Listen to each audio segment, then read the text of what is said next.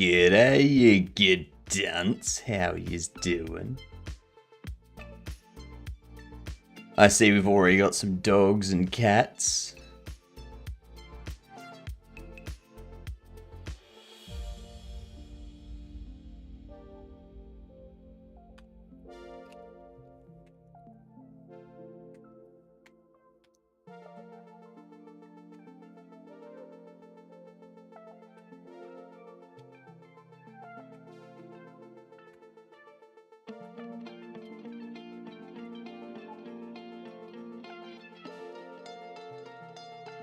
Alright, just need to put up some posts. Then we can check out these dog and cat pics.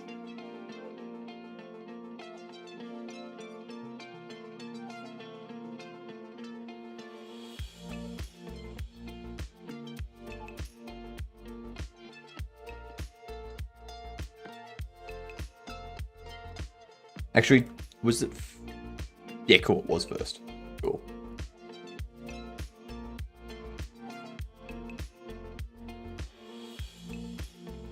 Alright. Good morning. Good morning. How are we?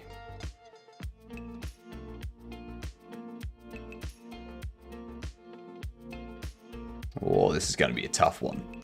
This is going to be a tough one. It'll be very tough to figure out which one wins. Are you ready, Sammy? You ready? We got a cat, which is basically blending into the background, just staring at the camera like, what the hell do you want? Then we got a puppy. I think puppy wins this. Puppy wins. Yeah, puppy wins. What's going on? How have you been for the last 9 hours? We should cuddle together and not be enemies. I don't know about that. I don't know about that.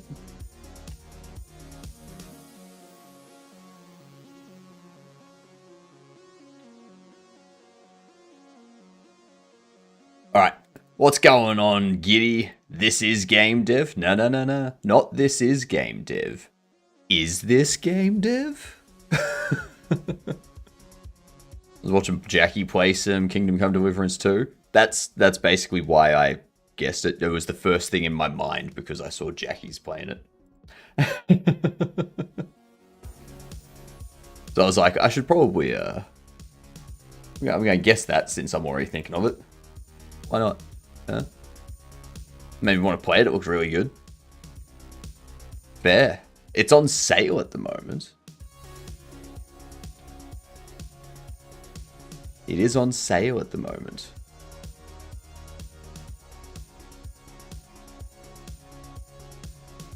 I'm pretty sure.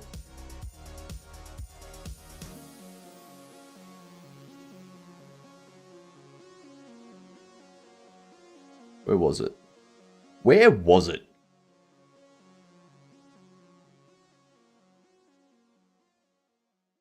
Am I imagining it? It's not. Oh, it was on a black. I think it was on sale like the other day. Yeah. Yeah. I think if you go to Humble Bundle, you can still get it on sale. I think.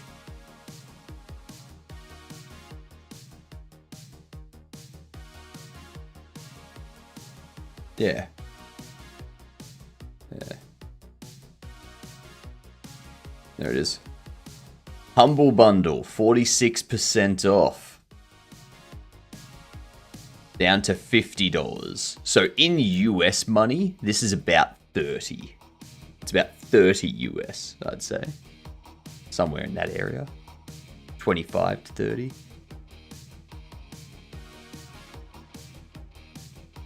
Yay, ads are over. So yeah, you can get Kingdom Come Deliverance 2 on sale. What's up, Devable? How you doing? We gotta finish this. That's what we need to do. It's going good though, and I've actually just remembered that I do need to set this up still. Where is it? I may have the Game Dev TV Blender Pack stuff, so we can start at some point learning a bunch of Blender. Yeah. Yeah. I was thinking like Dark Souls 3. Okay, 2017 to 2024. Single player RPG that is third person. When was Demon Souls? Demon Souls was before Dark Souls, wasn't it? Or is it new? Okay, okay. For a 2020 third person RPG. We know it's on PlayStation. It's not on Xbox 360. It is on PlayStation 5. Cyberpunk. It's not a shooter. So it won't be Cyberpunk.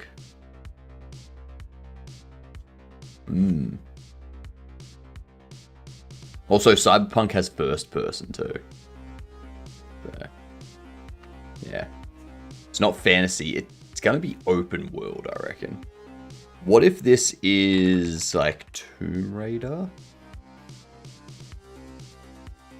Something like Shadow of Tomb Raider or something? No.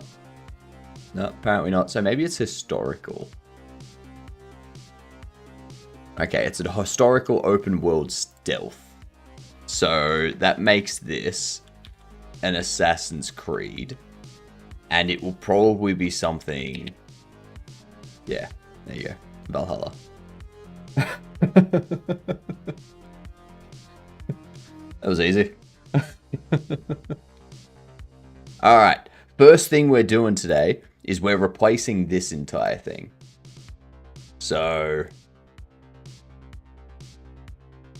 getting rid of this. And what we want to do instead is have a button. Just a Discord button. That's it. What's up, Zakua? How are you doing? Things are going well here.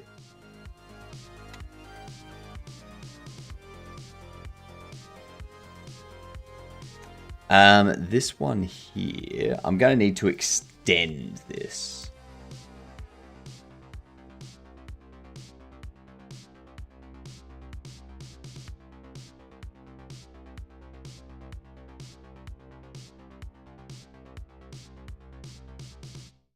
Let's add a texture rect. Go icon.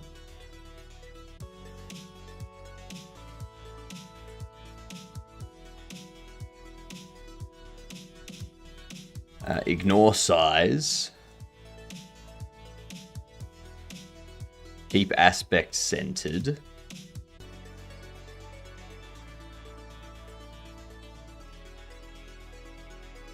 And what we need to do... Yeah, so what we're going to do, we tested out a bunch of stuff yesterday with the reporting side of things, but that had many issues. Primarily, we couldn't get it to work with a bug report that had save files needing to be sent. So, yeah.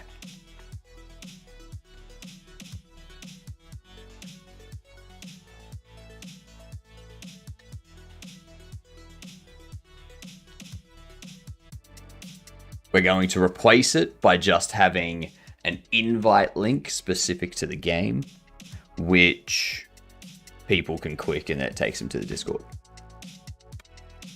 Hell yeah.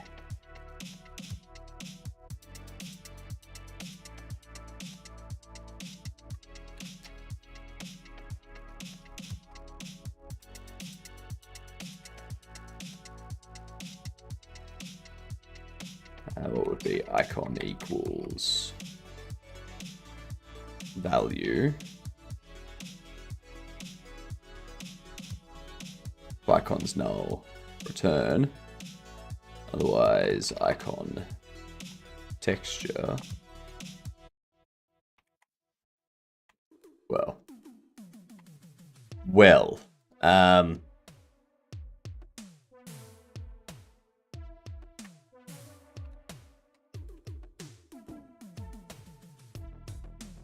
also, this means I need to go on ready, icon, texture rect. It's going to be icon. There we are.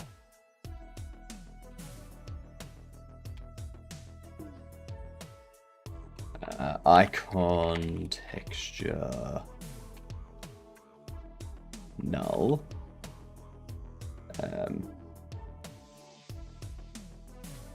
Actually,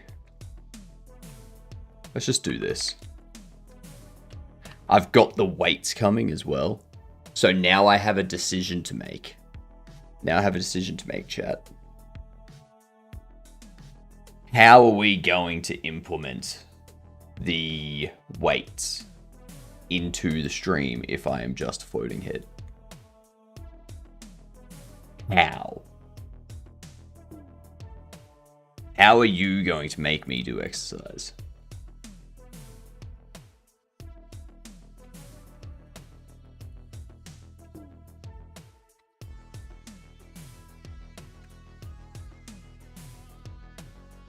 Big questions.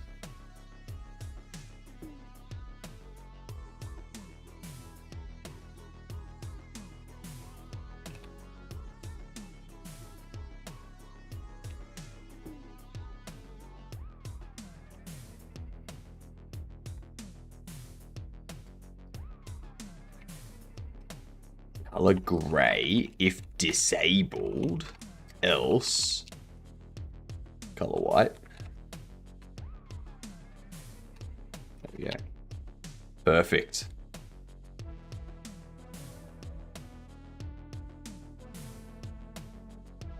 Next Wednesday is going to be real fun. Next Wednesday is going to be great because the Dead South are going to be in Melbourne. They're going to be playing, and you may recognize one of these four.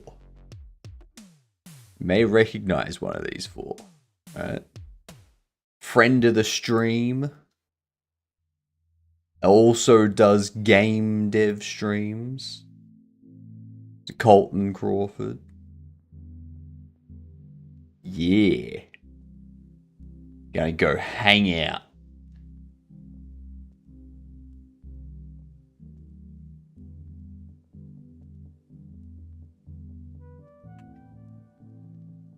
Would you consider using any of the commercial engines for future projects? What do you mean by commercial engines? Are you talking Unity or Unreal Engine? Or are you talking things like CryEngine or Source? Stuff like that. Frostbite. The things that you can't get your hands on unless you pay. Unreal and Unity. I might use Unreal if they provide a way for me to...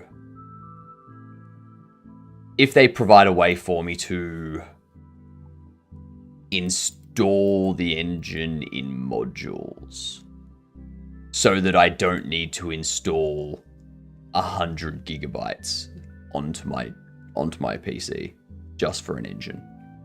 If they allowed me to select the things to install, and I ended up with a 20 gigabyte install, maybe. G'day Cam, how you doing?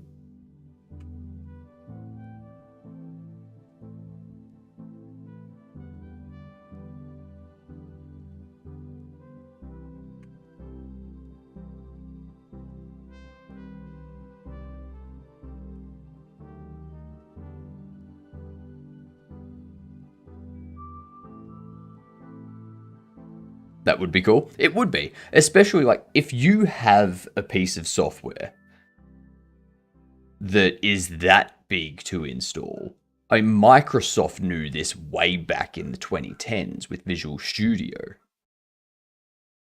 You let people select the different modules that they want installed. Because otherwise it's too much. It's too large.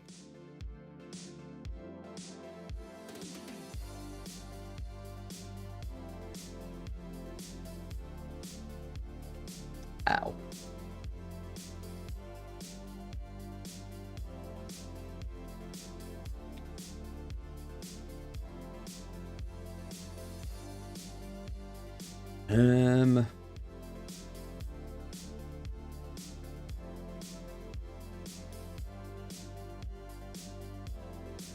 You know what? I'm not going to bother doing this. I'm not going to do this. Because it's too much work for a single button.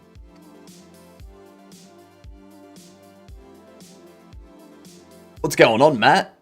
How's things?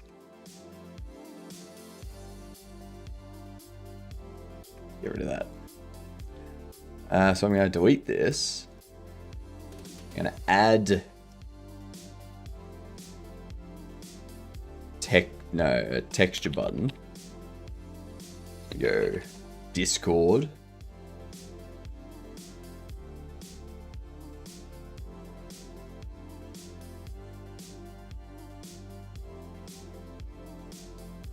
How big can this be? Like we make this 60-60.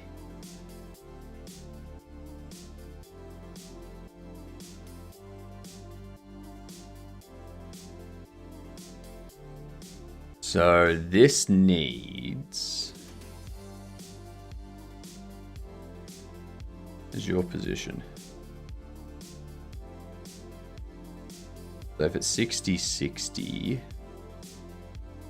you won't be 130, you'll be 1080 minus 130. Something like that.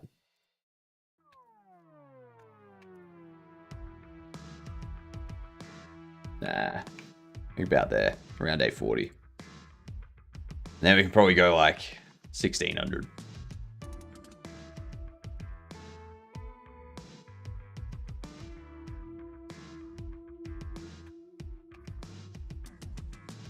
Likely ban evader has been caught by Seribot. Suck it. See, this is why auto mod is good.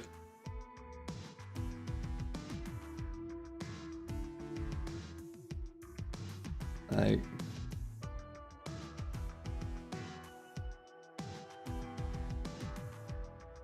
too easy. Too easy to catch him.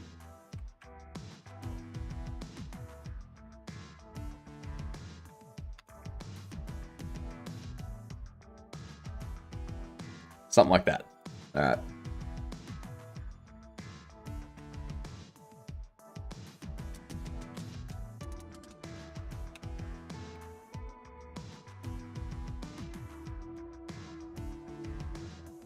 What's this complaint about?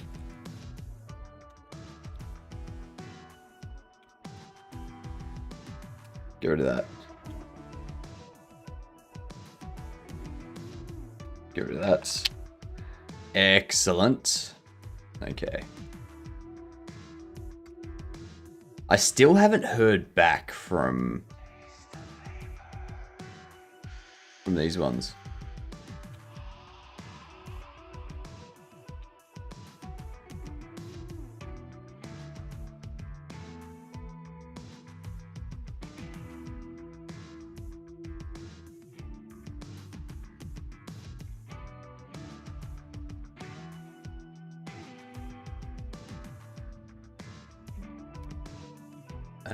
I need the normal. What can we have this at? We can have this as a green button, I reckon. Green or blue or yellow? No, not yellow. Don't want it as red. Go for the green.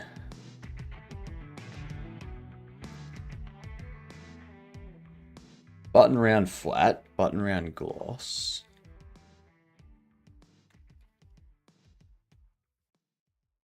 Button round depth flat. Button round gloss depth. What are the ones that we use in this styled button?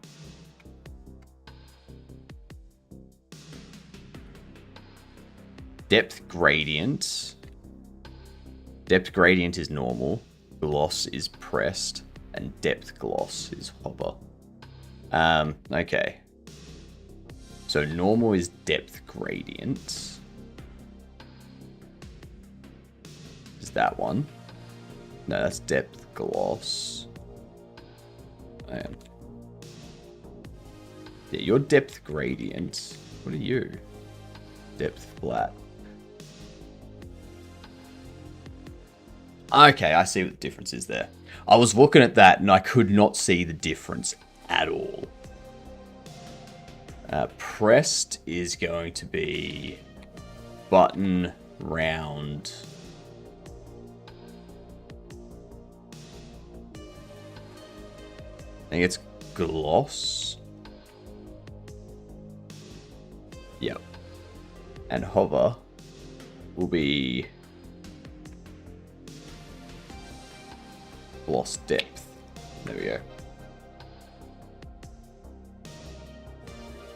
Focused.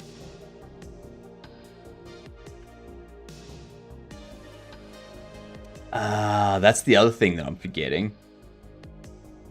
See, it's never as easy as you think. Because you got these. The outline and... Yep, okay. Let's get Critter open. See what's going on with Critter.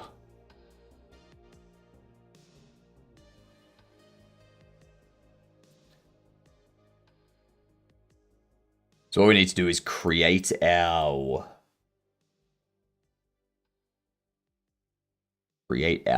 button round.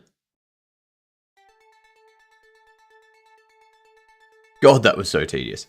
So I came in a while back and on bank call hold. All good.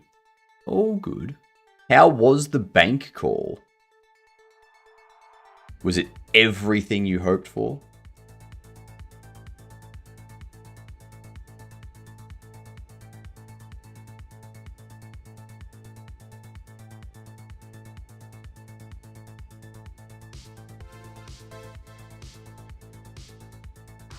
Actually...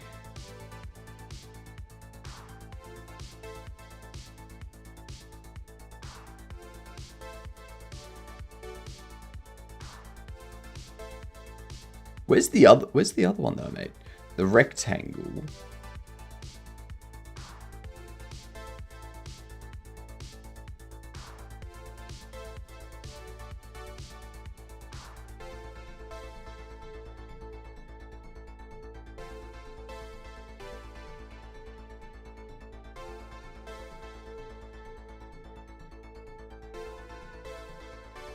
Where did I put it? These ones. Okay, so that's the gradient. Okay, so we need the button round gradient. Depth. That one. But now we need to filter it to be grayscale.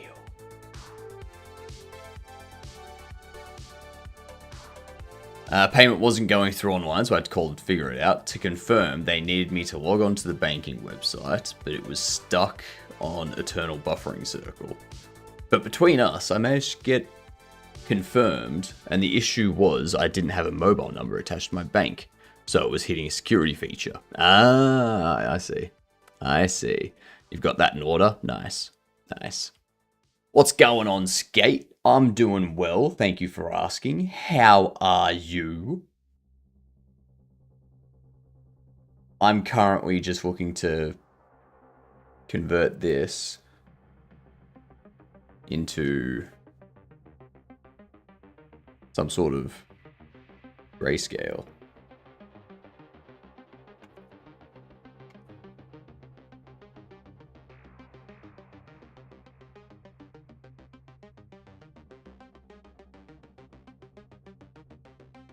No. Huh.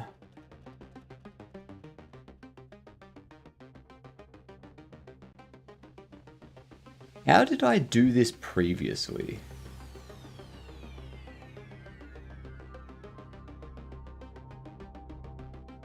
Ooh, a 3-stream streak. 360-degree gimbal webcam that I'm going to mount onto my computer tower so I can walk around it and do some interesting wild things. Nice. Nice. That does sound pretty good. I need to figure out what I'm doing in regards to that stuff. Because I've got so much space here. But I'm only using this instead of all that.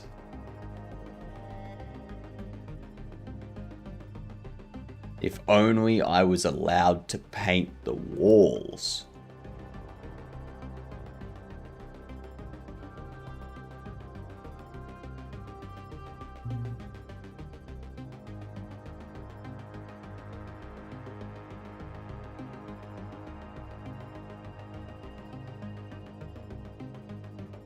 Yeah, create a blue screen box to film in. Nice, nice. Just fabric and frame. Yeah. Like, that's what I've got. Yeah. But yeah. I don't think we do it by a critter. Was it GIMP that we did it through?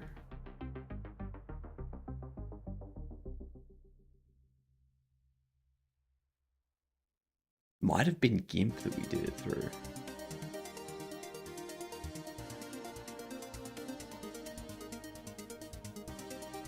Hello, hello. Hello, hello. How you doing, David? Oh, you played it. I'll go check the VOD. Yes, I did. Yeah, Firefox issue. Had to download it. Fools not testing Firefox.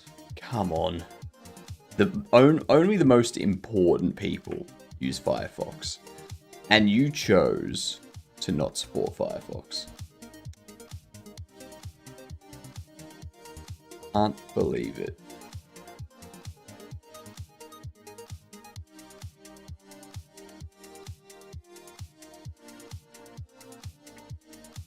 Why is that faded?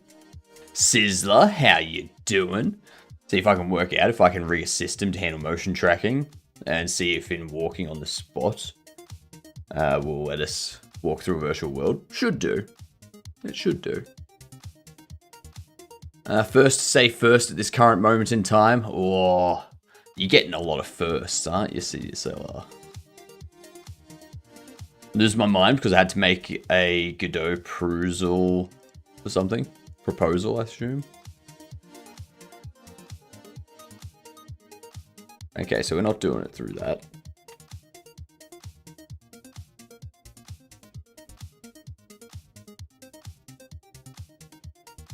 Dang, you clamp your alpha. I don't. That's the thing. This is how it should look. So this is the image here. But if I open GIMP and I load the exact same image, this one here, you can see how it's got the border at the bottom. If I open it, it doesn't matter which one of these I click or anything. It's like, yeah, it just keep, nope, it's gone. So yeah, don't know what's going on. The GIMP specialty. It's one of those kind of niche issues that could be solved by doing a custom class, but makes sense to have it in the engine, which is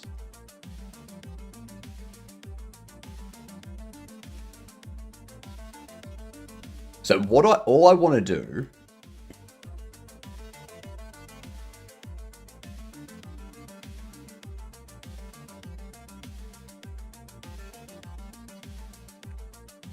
I want to adjust it so that it's just grayscale. But I forget how I did that. I think I remember how. I think what I did is I dyed the outside. So if I open this one,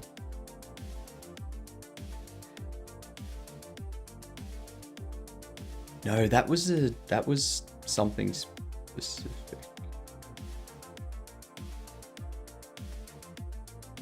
You really must. I gotta. Add bake polygon to CSG box 3D and CSG cylinder 3D.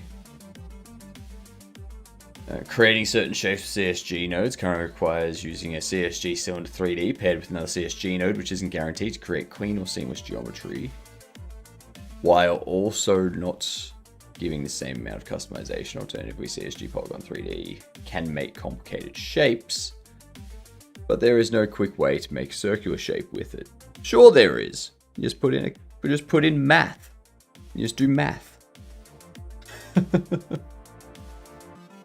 CSG cylinder 3D and CSG box 3D would be able to bake into a CSG Polygon 3D, allowing for the CSG Polygon 3D's ability for complex shapes, and retain customization with the convenience of CSG cylinder 3D and CSG box 3D.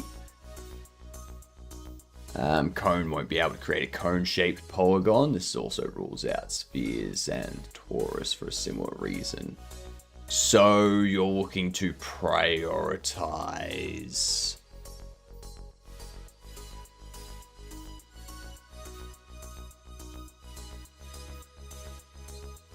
You're looking to prioritize creating a circular shape over a cone, torus, and sphere.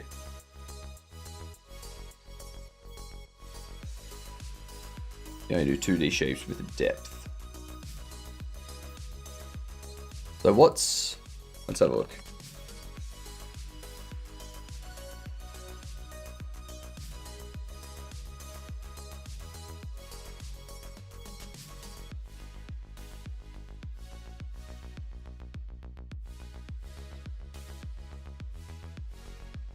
If prototyping, there is no built-in support for UV mapping or editing 3D polygons. So extruded 2D polygons can be used with that. If you're looking for an easy level design tool. So the fact that it doesn't have, there's no built-in support for UV mapping, would that cause you any problems?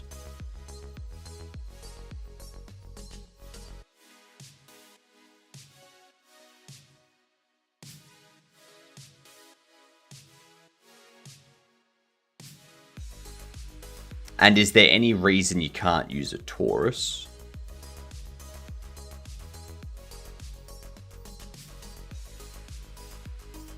And that does give you a kind of circle. Just use world-aligned UVs. I mean, you can, but now it's like... This is for prototyping stuff. So... You don't want to go too heavy into the UVs, because then it's not prototyping anymore. It's just... It's getting towards proper model support. This came up when I was trying to do grey boxing and couldn't really make the shape I wanted out of a single shape and didn't want to align a box. Right. So... Why not...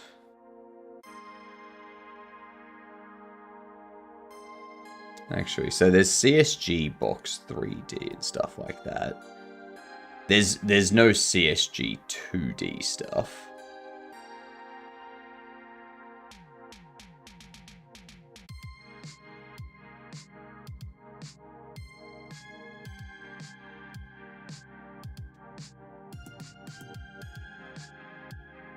So what's the resulting shape that you're after?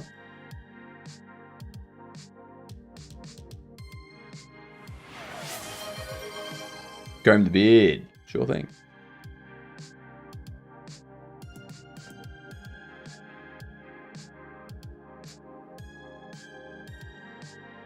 Because you're combining a cylinder and a box to create a shape.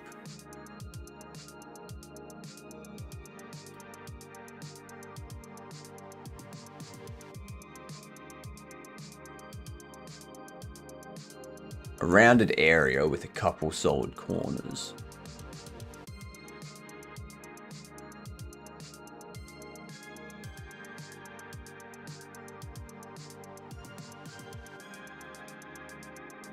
So, a square with a circle in it.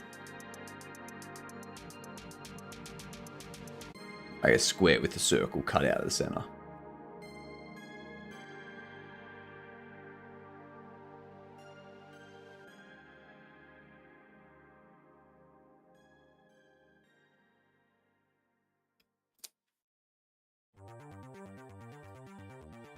Or a cube with a cylinder cut out of the center, if we're talking 3D.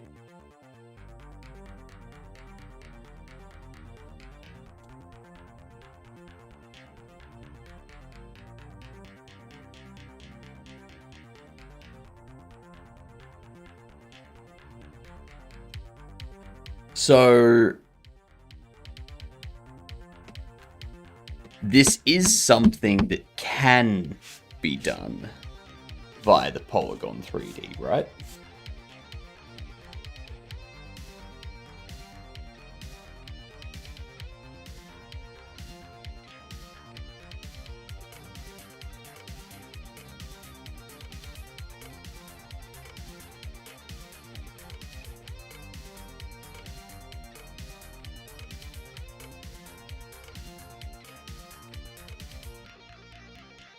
Yeah.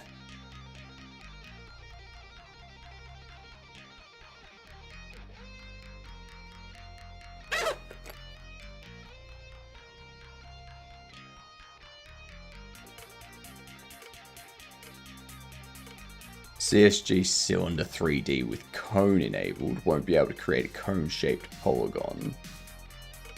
It also rules out sphere 3D and torus 3D for a similar reason. So, what does this mean? Is this saying that when you bake, like having a bake option for cylinder 3D, it would only work in the instance of a box 3D? You wouldn't be able to do it with just a cylinder 3D and cone enabled?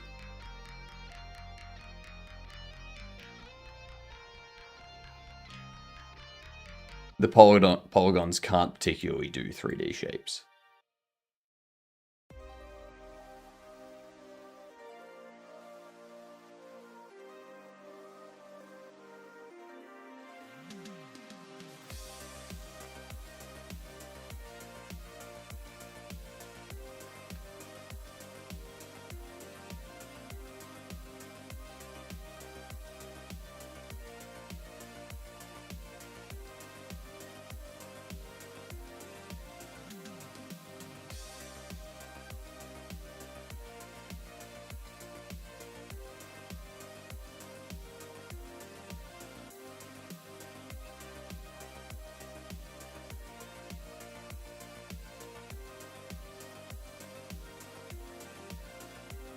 So this tool here only bakes the cylinder 3D.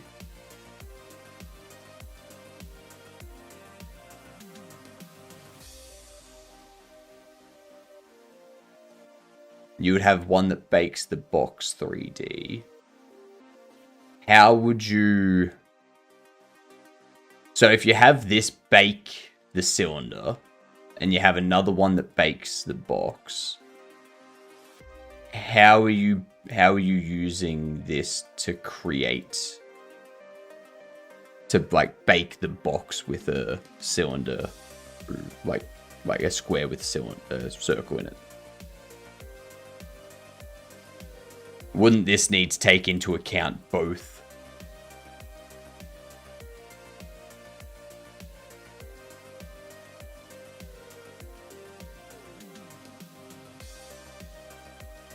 Yeah, but like this tool would have to know about both at the time of the bake, right?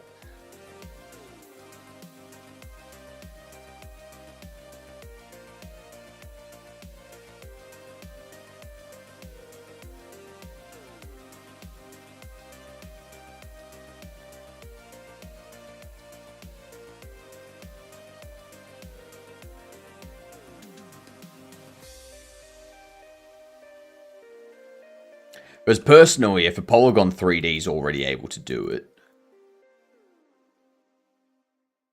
I don't see any reason for this to be part of the engine and not just an add-on that people can install if they want it. And be for a specific CSG primitive, not a pair. Yeah, I'd say this is something that falls into the category of an add-on, not something that needs to be in the engine.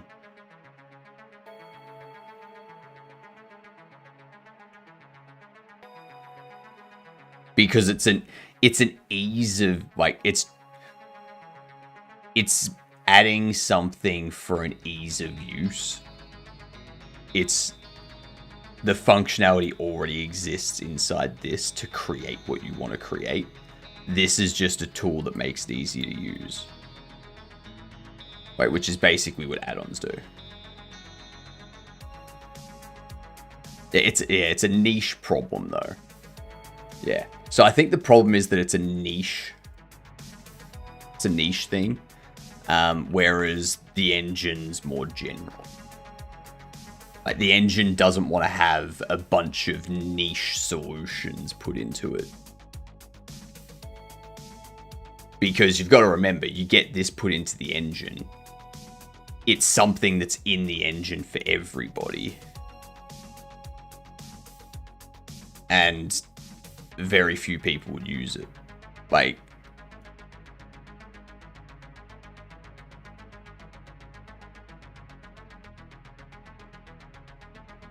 I can already bake to a mesh instance, so polygon baking makes sense.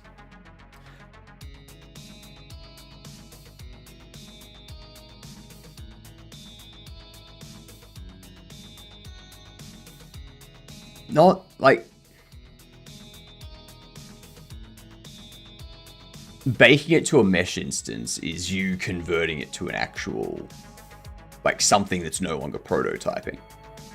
Like, what you want to do is something that already exists. You can already do this with a CSG Polygon 3D.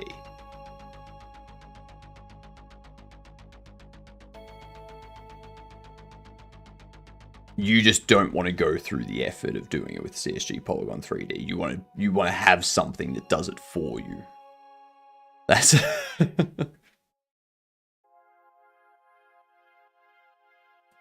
I don't think Godot wants to bog down with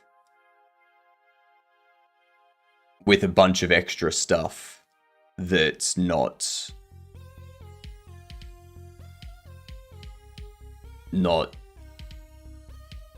required, like not impactful.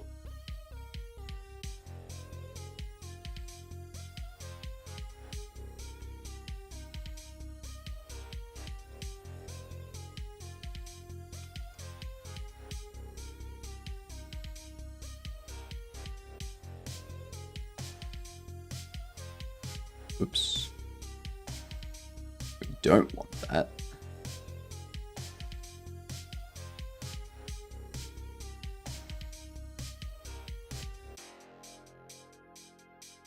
No fill.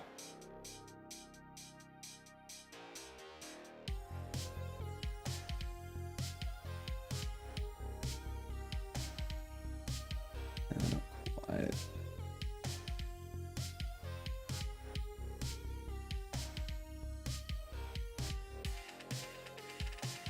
Does this need to be 5?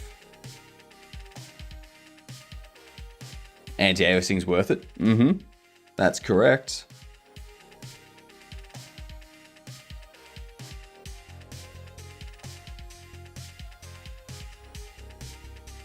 Yeah, we'll see what happens with the responses. I just Just don't see it as something that's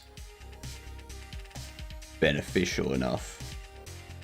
Or like something that has enough use to be put into the engine.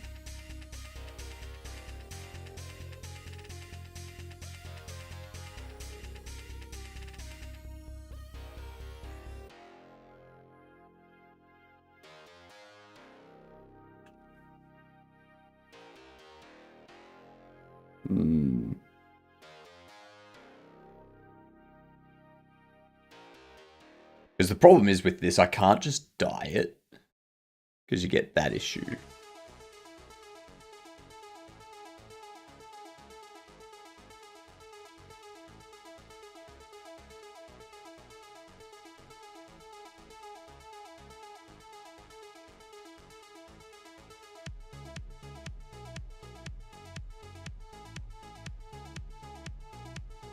It just needs to come down one more.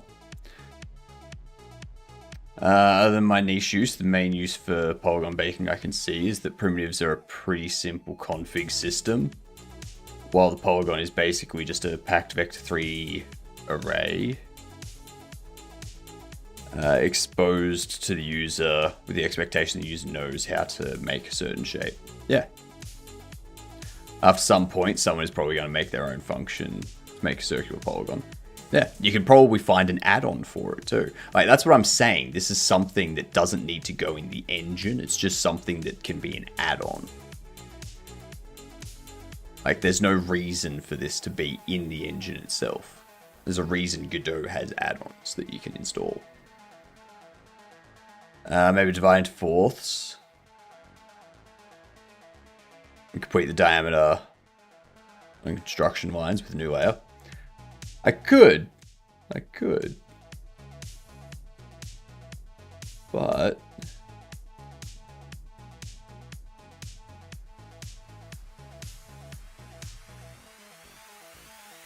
I can just do that. Bam.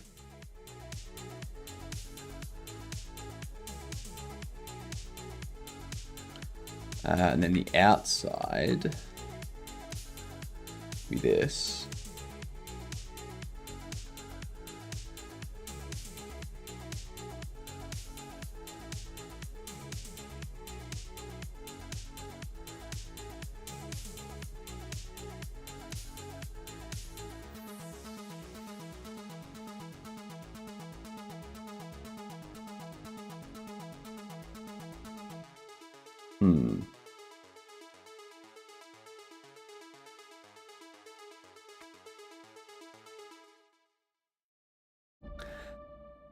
That's annoying.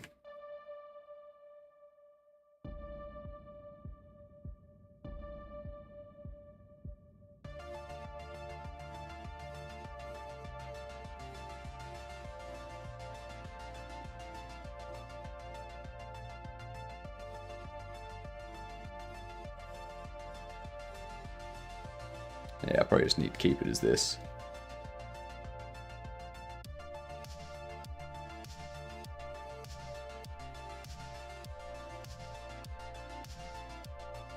But I think I need to drop it down to 4.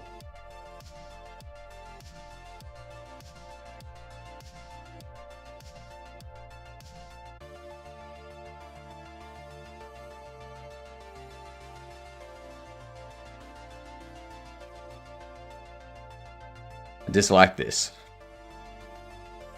I just want to turn it grayscale. But there's no filter to allow grayscale. At least not that I've found, anyway.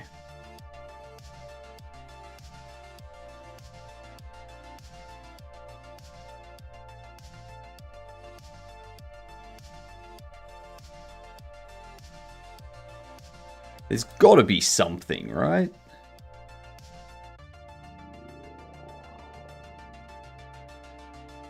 There's gotta be something.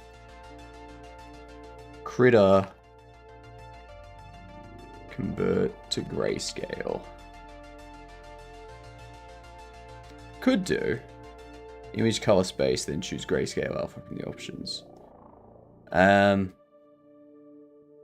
Convert image color space.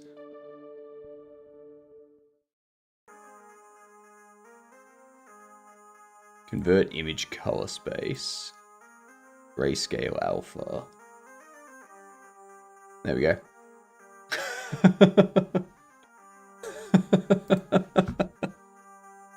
That's...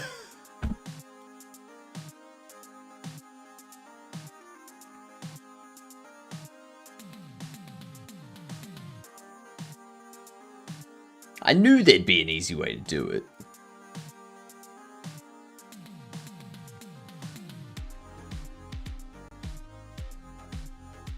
I knew there would.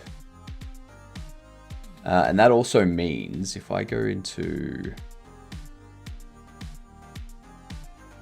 the rectangle depth gradient,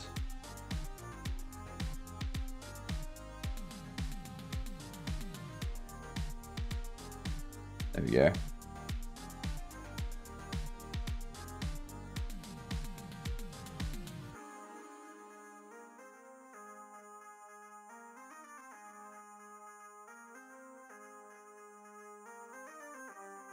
It's amazing what can happen if you do things properly. Yes, I am here. Welcome in, Pluto. How you doing? $17 for Skyrim Special Edition. Not bad for not bad of a discount. How much is Skyrim normally? I tell you, there's so many games that I have from Humble Bundle that I think I'm going to have to start doing like every Wednesday night is just gameplay. Just because there's so many games. We've got Red Dead Redemption, 75% off. That's good. Dark Souls Remastered is discounted. Oblivion Remastered is down to 57. Yep.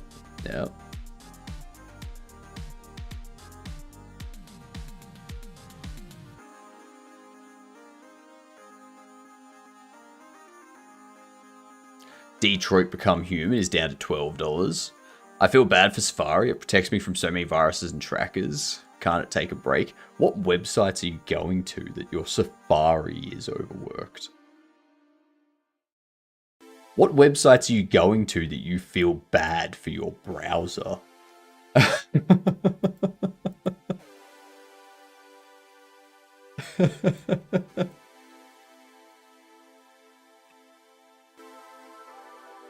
Damn, Skyrim Special Edition.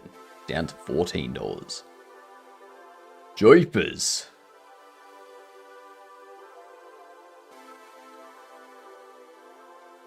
Madness.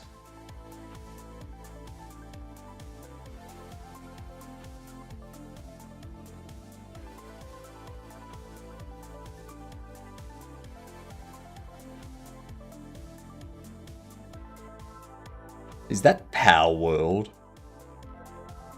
in Once Human?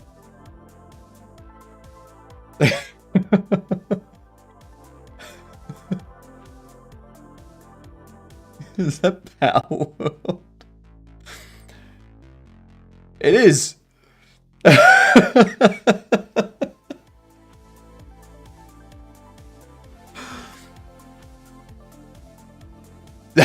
I was so confused there.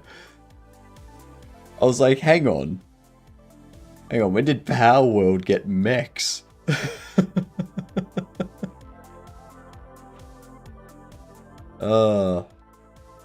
Let's see what we've got. New and trending. Side effects. Of Ash and Steel.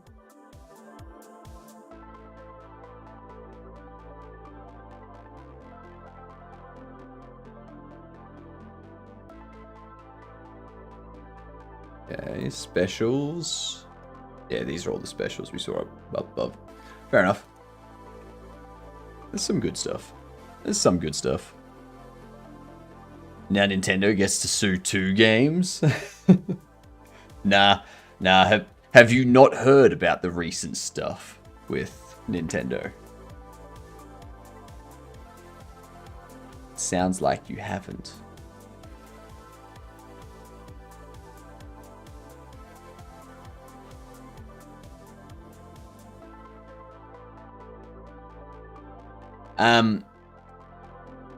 The Japanese Patent Office.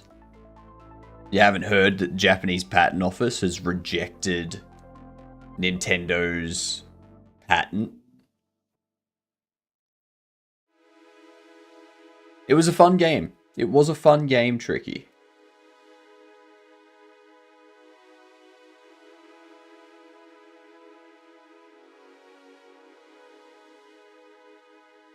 Heard about their patent that extended to basically all of the games industry that people were passing off as, yeah, this is only part of throwing an enemy out of a ball. What a separate patent.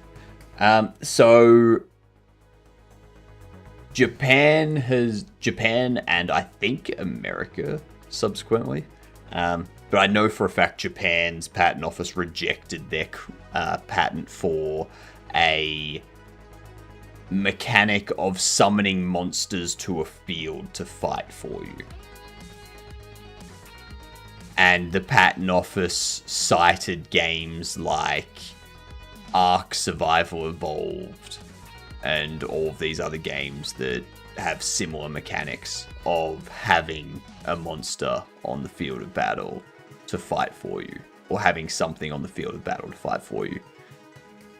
And they're like, Nintendo, if you want this patent to be valid, you have to provide more substantial evidence to back up your claim that you own this patent.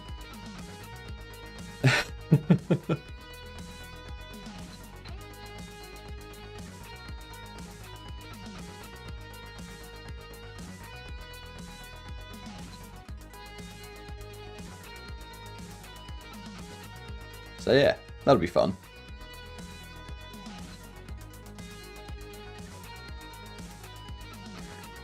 A lot of Souls-like and generally Magic games have stuff like that. Yeah.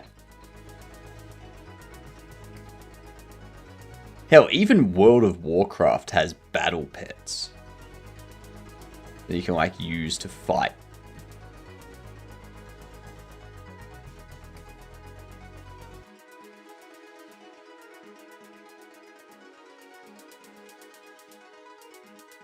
Can't seem to get it.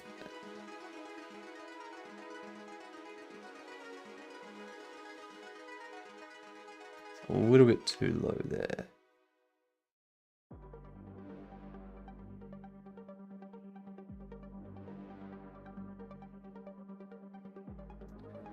A little bit there.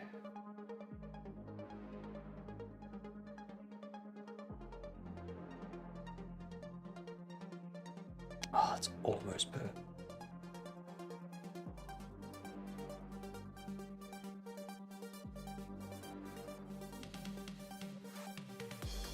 There we go.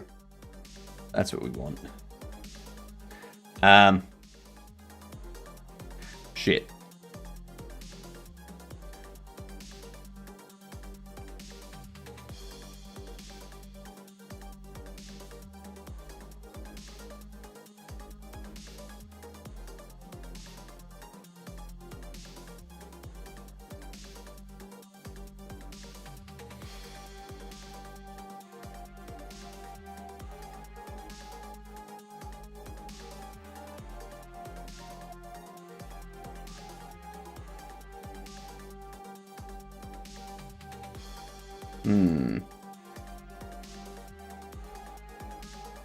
That looks correct.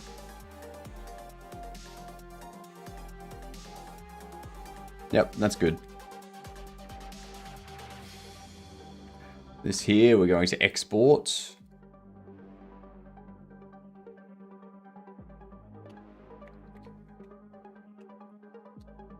Circle.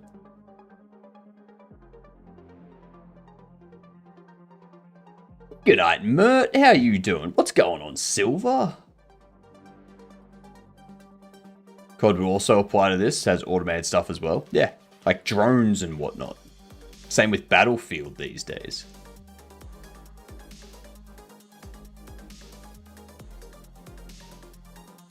Yeah, they altered their patents mid-suit and stuff, yeah.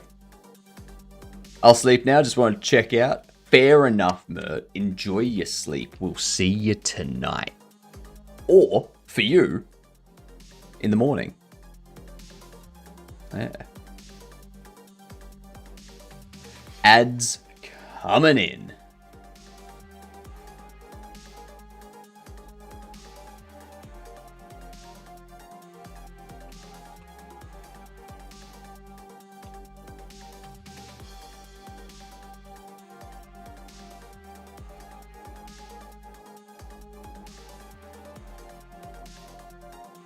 Yeah. And now I would need to put a texture rect under this. That takes up the entire thing. Ignore size. Keep aspect centered. Now I need to get the Discord icon. We can get that after the ad break. After the ad break. What's today's daily Akari?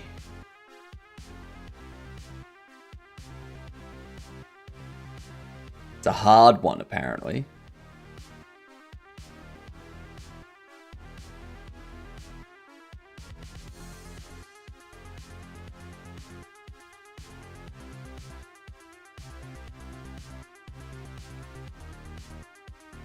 That's no... Huh.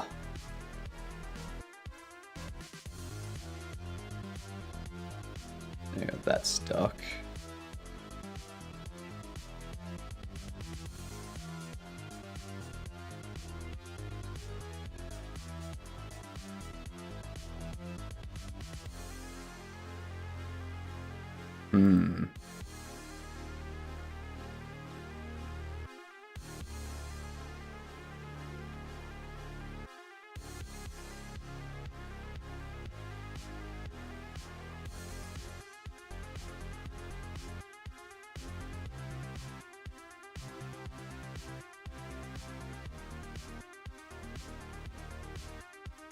Damn it. Damn it.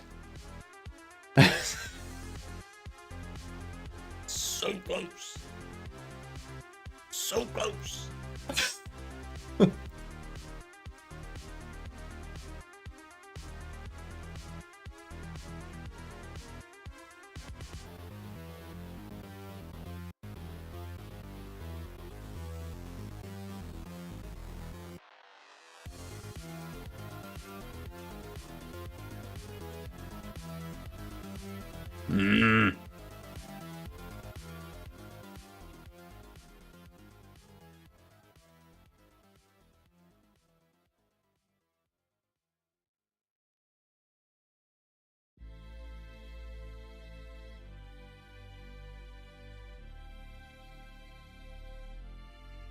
Oh, god damn it. Nah. Nah. Nah, not bothering with that.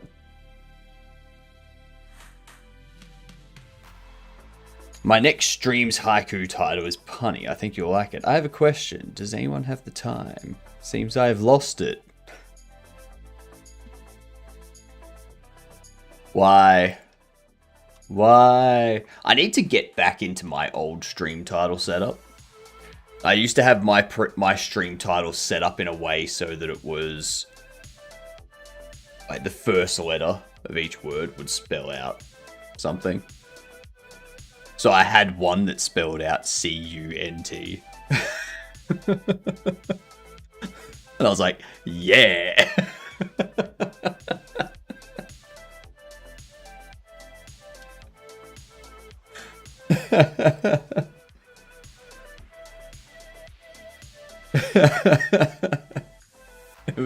It was fun.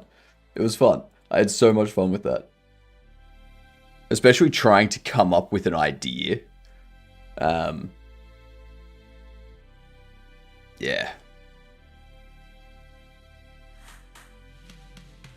Third person shooter. Let's try the Division. Fart Night. Nah, it's before 2016, so it ain't Fart Night.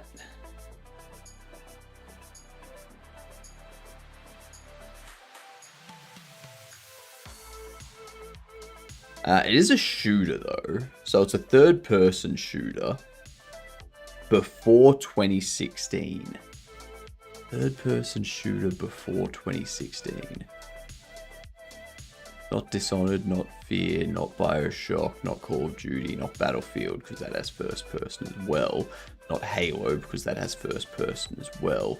Not Postal, because that is first person. Could be Grand Theft Auto.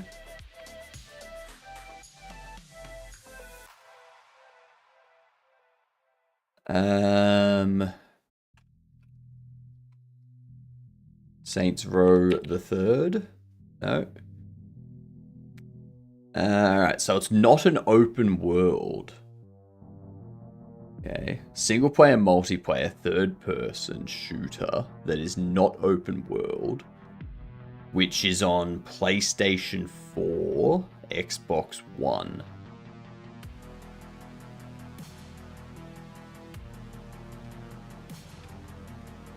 Gears of War? No. Oh, it's only on PlayStation 4. That's going, yeah, it's Naughty Dog. Oh, Naughty Dog. Actually, no, that throws it off. That's not at all what I thought it would be. Uncharted, yes. No, not Uncharted. Just Cause. No. 2012 to 2014. A Naughty Dog third-person shooter, only on PlayStation 4, maybe PlayStation 5.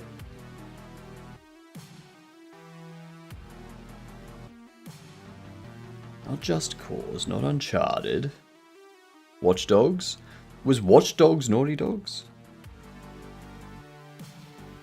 No, it's not Watch Dogs.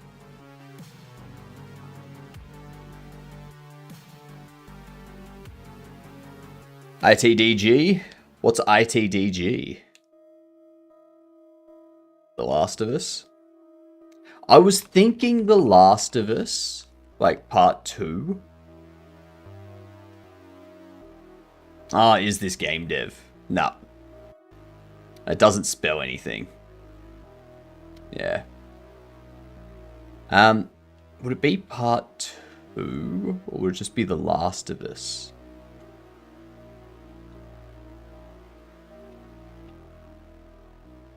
Remastered. Yeah, pricks.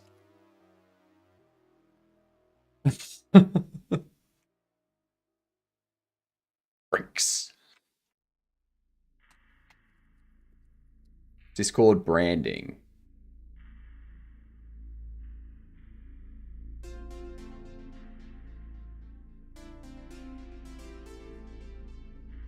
Gee. The logo.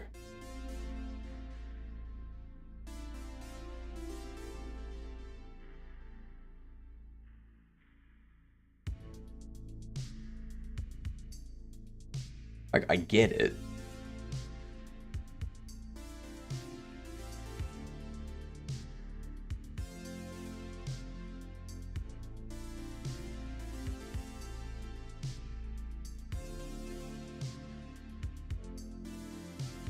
Symbol. This thing here. Are the minimum spacings 1/3 of the width. So 1/3 of the total width needs to be on the edges.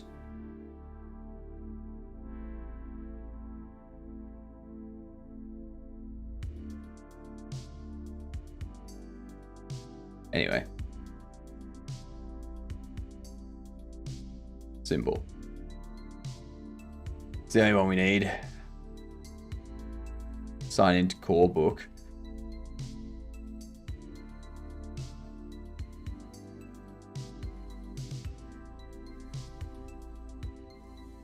You take me through. Alright. Alright. And go to here.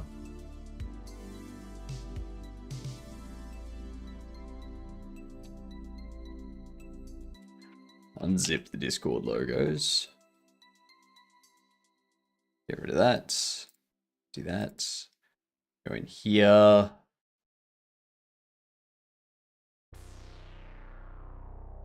I don't think I can use any of that. I have to use these.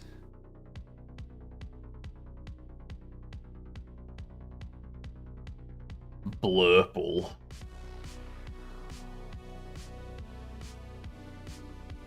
Honestly, that just looks like white.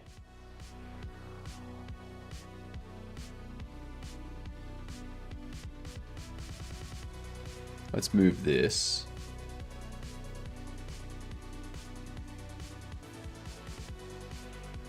UI. Actually, do I have brand? I do have a branding. Paste in there. All right.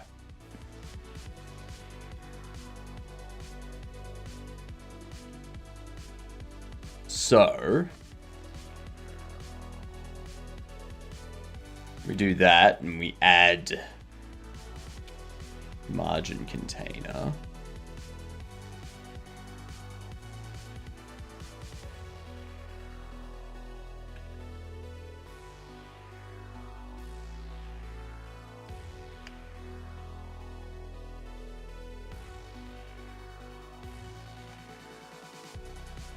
There we go. Bam.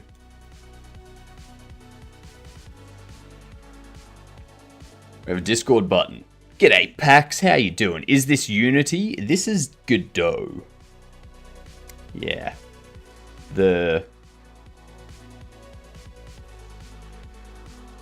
other indie engine. Game was cool. Thank you very much. Much appreciated. It's going to be even better when we have people chasing bobbleheads around their store trying to catch them.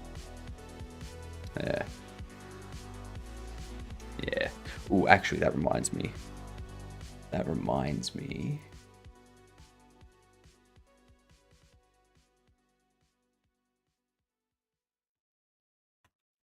Ah, excellent. I do already have bobble catchers and traps. Perfect. Perfect. This one here, go back to bobbles. Yeah, I've only got 6 bobbles left to make.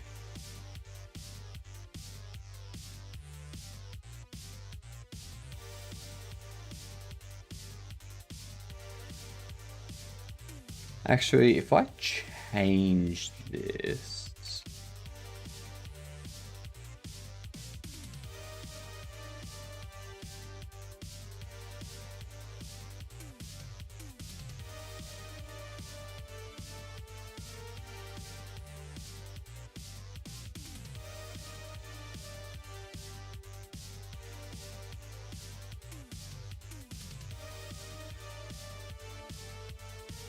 You know what?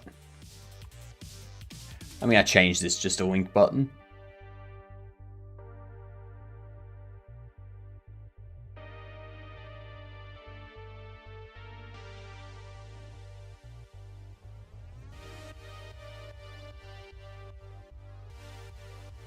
And what we can do is change this to be 40-40 instead of 60-60. Oh, actually, yeah, 60-60. I think 60-60 will be good.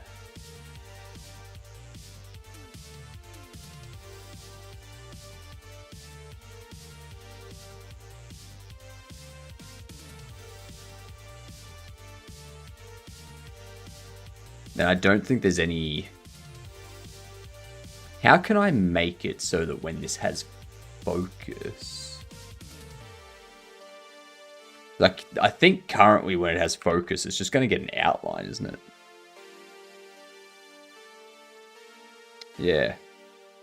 Exactly what's going to happen.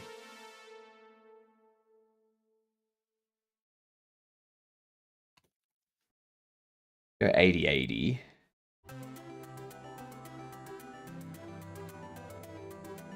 Make you 60-60.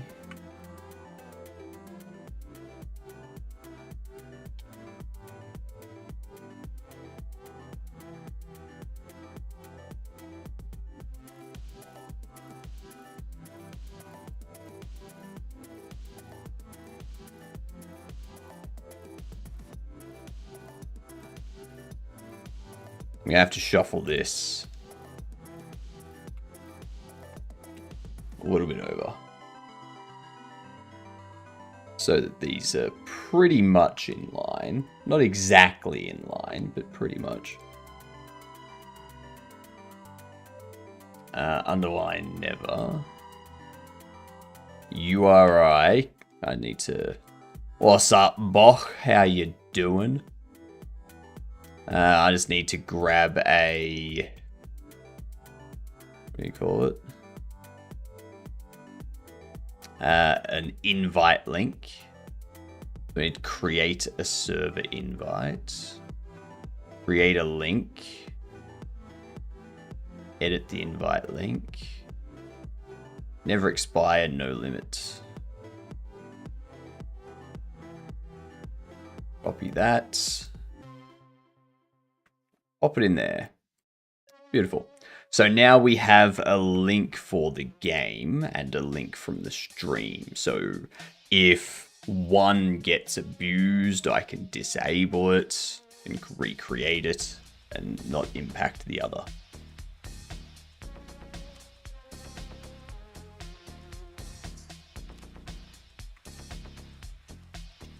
So, let's see.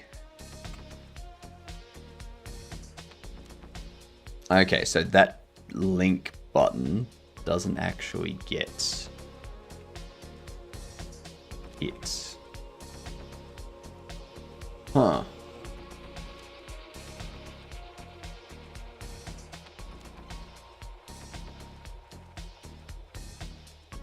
How interesting. I did not realize that.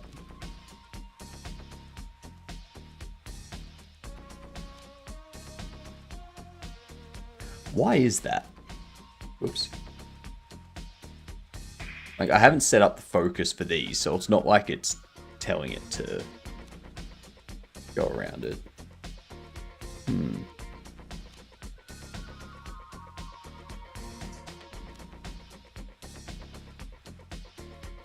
Huh. Why is that? Why is it that the link button does not get focused?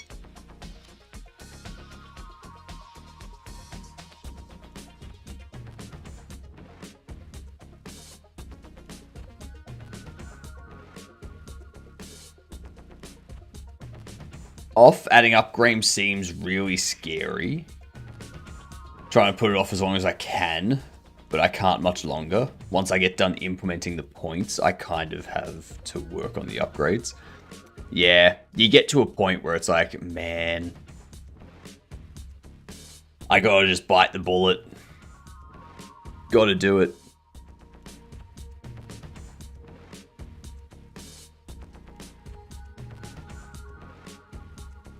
Accessibility. What are these?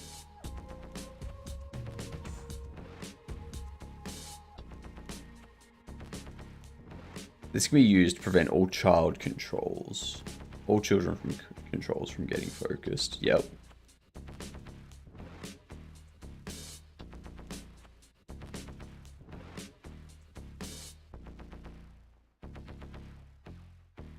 If there is no parent control, this is the same as behavior enabled. Interesting. Good dunk. Mm-hmm. Don't you forget about it. This is where my monkey brain wishes UI was HTML, CSS. You must love Windows.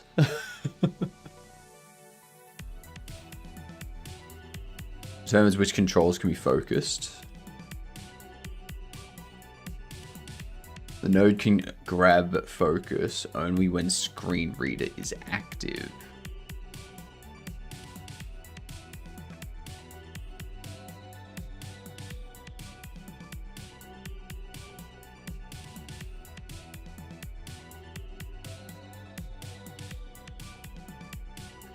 Let's see if that fixes it. There we go. Now it's... Why is it... Because it's going left to right. That's why. I would rather it go top to bottom in a curve. Yeah, we're doing GD script. That's correct.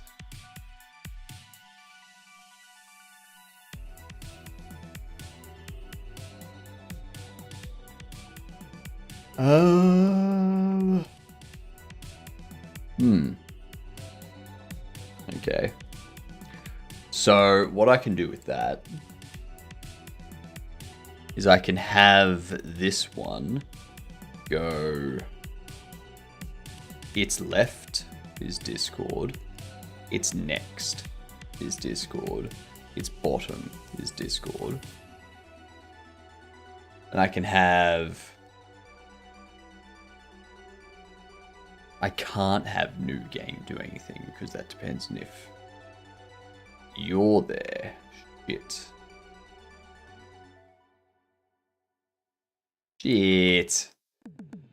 Shit. I think we can also do C# and Godot. Most people use GD script. Yeah, most people don't want to annoy themselves.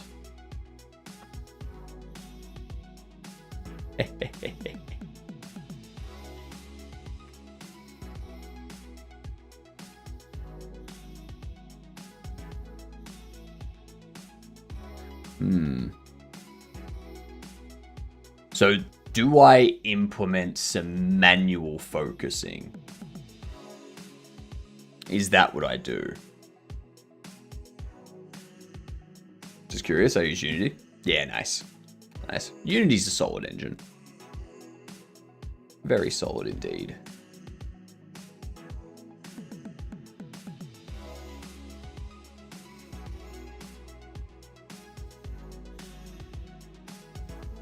Get that faded there. Border can be white. Border width 2.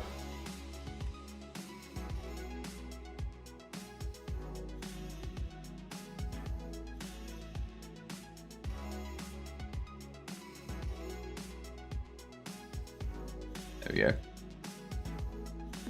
I like the Unity's VR features when I had to make a small VR thingy. Yeah. Honestly, I've never tinkered with Godot's VR stuff. Meta's SDK can go F itself, though. Yeah. Yeah, that sounds about right.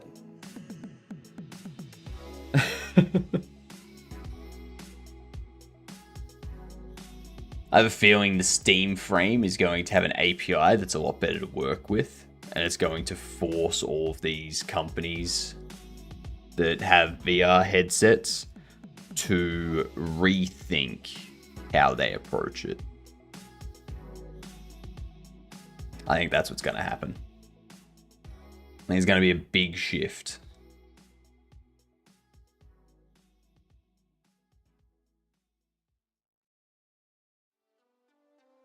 Eye tracking could be a game changer. I mean, will it? Outside of things like VR chat, how would you use it? Like for the frame refresh rate stuff, that'd be good. You could jump scare people so hard. True. The way I'm thinking of it, the way I'm thinking the eye tracker could be useful is for a horror game where you want something, to always be just in the corner of the eye. So the player can never actually see it. Every time they go to look at it, it just disappears. That's what I can see the eye tracker being good for.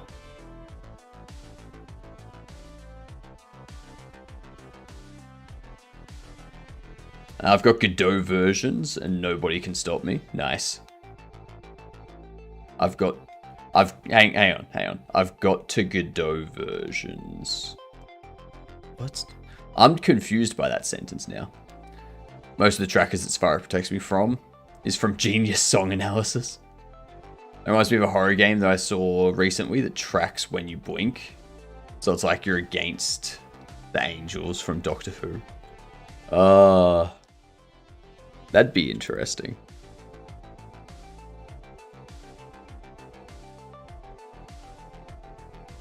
Oh, you've got 2 Godot versions. Yeah.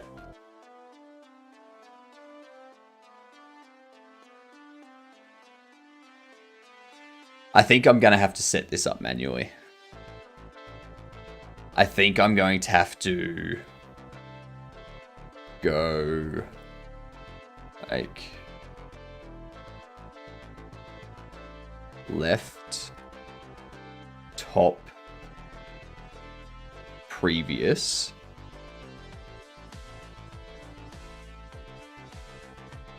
language is right, bottom, next. Diabolical horror puzzle game that rearranges stuff when you blink would be the ultimate troll.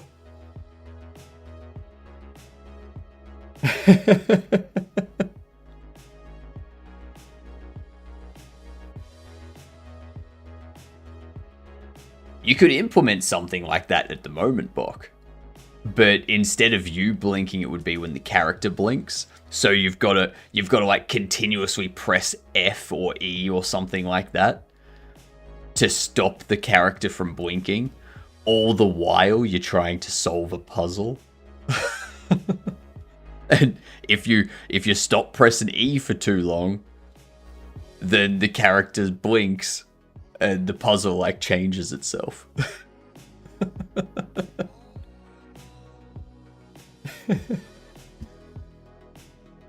That's so mean. Oh, that's so mean. I want someone to do that.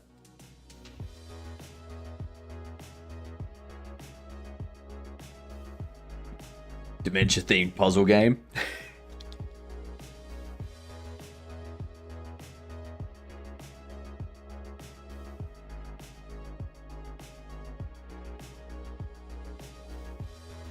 Language, what do we need here? Focus. Previous will be Discord. Top will be Discord. Right will be Discord. Actually, no. Right will be new game. Your right, we quit.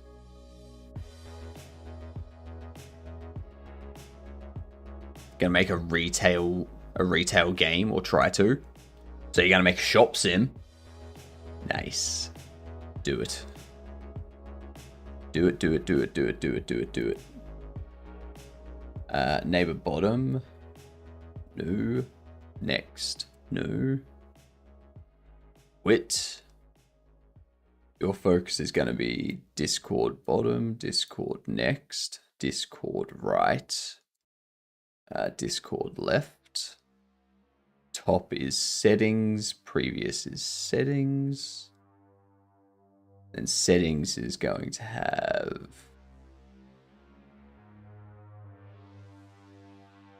bottom, next,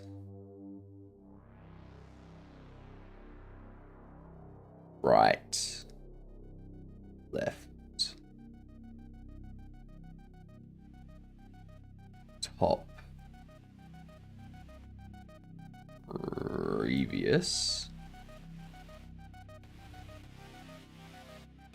Now, new games where it gets interesting.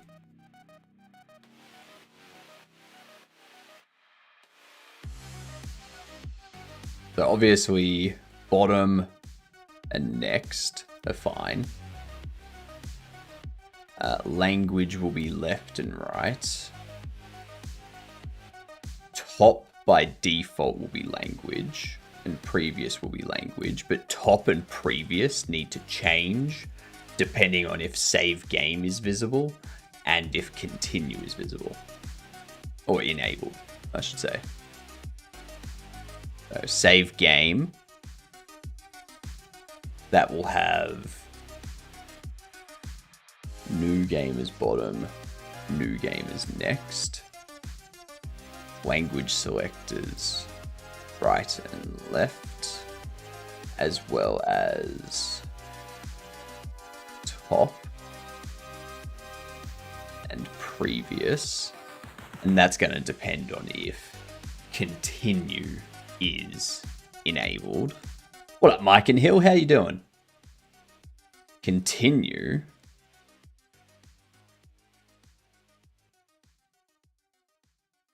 is going to have language as top and previous. Next will be new game, and bottom will be new game. And language will also be right and left. The bottom and next will depend on if save game is visible or not.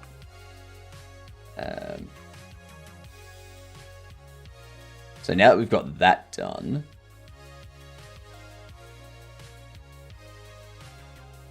inside our main menu here,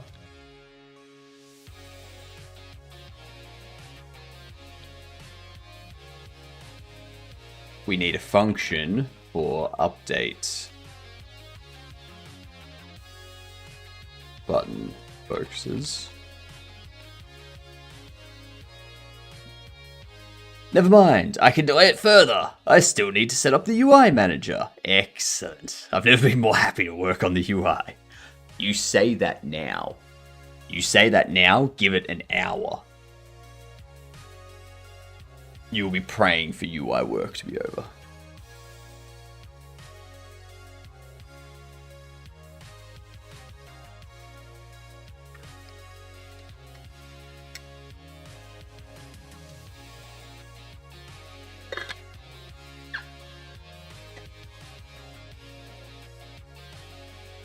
Praying for UI to be over.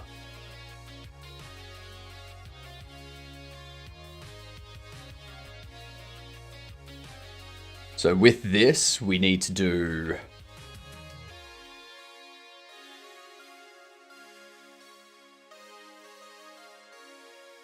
language select,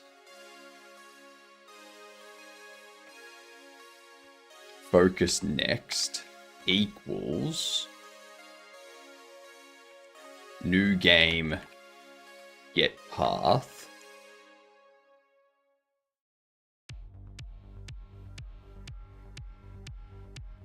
actually shit,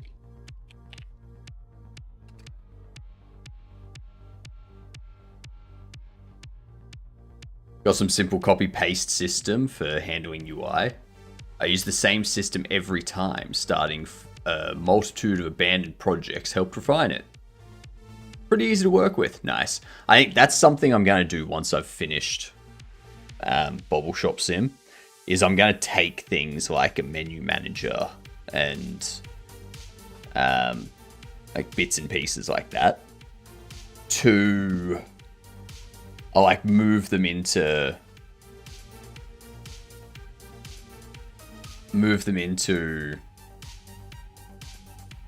little packages and whatnot that I can drop in.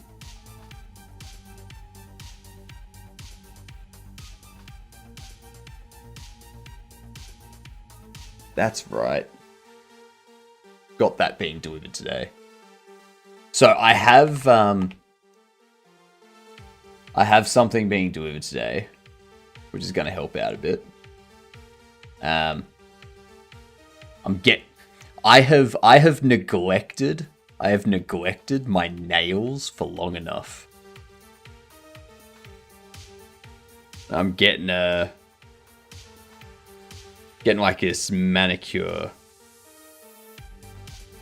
kit that has like proper clippers, not like the 50-cent clippers you get from the supermarket and stuff like that. I just bite them. I used to, and then I stopped one day. I just stopped. What's up, Rebel? Let me have this weak sauce first.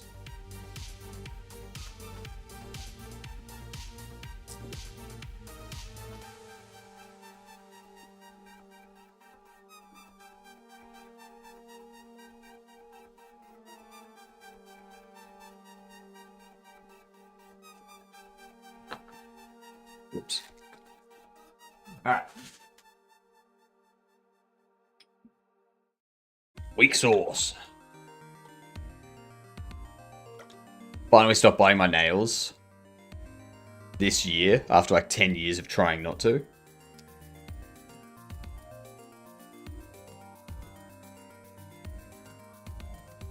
You just have to want to stop.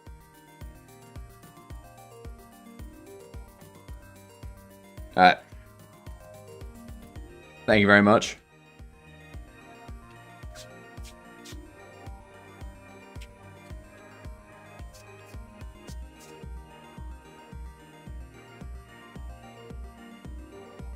Nails are like life. Just neglect it. It's very helpful. Very, very helpful.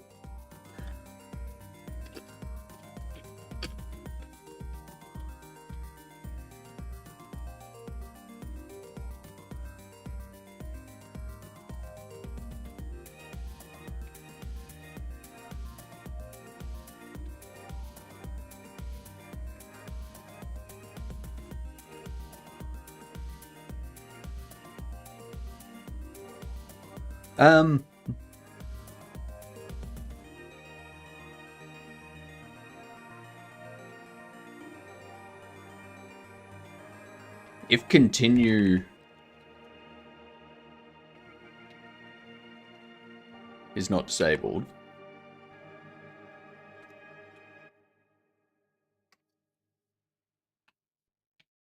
continue get path.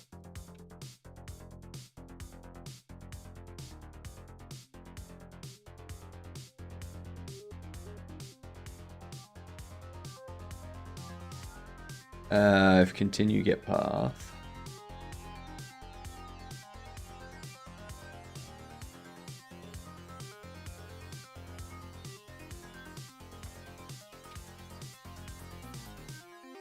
Focus next.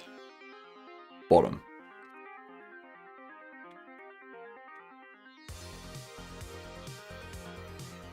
Focus neighbor bottom. Do that.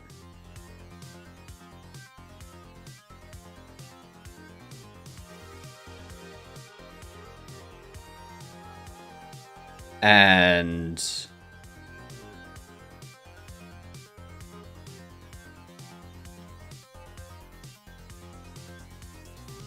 okay. This is where it gets complicated.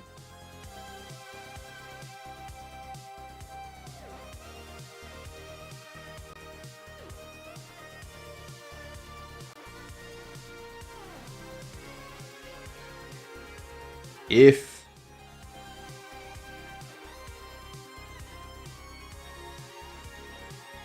save game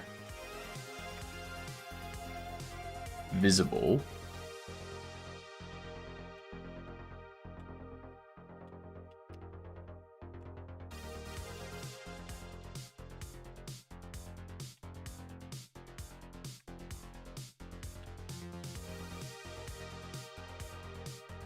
if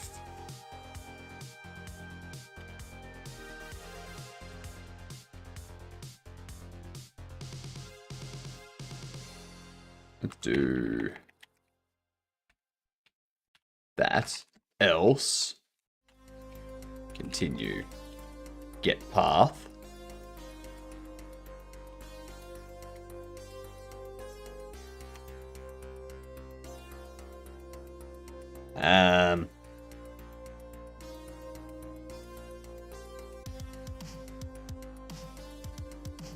And also new game.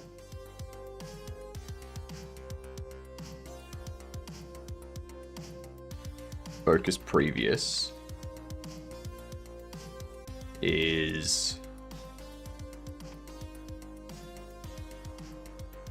save game get path.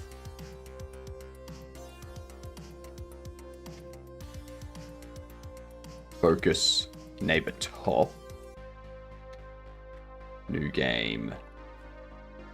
Focus previous.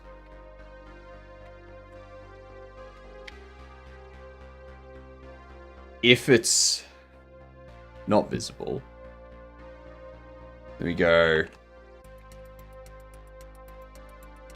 if continue is not disabled, then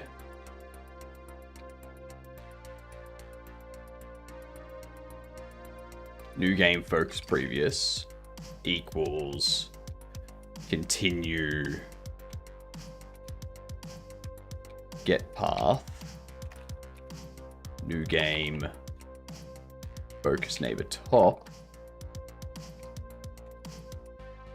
new game focus previous.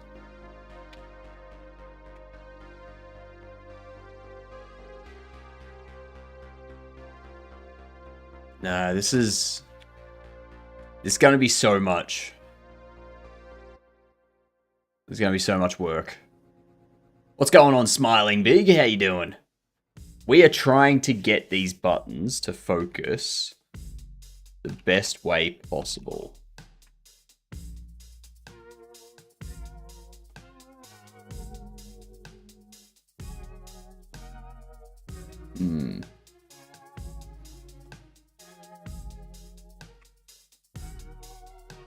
I'm just gonna undo all these.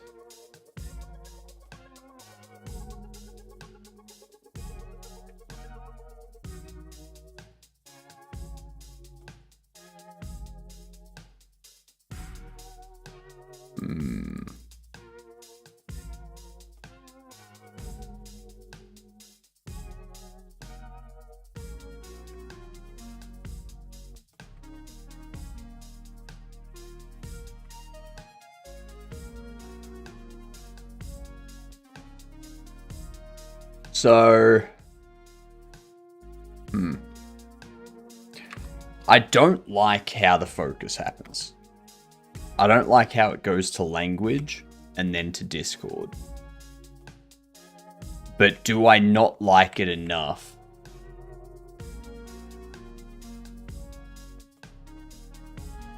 I think it's fine. I think it's fine.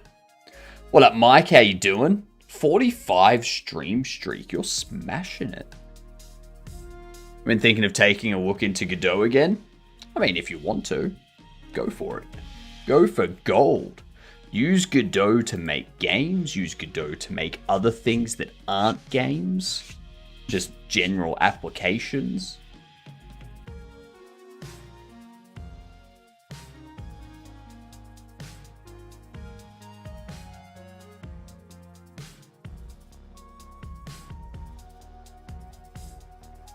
Been doing just everything with C, and it's very slow.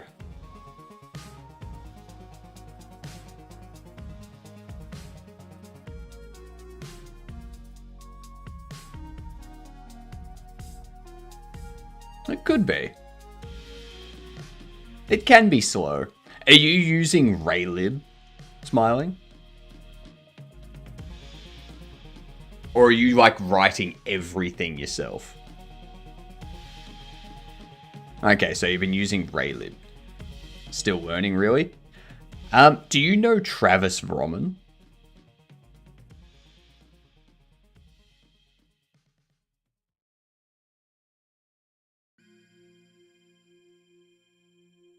You do? Yeah, cool. So you know about Kohi Engine and whatnot? Yep. Nice. Nice. Yep. Travis, one of my faves.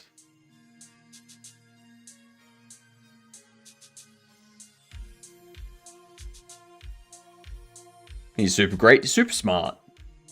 Super smart. And the fact that he puts all of his stuff up on YouTube. Yeah. It's very good. It's very good.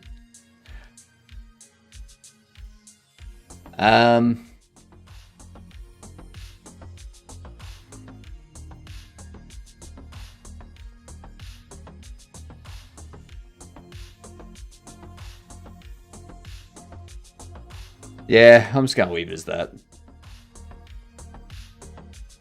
Just gonna leave it as that.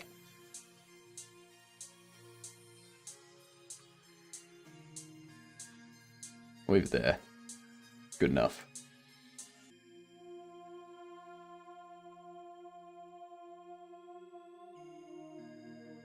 I've been mostly struggling with just not being very smart.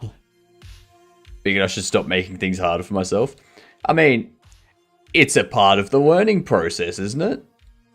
Isn't it? I mean, how do you become smart? You try. That's how.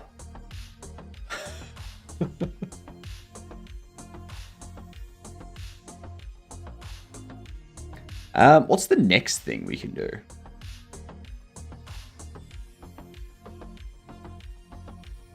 I could start doing some modeling. I don't really want to do modeling though. It's too early for modeling. I hate doing modeling in the morning. It's so...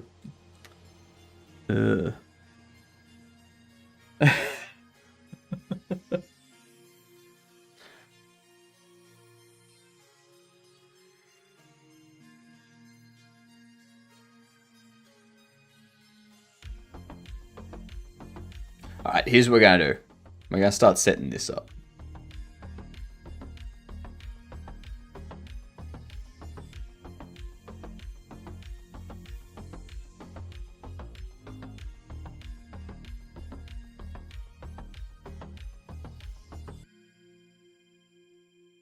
So we do have this being saved. Bobbles, meshes.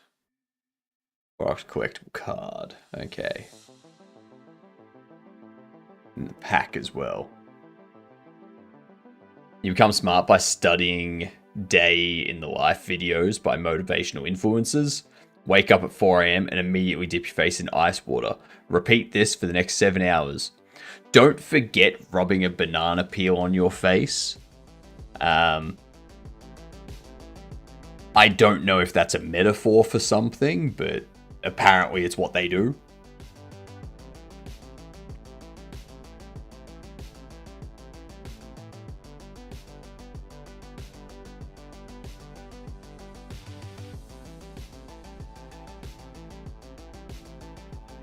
Let's create a new scene.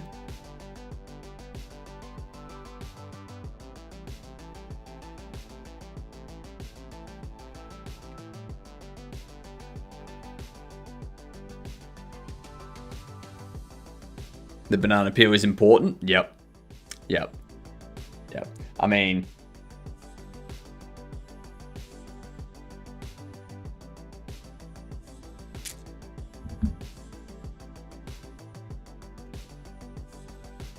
I don't know how this comes up with the blue filter, but I mean, I do have a banana.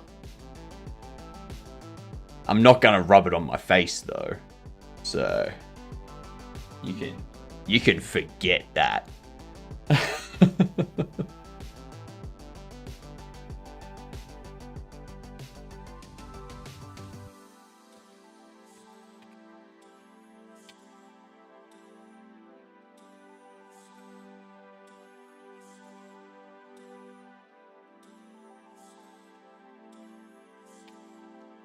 Mesh instance.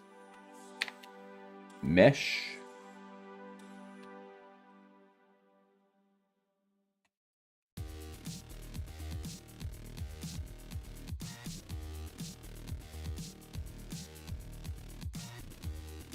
Got our hopes up there. I know.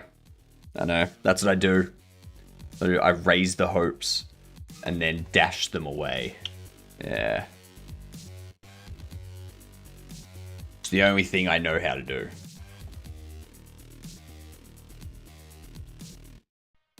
So how do we want to set this up? I think... Oh, you know what I haven't done with the card pack yet? I haven't actually created an opening animation for it. So that's something I'm going to need to do.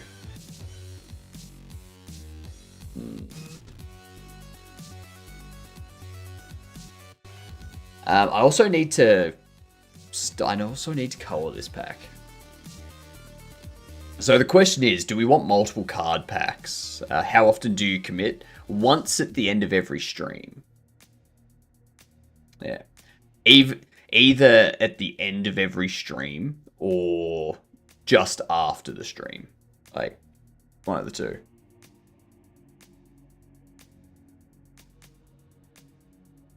Usually commit frequently in order to keep messages small.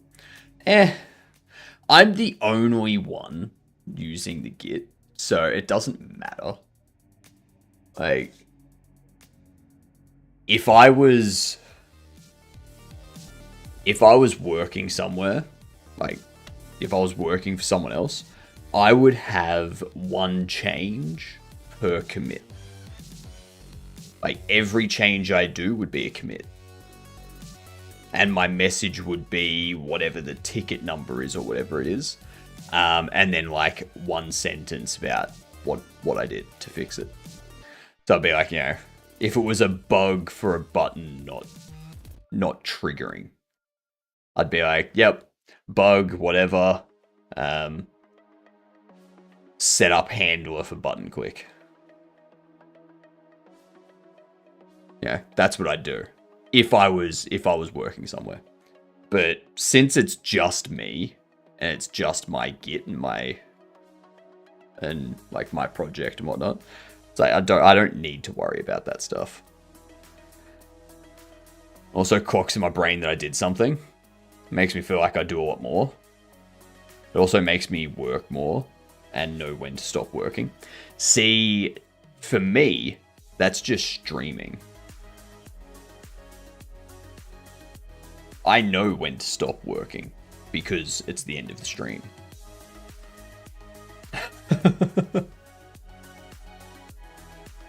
So, yeah.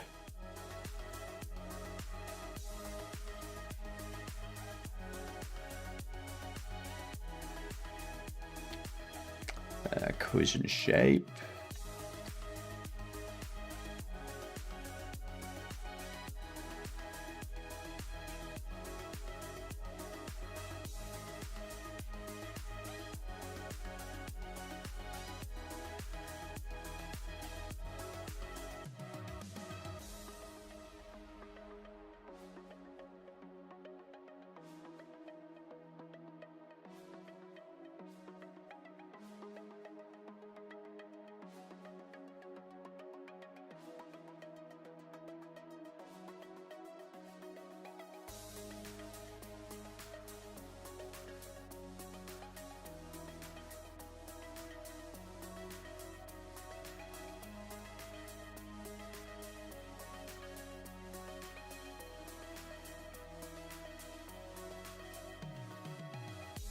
Two.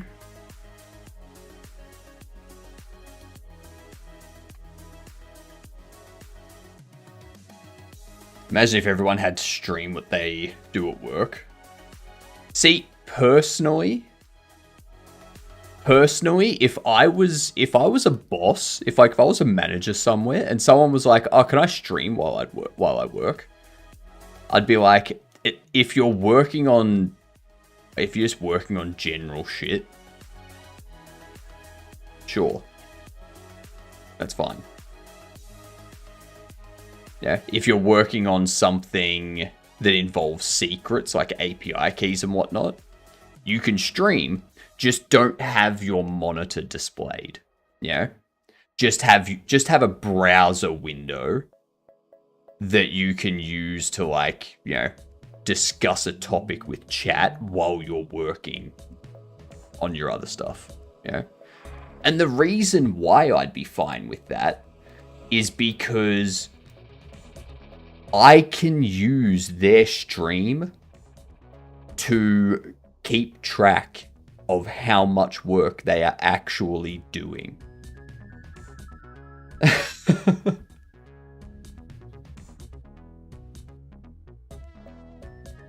Yeah, it's simple. Discover your channel, checking out your current streaming, and realize that you're live. Damn right I am. How are you doing, Angel Pingle?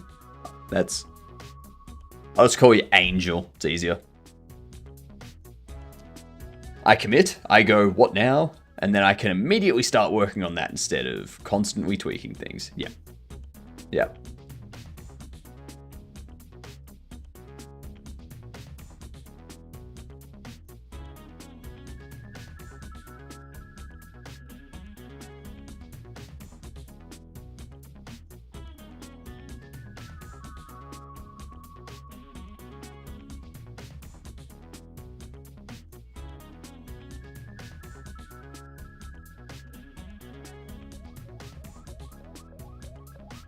Do 75. Maybe 0.15. That's all fine. That all works. Fuck that. Fuck that.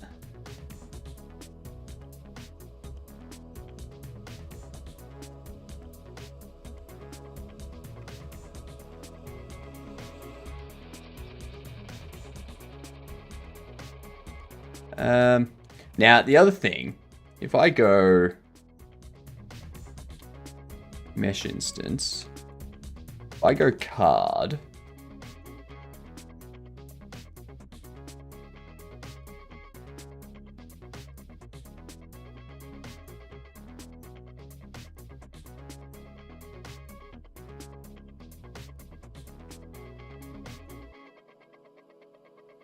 so yeah, I would spawn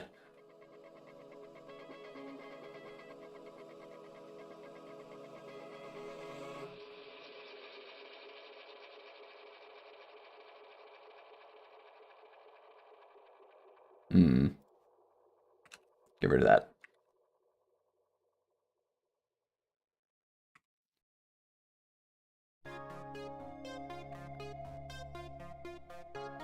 I should probably check how thick the card mesh is.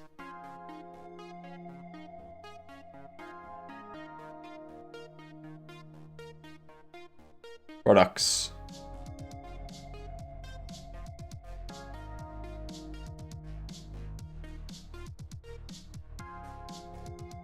Collectible card.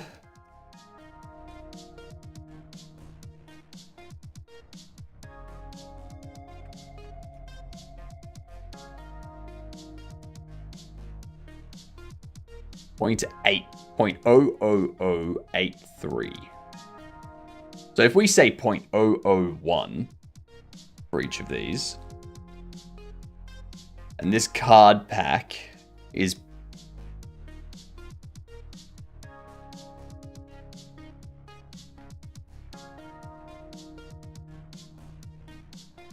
.01. Alright, let's have a look at what we got. We got a kitty being forced to shake hands, and we got a puppy just staring at him being like, the hell are you doing?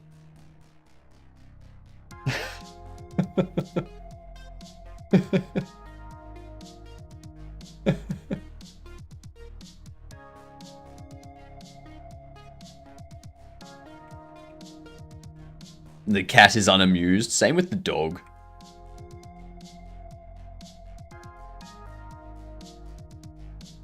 So we could fit 10 of these inside here.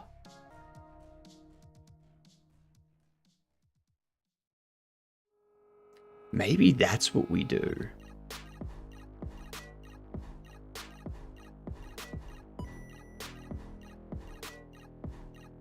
Maybe we have the bobbleheads just standing there like normal.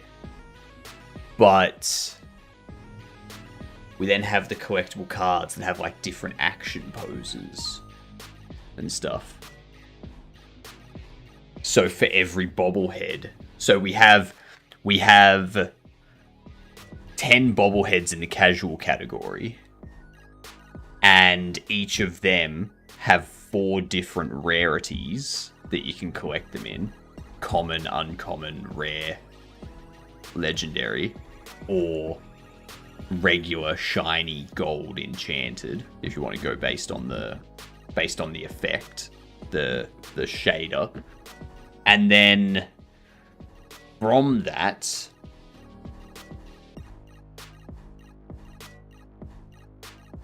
so that gives us 40 different bobbles in the casual category that we can collect. And then we have 4 different cards for different action poses, like a running, a punching, a kicking, and a falling or something. Or whatnot. Whatever the 4th one is. So then we have 4 cards for each bobblehead, each of which have 4 different rarities, giving us 160 cards for the casual category that can be collected. And then that's just casual bobbleheads. You've got to do that for professional athlete and hero and villain bobbleheads. All of a sudden, we have a ton of collectibles that people look to achieve. And under here, we add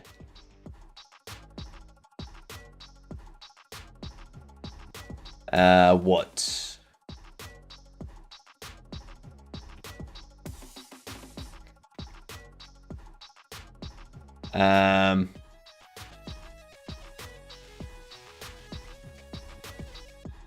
Collect number trading cards or collectible cards. And we do 1, 25, 50, 100, 250, 500, 1,000. Would there be 1,000 collectible cards? I don't think there would be. We have 160 over 5.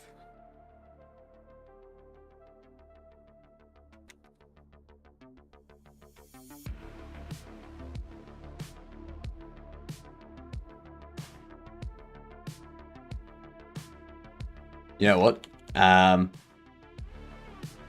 Collect all collectible cards, but casual.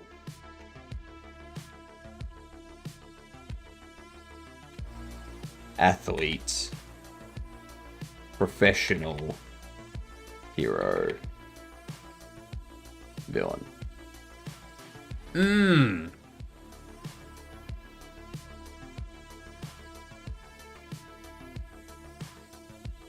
No. I want to keep it this way. The reason why I want to keep it this way is because of the Contian. Get it? You get it? On the bobble box, it says Contian instead of contain. So villain is IA instead of AI. And people are going to be like, it's spelled wrong. It's spelled wrong.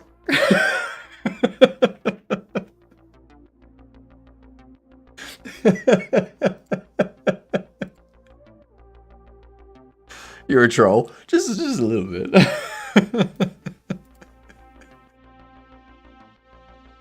I mean, it's entertaining to me. Gran Turismo. Shit, there's a Gran Turismo 7. Alright, it's after 2022.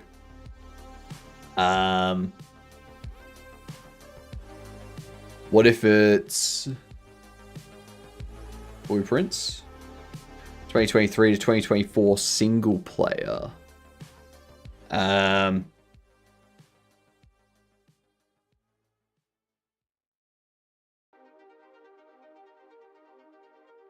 What would it be?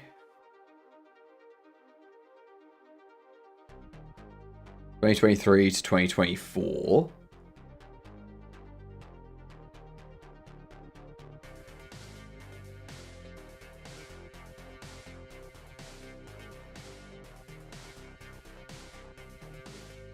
First person, third person, side view, virtual reality. It's not first person, so it's got to be a third person. Or isometric. It's not going to be Baldur's Gate. It's not going to be Elden Ring. It's not going to be Diablo. Oh, what would it be? Not The Witness. It's too old. It's not going to be... I mean, it could be a Call of Duty. When was the last Call of Duty before Battlefield 7? Or Black Ops 7? When was Black Ops 6? That would have been like 2023, right?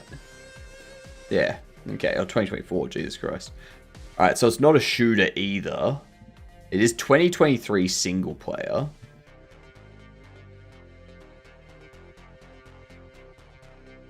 What is this game?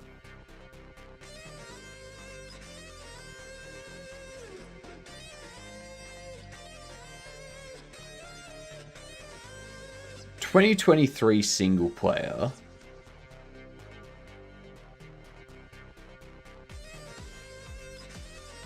What if we do...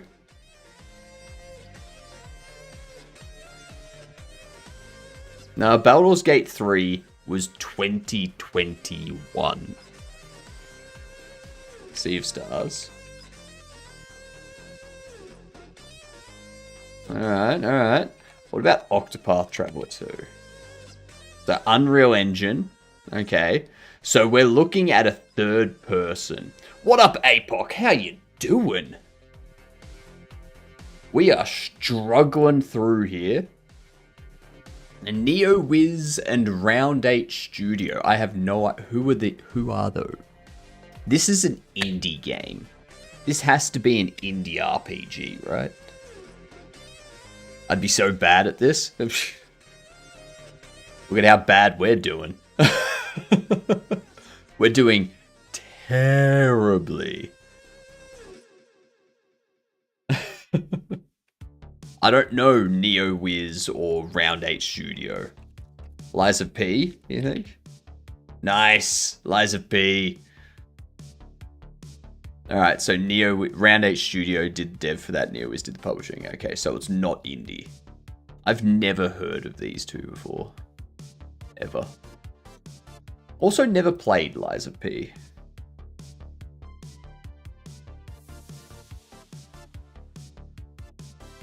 That's right. That's right. Yeah, we were talking about the cards. Yeah. So the good thing with the cards is it would be very easy to implement multiple of them. It's just a matter of getting a bunch of different images. Oh, actually, Angel, sorry for missing your message. If you're looking to learn Blender, I have recently purchased this.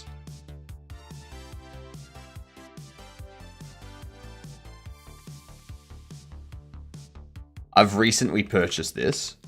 And I'm going to start doing this once per week. So probably like a Tuesday night. A Tuesday night I'm going to dedicate to doing this. And then like I'll probably start with this one, the skill builder modeling challenge. Just to like get better at Blender. And then once we've done that, we'll move on to something like texture painting and setting up these brush packs, and then moving on to material nodes and simulation nodes, and then moving on to the character creator. And then once we've got a character creator, doing the animation and rigging for that as well. And by the end of it, I want to have something set up where I can create my own characters for a game and go from there.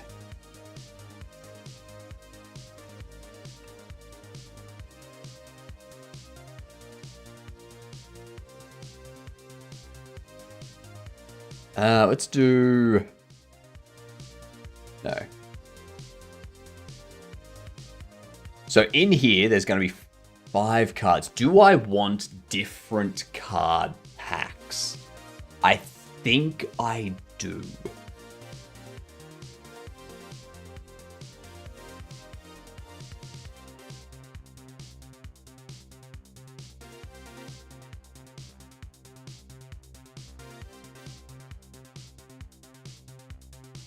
So what I'm going to do, I'm going to attach a script to this.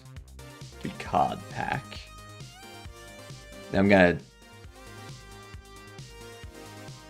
rename this to be a casual card pack.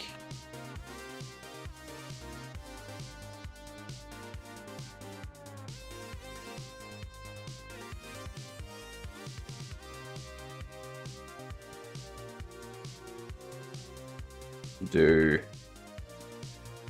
Athlete card pack.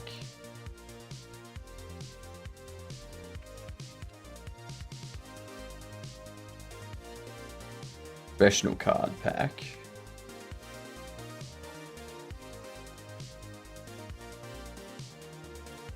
Hero Villain. Oh, I'm gonna troll the fuck out. Actually, damn it. Okay, never mind. It's spelled correctly there. Shit. That ruins that.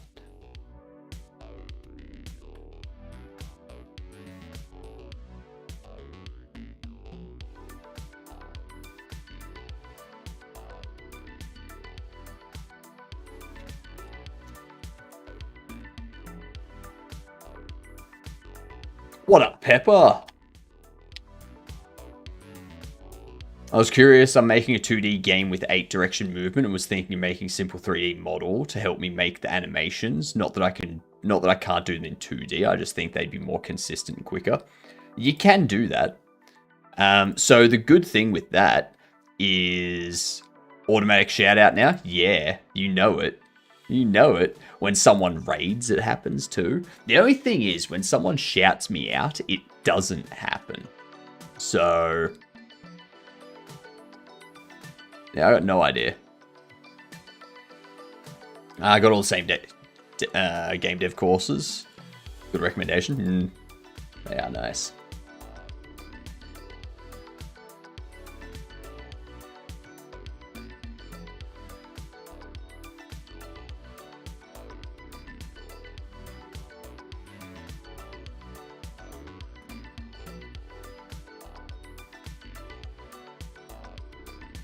Alright. That means I have to correct this. Damn it.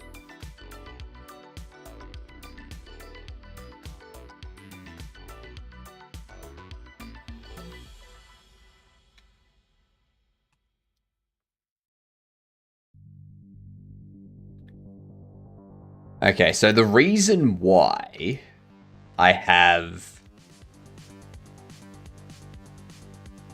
The reason why I've got this split out is because they're all going to have their own texture.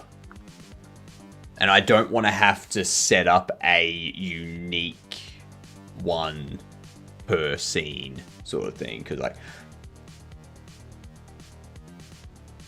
it's just the one mesh.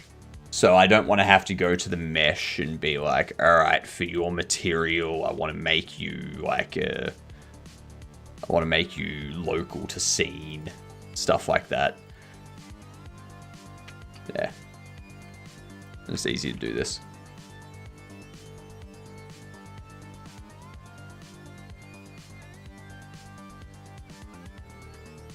Oops.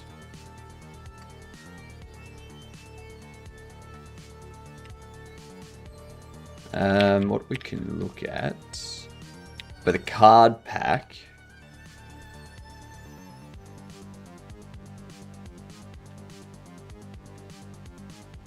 This would be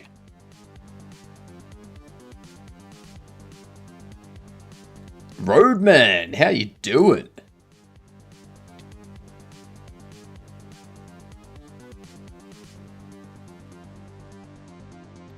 Let's see. Bobble category. Actually, no. Item data. This would be interactable. Because we've already got that done. I'm doing good, Roadman. I'm doing good. We can close this. One thing I want to check quickly.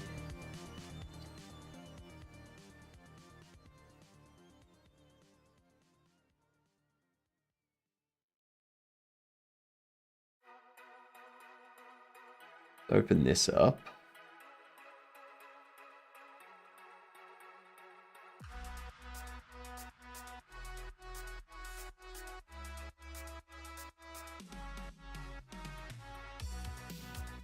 All right.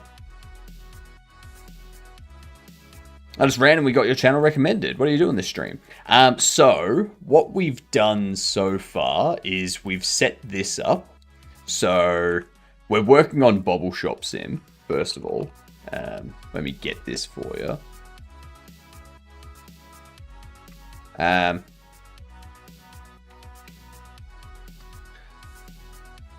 So we're working on that game. And we've set up, this morning we set this button up. So this button will take the player to our Discord server where they can discuss the game, raise bugs and all this kind of stuff with us. And now we're setting up these card packs, which these cards are going to be like collectible cards of each of the different bobbleheads. Yeah. What's going on, Chill? Hopping in to say hi. Good night. Good night, Chill. Have a good sleep. Do you have any textures for the card packs yet? I do not. I do not.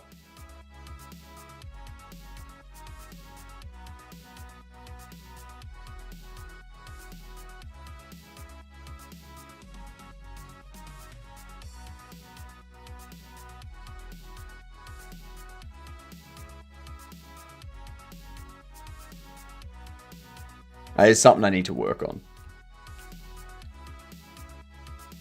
This game engine looks somewhat familiar, but very strange at the same time. It's Godot.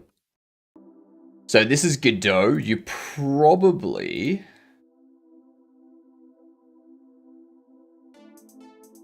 recognize it more like this. This is what Godot normally looks like.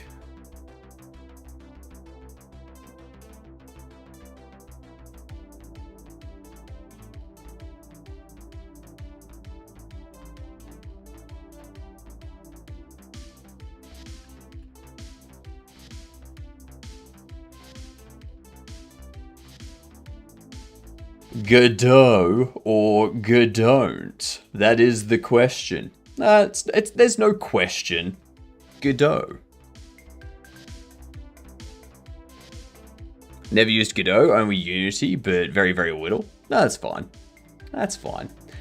Honestly, when it comes to Unity and Godot, both of them can do 2D and 3D games. Like, they're both very versatile engines.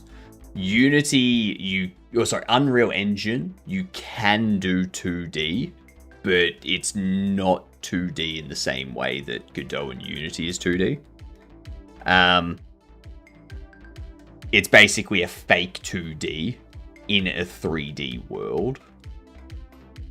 And then you've got Default and Game Maker and stuff like that, which are 2D engines. So if you pick Unity or Godot, you've pretty much got all your bases covered. Yeah, that's why Unity and Godot are as popular as they are, because you've got your bases. You learn one of them. You can make a 2D game, you can make a 3D game, you can make an isometric game, whatever you want. You can create a visual novel, doesn't matter.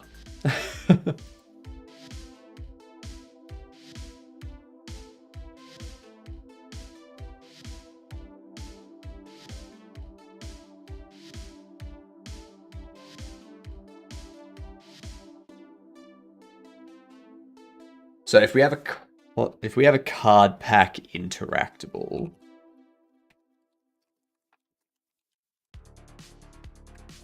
what do we want to do with this?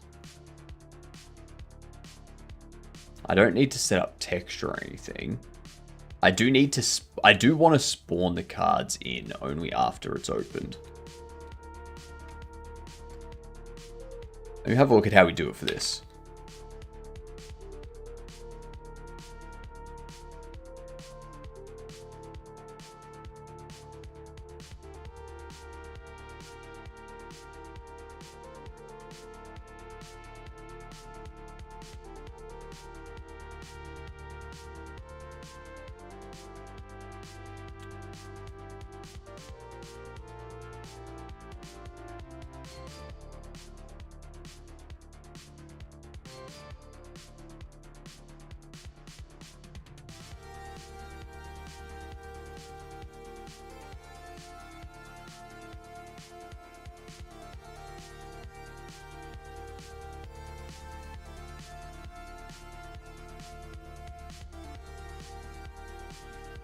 So that's fine. We don't need to worry about that.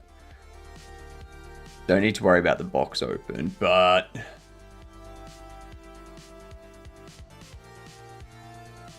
I do need an animation for the card pack. How will I do the animation for the card pack? I think what we'll do is we'll have the top open and the cards come out the top of the packet. I think that's what we'll do.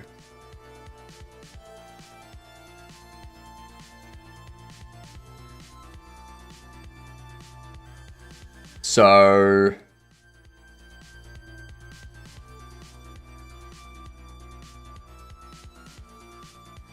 we can probably do that via shape key as well. Are these playing cards? They're not playing cards, they're collectible cards. So think of them the same way of like baseball cards. Yeah.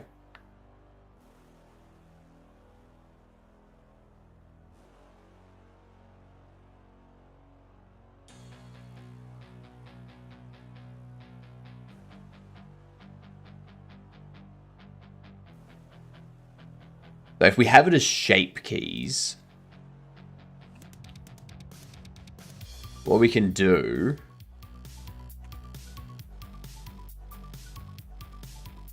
is open. We can go alter mesh shape keys. What about making the animation separately and then just show a video? As that might work if you're working on some sort of cutscene. It's not a cutscene, so it's going to have randomly generated cards picked. So when you open the when the pack opens, the cards are going to come out of the pack and display on screen.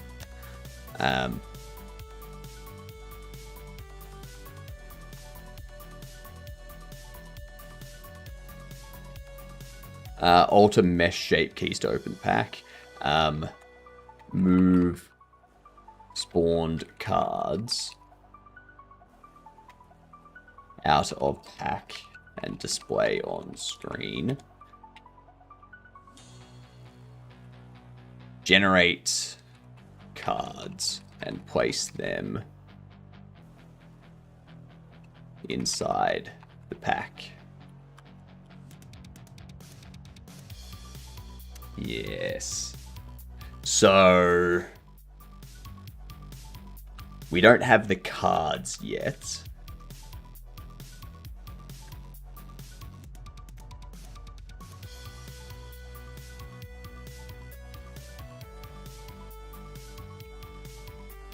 Let's do generate cards.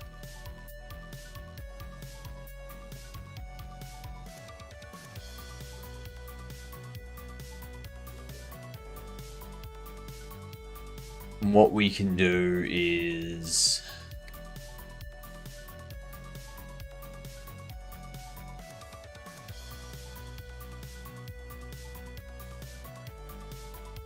I think we need something under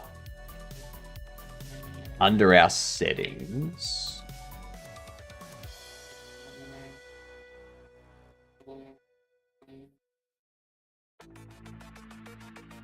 So under here we have this stuff for like card prices and accessory prices and stuff. Take from collection.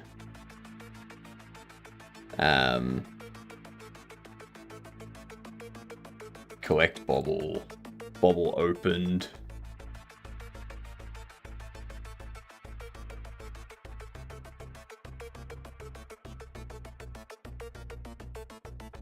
Go up with project. Unfortunately, I go. No worries, Roadman. Have a good one. And you can have sound of the pack opening and some particles around the cards that could simplify the animation itself and weave it in player's imagination.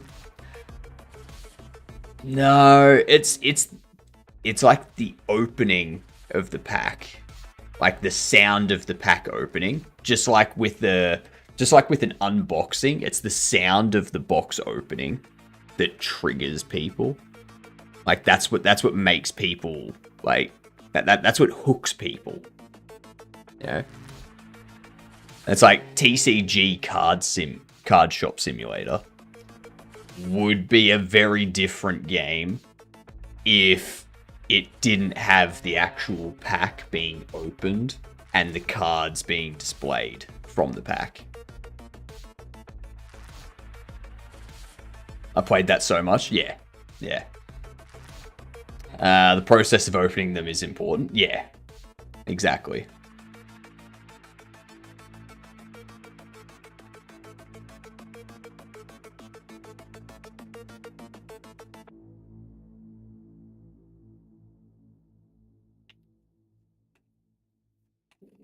Collect card.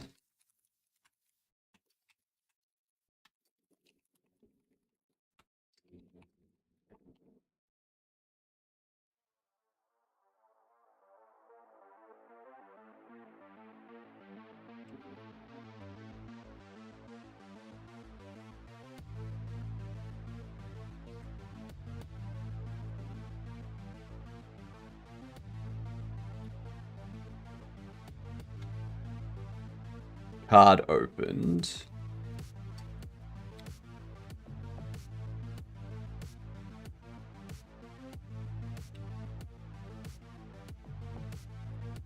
Take card from collection.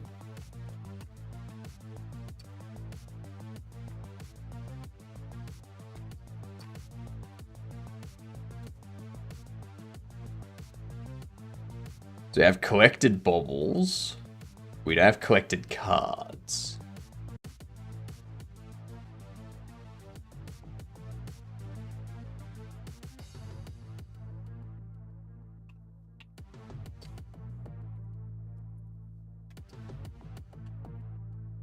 Do nums rarity. Dictionary.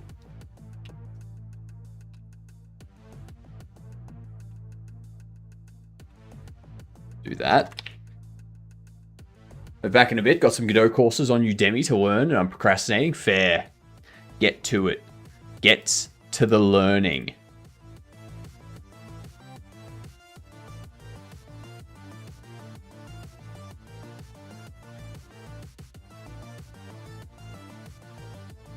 Go check the rest of the stream tomorrow morning. Have a great night.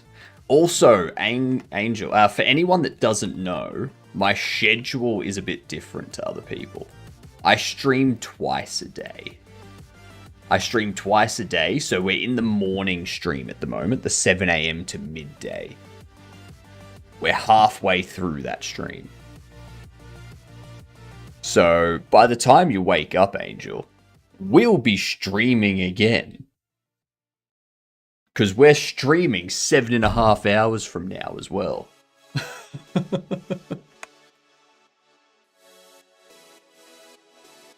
Go to bed with me, wake up with me. That's my motto. What's up, GSVF? What's good? What's good is everything. Everything is good. Our shop sim's going well. We're getting close to our play test. Most of what I need is modeling stuff. So we've got collectible cards, which are basically done. And the comics is basically done. And then there's the audio.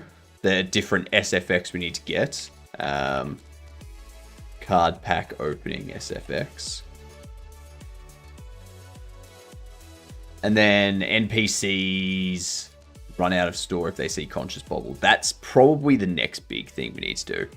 What's the game about? It is about... it's a shop sim. It is a shop simulator.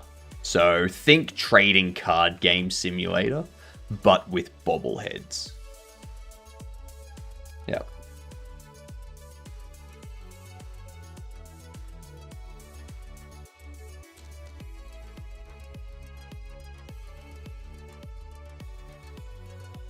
So you got these. You open them. And then you can collect them. Their heads bobble. Yeah.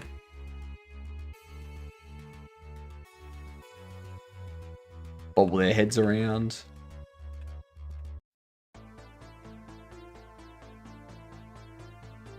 Now you can collect the bobble as well, and you can view it here.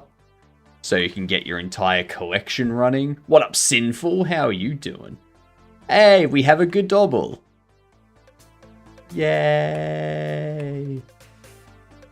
And you can like see the different pricing, like market pricing for them, and the market pricing changes every day and whatnot. You can select one, and it puts it in your hand. Yeah. You can recollect it. So, yeah. Place them in your store to sell them and all that kind of stuff. I want you to know that because of your streams, I found my love for Godot, grabbed a Udemy course, and so far I've built a tower defense and now learning FPS. That is awesome, Sinful. That is awesome. Now, do you have a itch page, Sinful? Because you could set up an itch page and you could start putting those things that you've made through the Udemy course on the itch page. And then you could like put your own spin on them. And yeah, just not as of yet, that's a good idea. Do it. Do it. It's also good, Sinful, to get that set up, because then once you're comfortable, you can join game jams and you can start submitting your games to game jams and get feedback from people. On with Bram. Nice. Nice. Have you seen this, Sinful? By Game Dev TV? Cheaper to get the Game Dev TV courses on their own site. Yeah.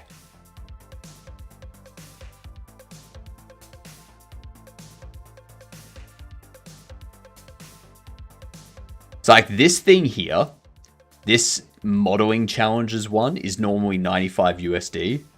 You get it in this pack. I bought all of these through this Humble Bundle pack for 47 Australian dollars.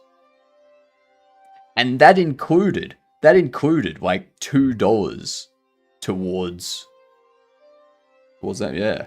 Yeah.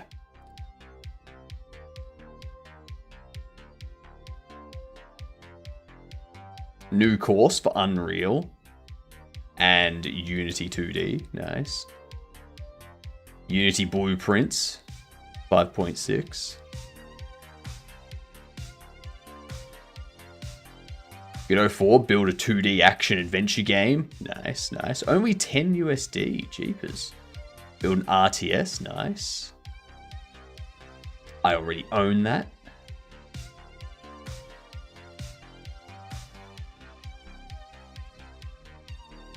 That's pretty good. I've got some pretty good stuff here.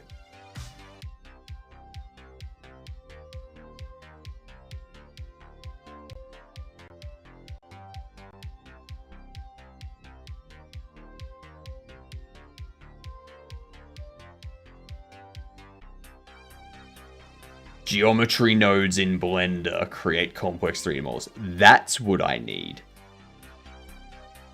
I keep hearing about learning geometry nodes, and I'm like, the things I could do with geometry nodes. Did you collect the free characters? The free characters. Is that part of the pack?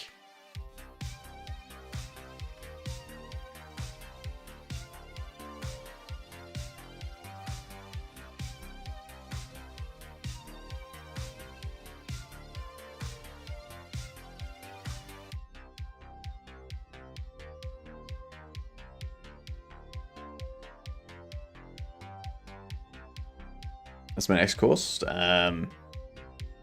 like BF deals.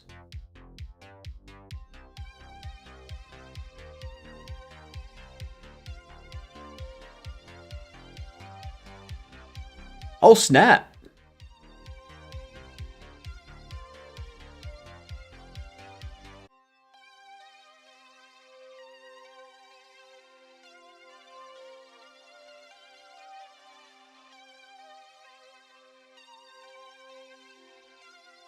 Nice. They've got a bunch of different characters.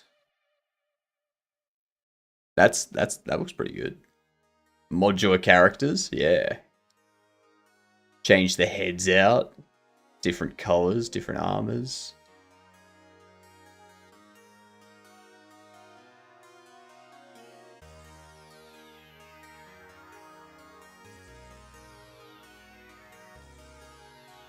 Not bad. I might have to claim that after.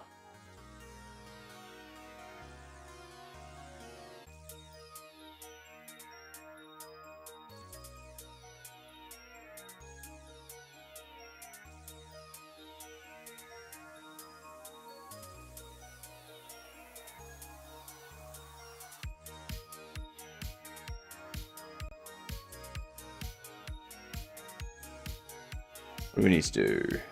Card prices. Card prices and card market. That's all correct.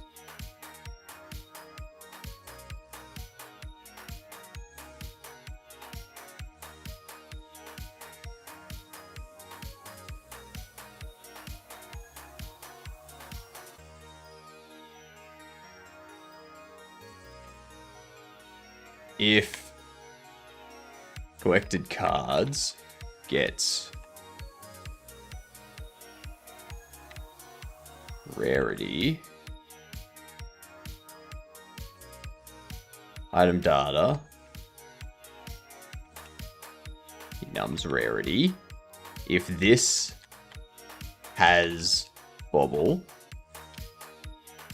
can return. Otherwise, collected cards get rarity, set card to 0. Card opened, card rarity. Collected cards get rarity, set card. Collected cards get rarity, get card +1.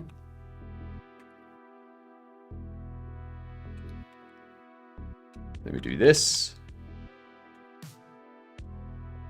Oh, whoops. Whoops. Card. That's what we want.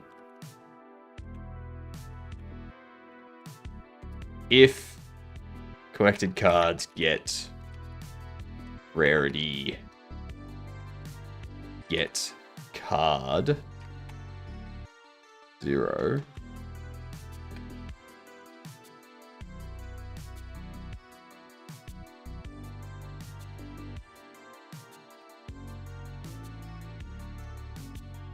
Is 0. Return. That's what I need to make sure of. If collected bobbles get rarity, get bobble 0 is 0. Return. Easy.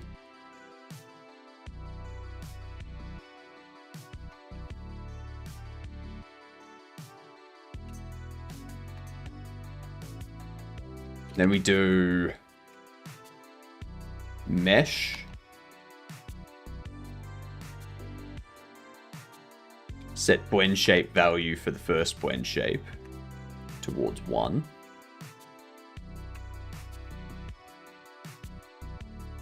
Ah, hang on, no. Need to go. We need to create a tween. It was create tween. We do tween method.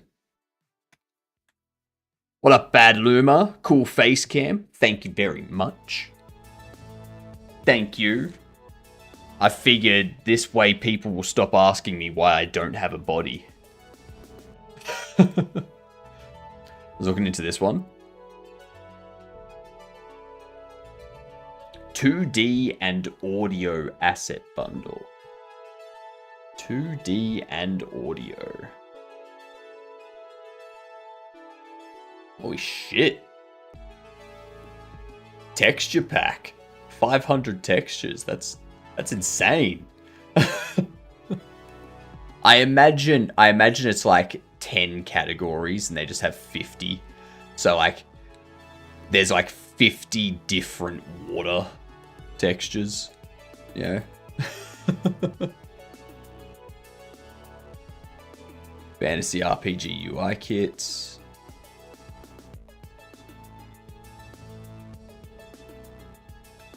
Hex Coldlands, Hex Rivers.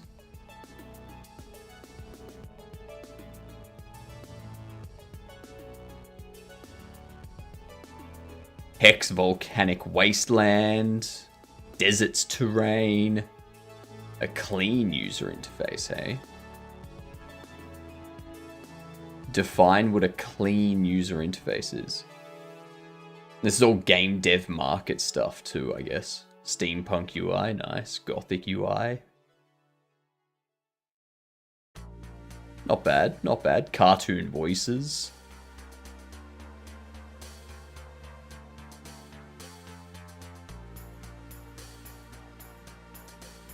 Okay.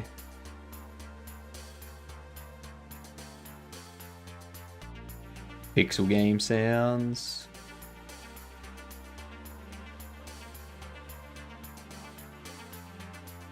Not bad, not bad. Did you buy that one Blender bundle? I have. I do have it, Monkey. I did buy it.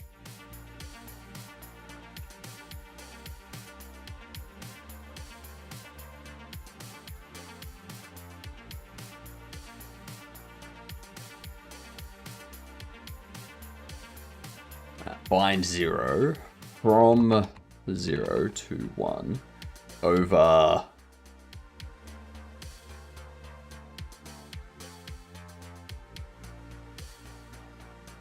1.0. Do I want to do it over a second or not?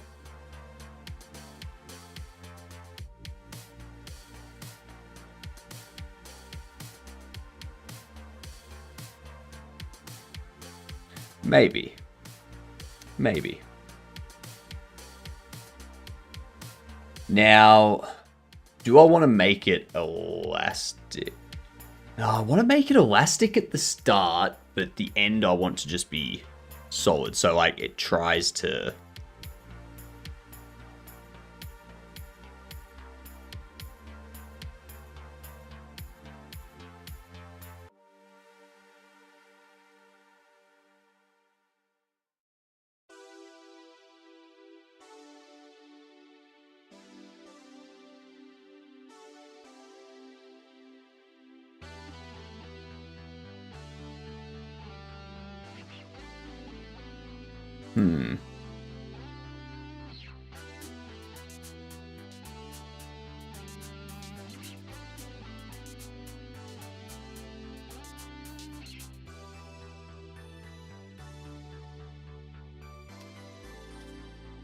How can we do that? I guess it would be part of the shape keys, wouldn't it? No. Not gonna do that. Not gonna do that.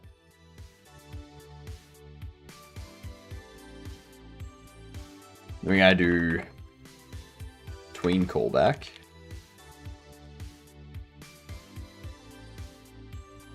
Is opening.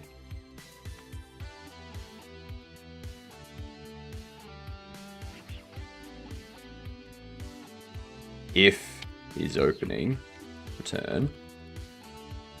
Then we do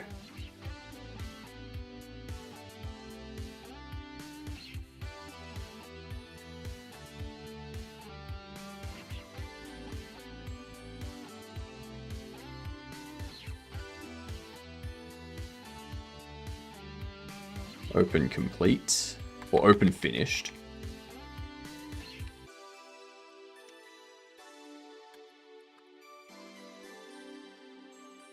And now what we need to do is move cards out of pack and move pack down.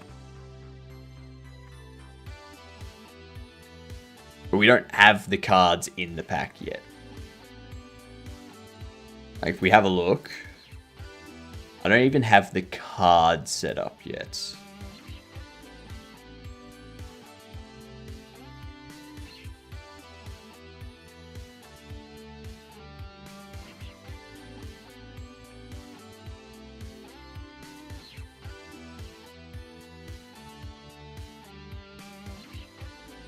And I think if I do this,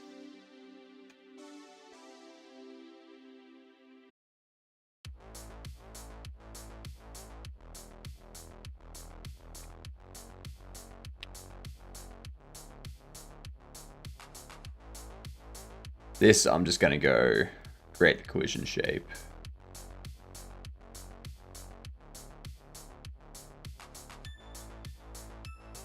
There we go.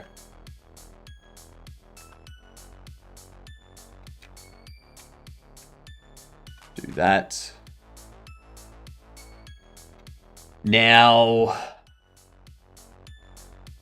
this is going to be casual.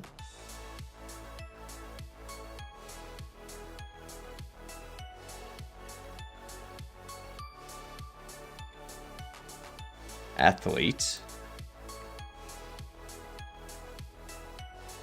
Casual.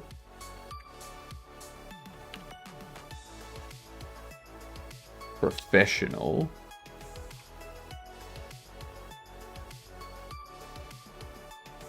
Hero villain.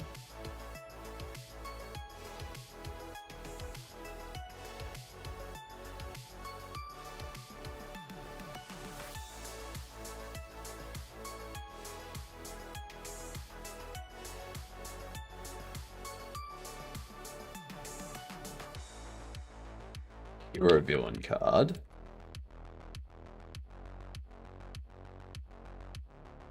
And athlete card.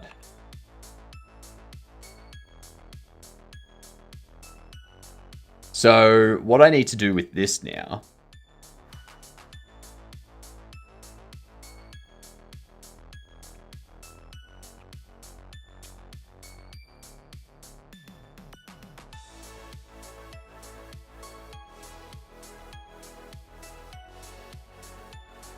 So what we need is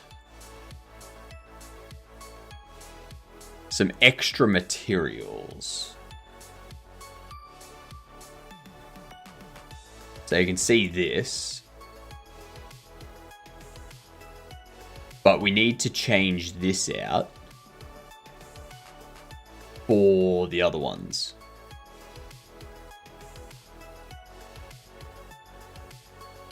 So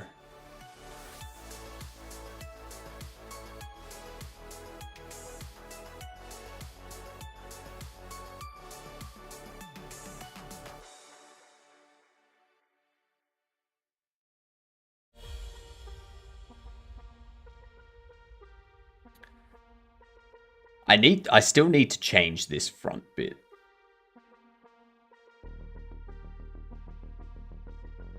Like, I feel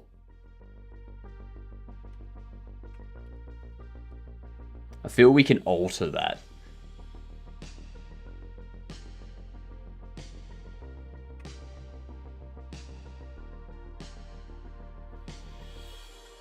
I think we can do that. But I don't think we want the red outline. Let's open...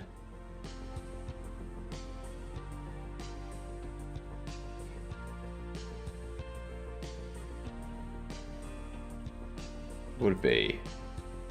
I think it's under... Probably under bobbles. Probably under textures. So what can we take from here? This one? Maybe?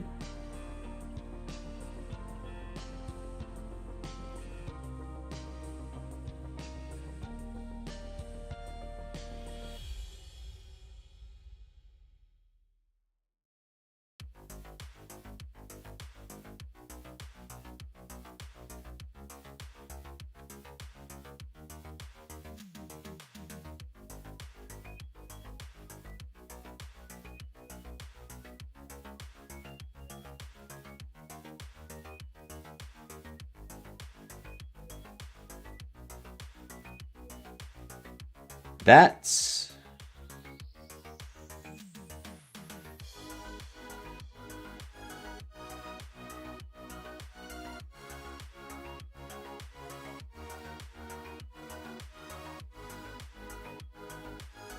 Why is that curving?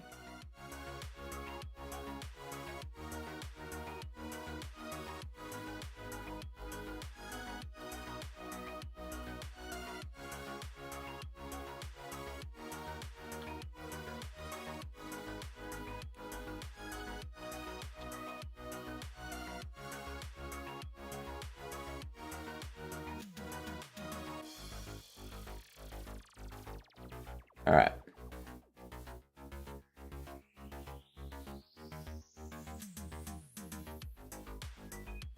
Merge with that boy. What up, Goop? How you doing? We are setting up a texture for our collectible cards. This here is going to be where the image goes. So, yeah.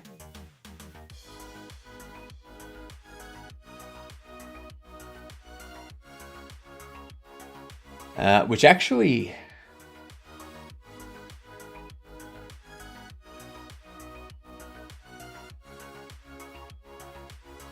I have an idea for that. I have an idea for this.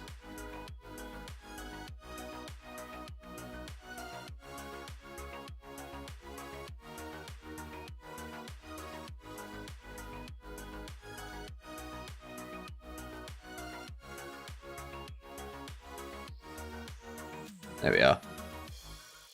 So we have our casual bobbles appear there. Down here will be like the description area. I don't know if I want that to be the same though. Or do I do that?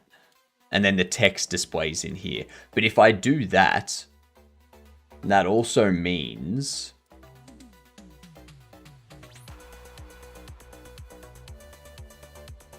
this grey here would be what the text appears on. This green would be what the text appears on. This orange would be what the text... I can work with that. I can work with that.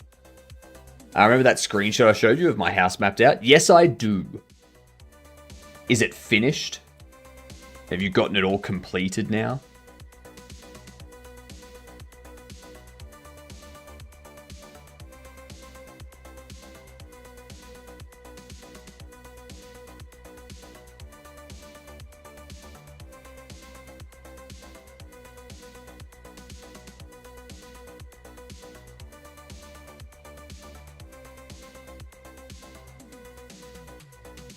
Let's do that.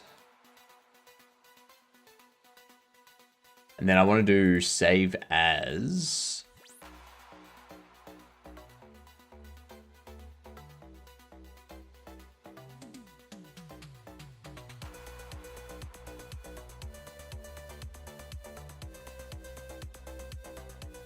Not collectible card. Make it casual card. Then we do a save as athlete card. Professional card. And then hero villain card. So hero villain card. Take that.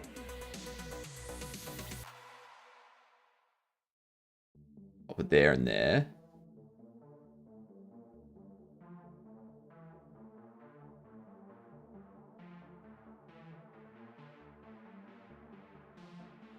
Do that.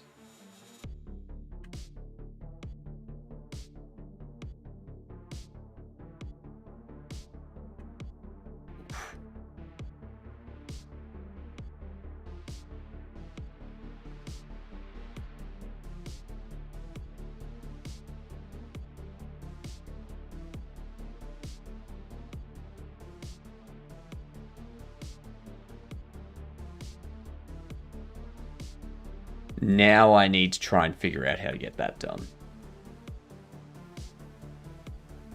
Question, would you be willing to, for a YouTube short, do a high-level overview on Blender changes or Godot changes? I don't know Blender enough to be able to go through that. And there's... like, there's some things in Godot 5.6 or 4.6 that I'm interested in. And probably what I would do is things like... what would it be?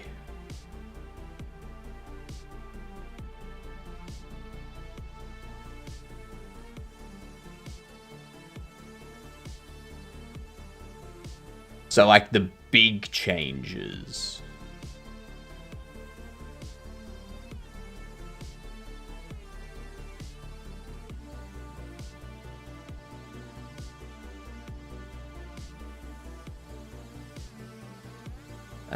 What was the big stuff coming in?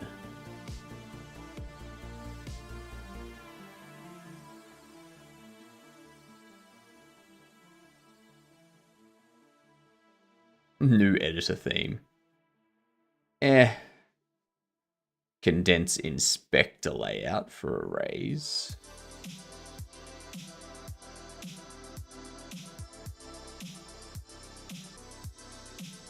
Oh, nice. Oh, thank God. Thank God they finally moved. Yep. Nice. I like that layout. It's a good change. Rendering. Overhaul screen space reflections. Old. New. Off. New. Full. Now.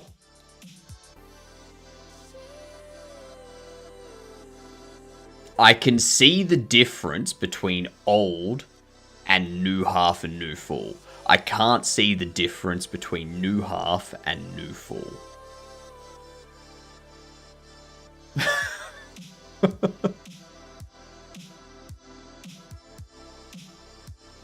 Like they both have the light hitting up here, which isn't happening here. It like goes back and it's brighter sort of thing. They've got it coming down here on the wood floor. They got it coming forward here on the brick.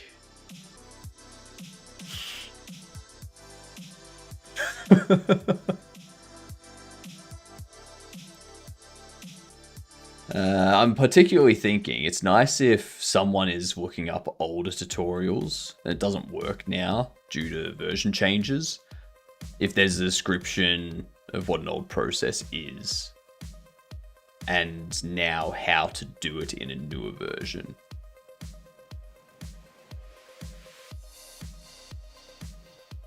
I think going through a description of updating an old process to a new version isn't something that can be done as a short.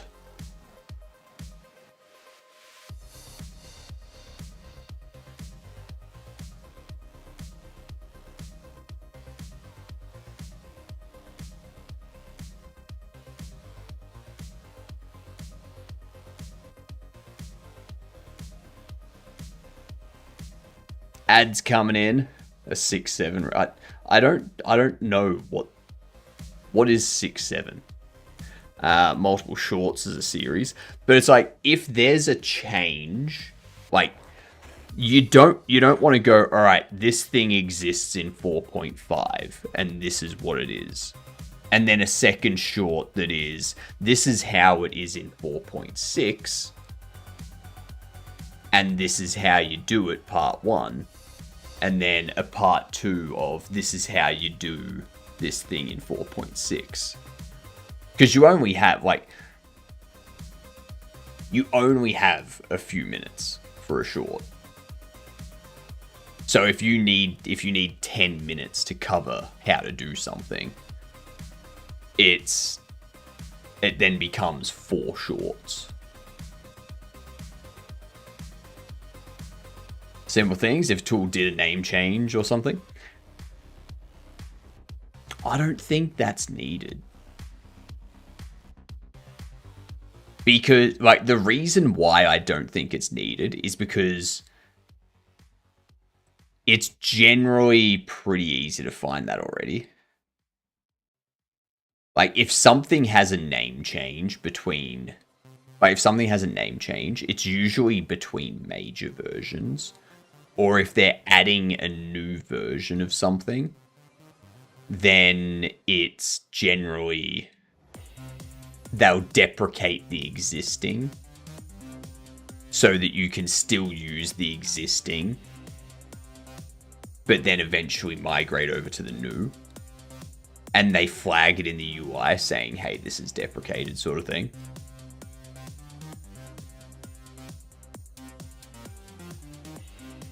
I don't think it's something that provides enough benefit.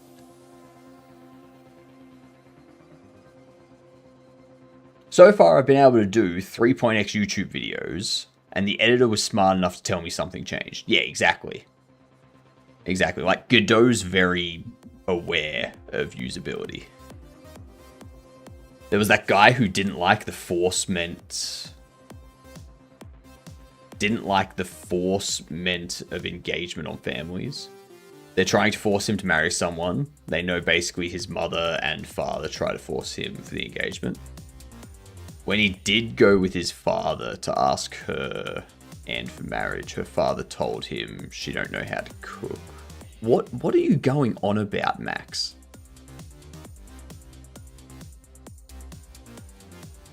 I'm so effing dumb. I thought all day that it was Thanksgiving. It's not even Thursday. No, it's Thursday. It's Thursday. I don't, Max. I don't. I'm looking for a third-person single-player Unreal Engine game. I'm Canadian. We did that back in October. I'm Australian. We don't have Thanksgiving.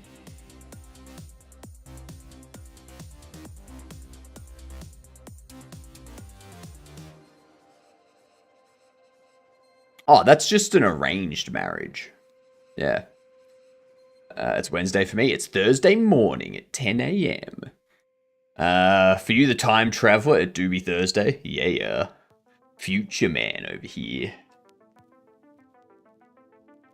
Third person, Unreal Engine single player. Let's go with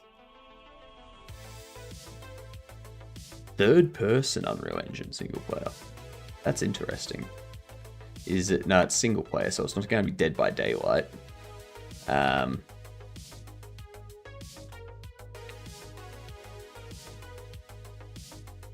Not a Dead Island. Dead Rising. Before 2010. What was Unreal Engine used for before 2010 that wasn't Unreal Tournament? Max, honestly, I don't give a shit. Like, who cares? If this is a joke that you're sending over like 15 messages, it's lost all of its meaning.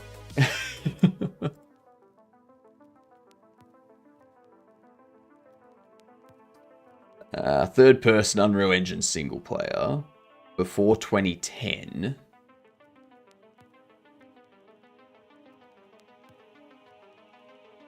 I cannot think of anything. Like, it's not going to be Fable because it's not an RPG. It's not a shooter. It's not a horror. It's going to be a point and click. You're talking about a arranged marriage and game dev channel because Max always comes in and talks about random shit. If they keep doing it, I'm just going to ban them.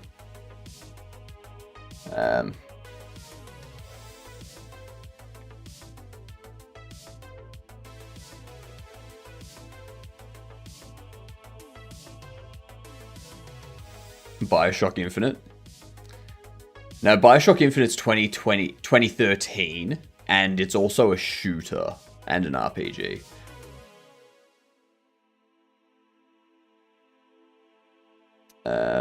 I have ADHD too, but yeah, there's a difference between ADHD and coming into a game dev channel talking about you wanting a hacker for getting cryptocurrency off someone, you wanting a hitman, you talking about arranged marriage. There's a big difference between ADHD and you doing that. Mass Effect, that's a good one. It's not Mass Effect, but it looks like it is an Xbox published.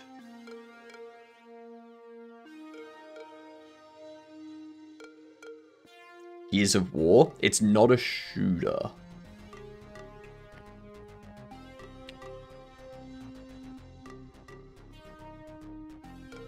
It's a platformer puzzle. Third-person Unreal Engine single-player platformer puzzle. Is this like a Crash Bandicoot or something? No.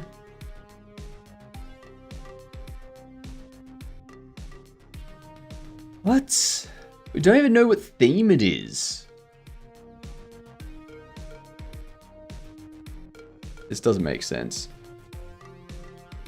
Dishonored. Dishonored was 2010 and 2016. What game is this? I got no idea.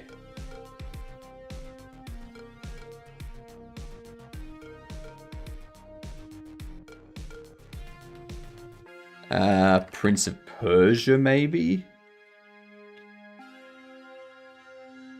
Alright, so it's a fantasy or historical. Oh, could this be it? No, it's not going to be a Tomb Raider because that's going to be... What are those genres? It's a puzzle platform. A puzzle platformer adventure. Third person, single player, Unreal Engine, puzzle platform adventure. Actually, is this going to be...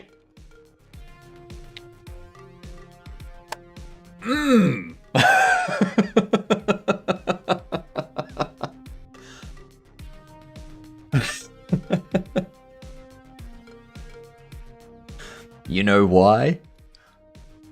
We've had this multiple times in the past.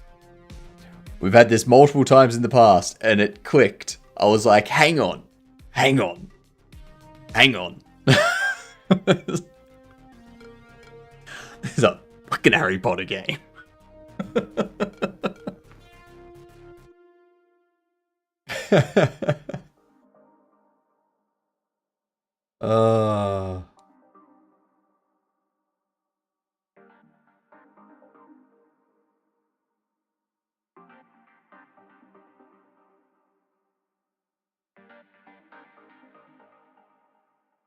Let's copy this.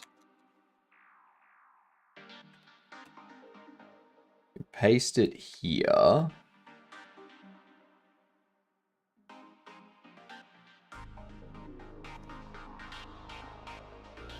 Your layer, transform. 90 to the right.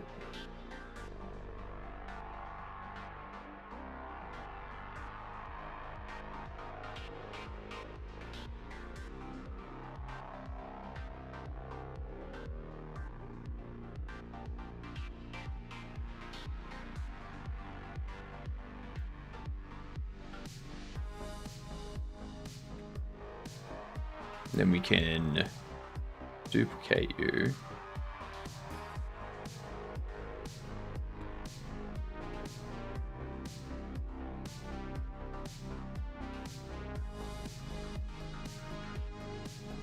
Yeah, perfect. We are setting up some texture stuff.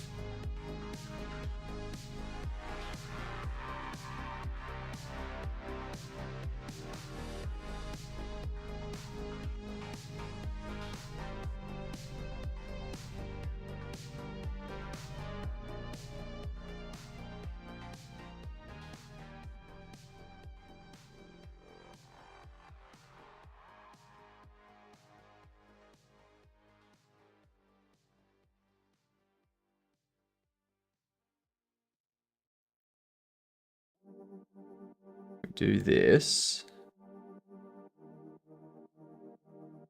And then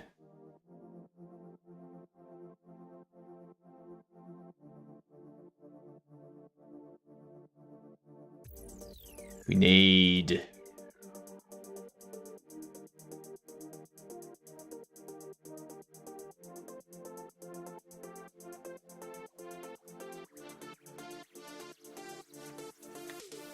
do this. Shuffle this over.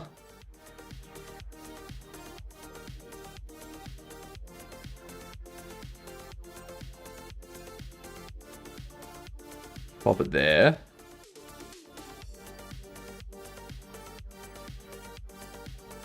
And then we also need move this down here. As in my case, a lot of people are not diagnosed. I got my input in thingamajig, 53. Well, I know I'm not.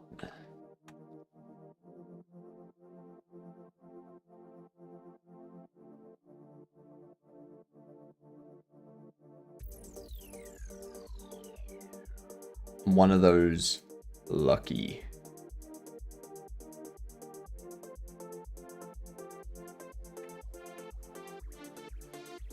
See, let's shuffle this over this way. Right there. Now,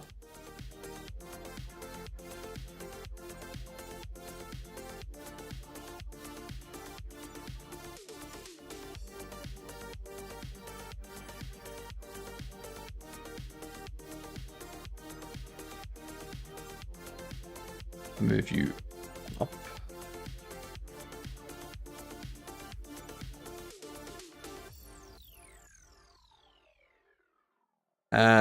Merge down, so we go. Whoops. Control E. Whoops.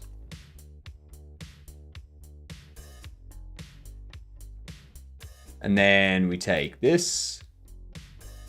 Grab you. Pop you there.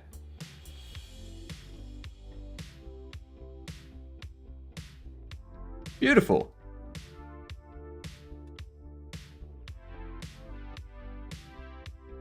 Bam.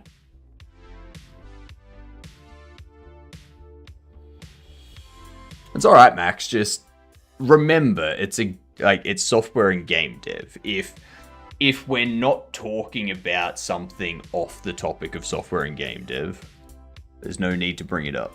Like if I start talking about like legislation that's going to impact game dev or technology in some way, then yeah, we can like raise that, like have a conversation, talk, like bring in stuff that contributes to that and whatnot. But just don't come in and start talking about random stuff that has nothing to do with anything that anyone's talking about, because it doesn't make sense. ADHD is very hyper because I drank some coffee at 1 in the afternoon and it's been 5 hours. Never drink coffee in the afternoon. Only drink coffee in the mornings. What's going on, Rodrigo? How are you doing? It's like water cooler talk. Something interesting, but not committal. We can close that out. We can close you out. Now, we go this one, the athlete card.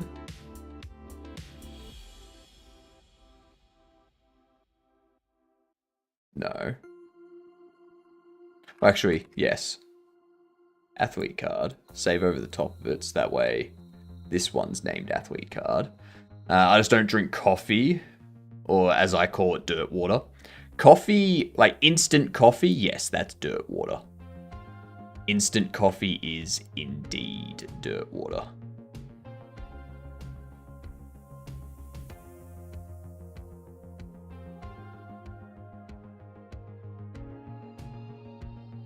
Oh.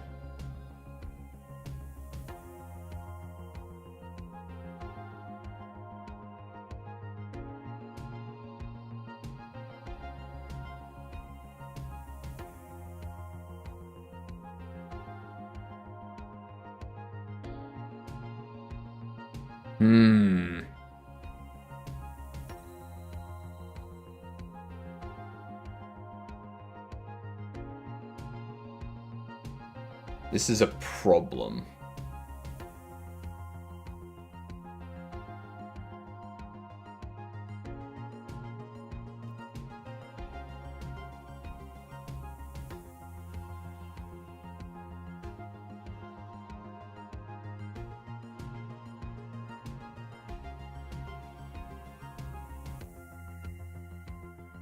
You know what I'm going to do?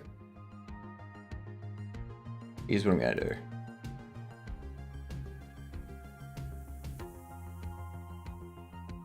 I'm going to add a layer back here. This layer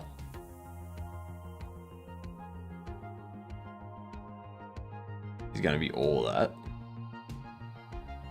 And then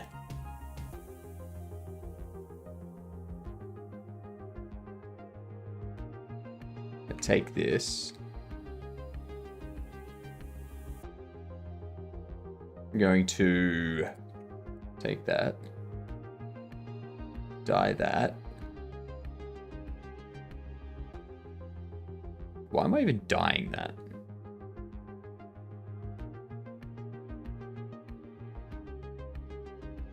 Foreground color, no outline.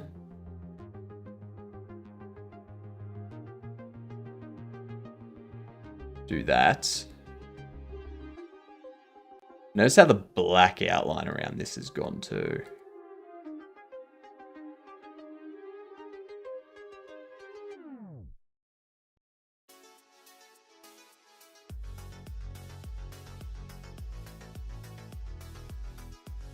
This can round 20.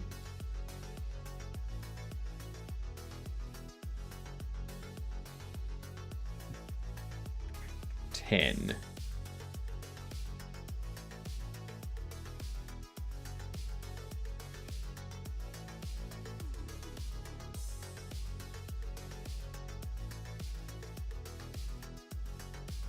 Out to there.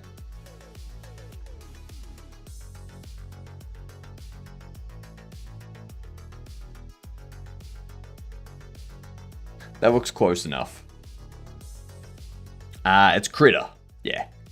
The company I work for drinks so much coffee that the CEO bought a roastery just to save money. God damn. God damn.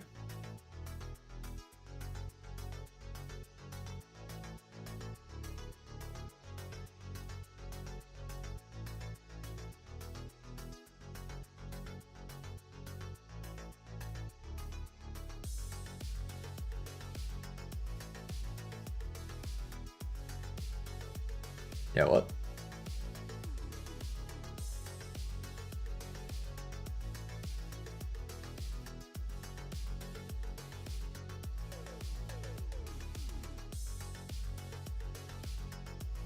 Do that.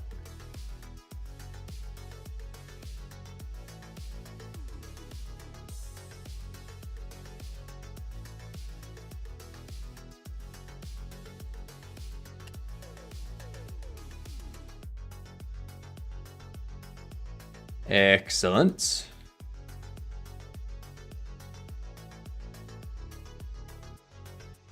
Okay. Save that. Then we save this over the athlete card. Now I can also save this over the professional card. I have so much work tomorrow. I mean, today. Stayed awake for 28 hours. Have a good sleep, Max. Sounds like you need a lot of it if you've been up for 28 hours.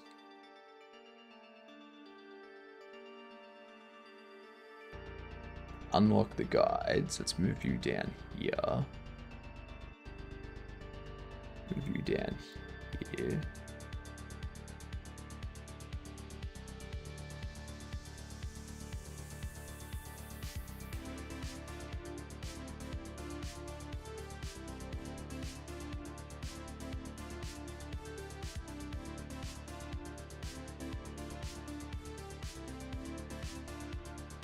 There we are.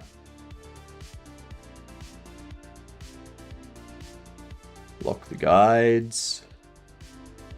Then I can go... I need to open this one.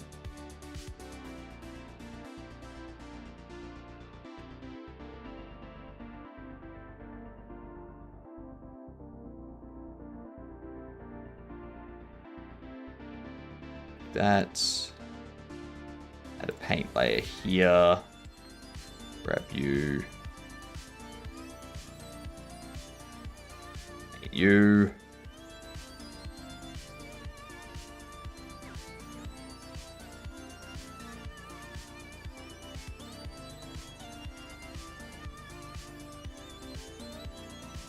Day's been pretty chill, mostly just waiting for database sync to pass or fail so I can fix it, converting 200 gigabyte access database tables to MySQL. Ew. Access. Ew. Ew. Do your bosses hate you? I hate to say it, but the Jet platform was my first foray into databases. Yuck.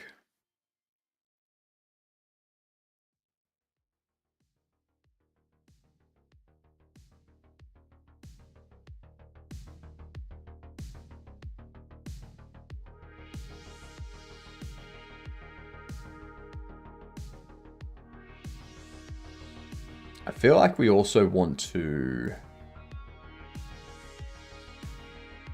I feel like we also want to take this, kind of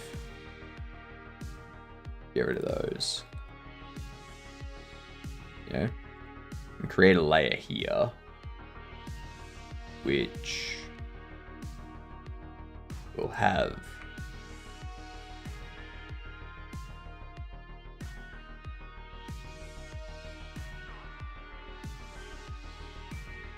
let's see, so this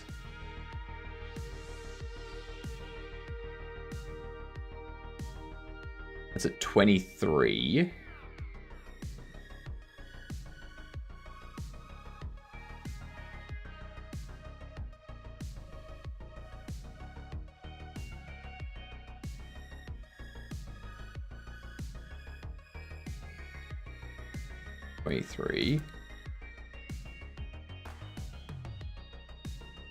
You're at 554.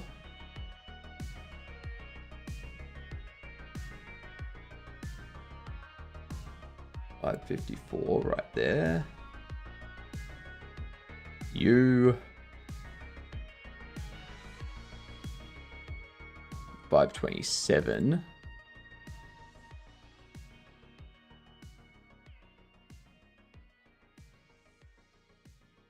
$527.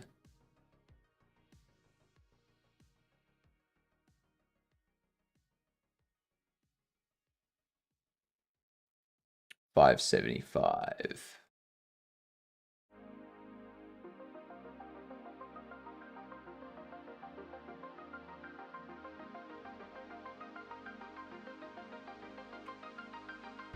Wait, not 575. 675, I assume. No, 775.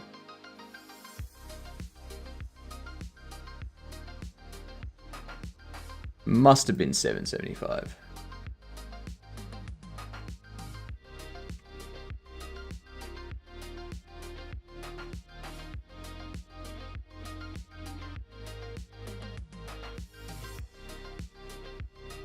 $745? $745. 740. Right there. And now I want to set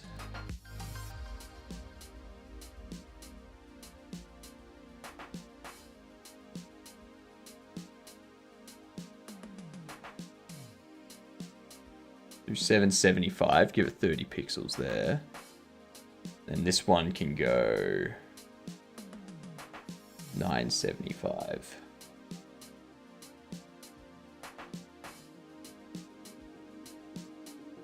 There we are. Easy. I don't really want to learn it, but what is rails? And why would I want to put rubies on it? That's a good question. What is rails? What exactly is rails? I don't think I've got an answer for you. Bad? First word that comes to mind.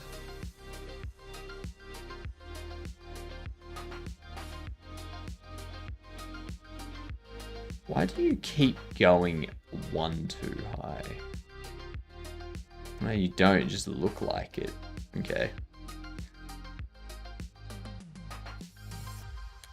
Get rid of that. And then on here, we can create 6 pixel black outline.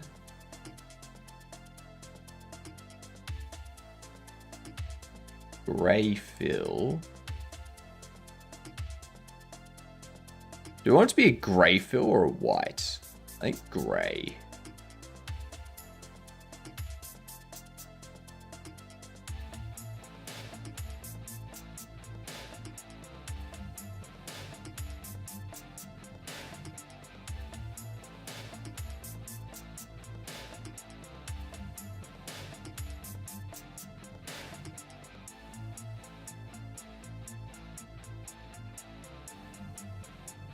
Outline is brush. Rounded is 10.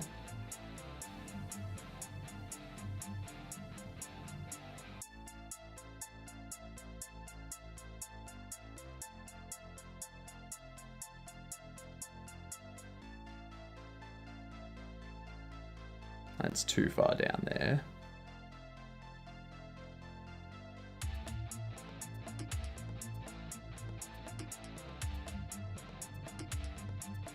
The edge, like, too high there, just, but I can just cut that. Like down here, it's like not hitting those edges far enough. This is the more frustrating aspect of this.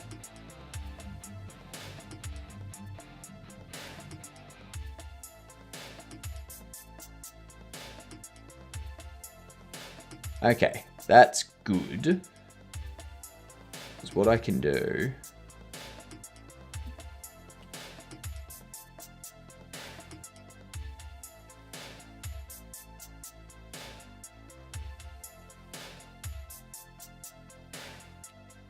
I can do that.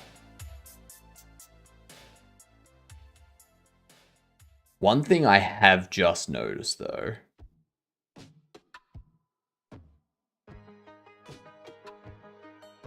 is I need you, the fill, to be the background.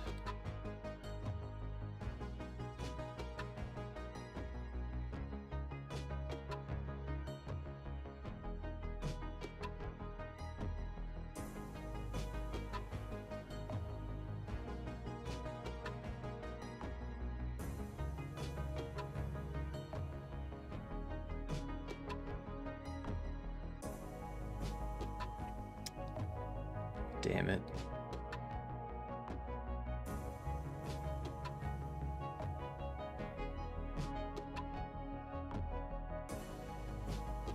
Now it's too far out to the side there. God damn it.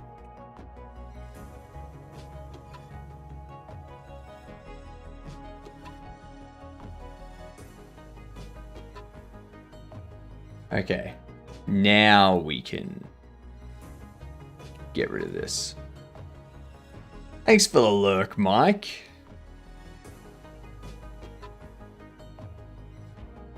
We'll catch you tonight. Enjoy your RT. Hopefully. Have a good one, Goop. Enjoy your night. Enjoy your sleep. How you doing, Bruce?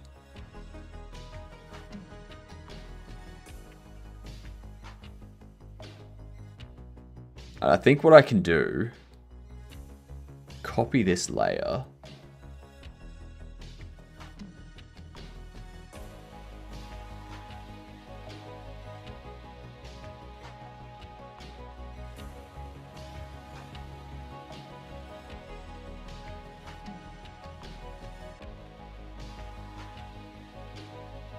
Um,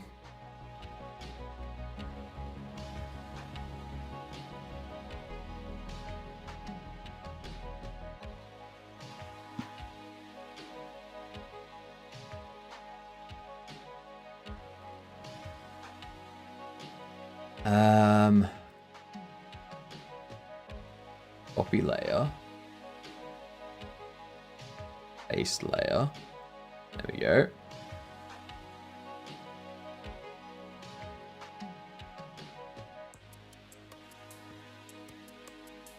We can open hero villain.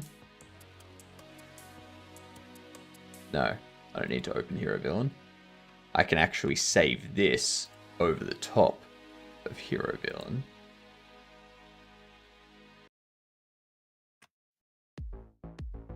Now I just saved over professional again. Now it's back to professional card. Your casual card. I can close you out. And I can save you over the athlete card as well. So now they've all got that. They've all got that set up correctly. Beautiful.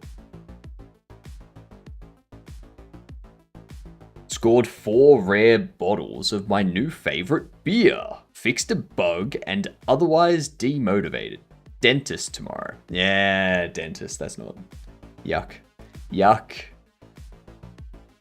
I did get to do a Introduction to Sumerian course at my local university because I noticed they're offering that and you're allowed to do that. Introduction to Sumerian. We're talking about like the ancient language, right? The dead language.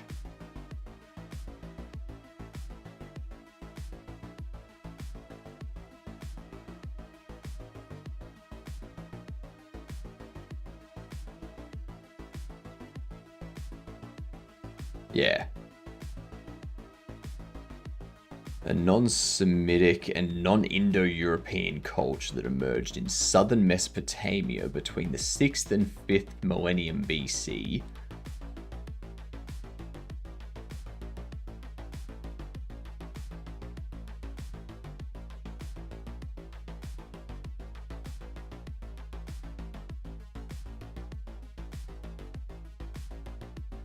They have fun symbols and grammar.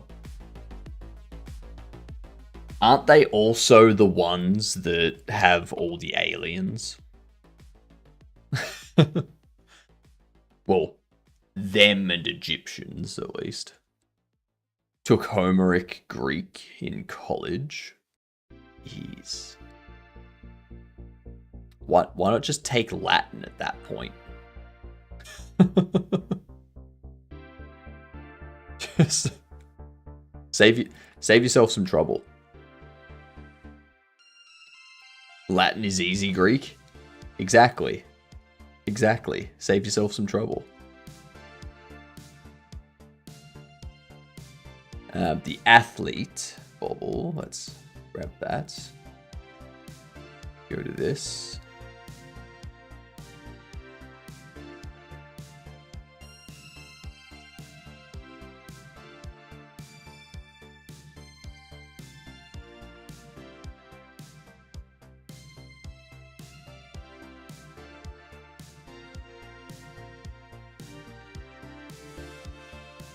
Alright.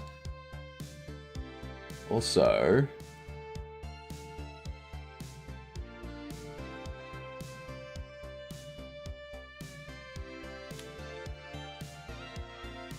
I'm gonna do that. There we are.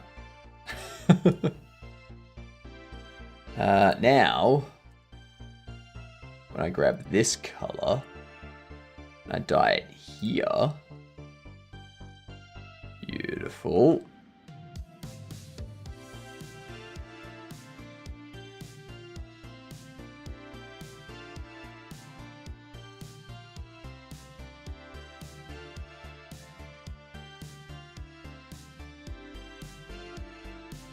And we can now copy.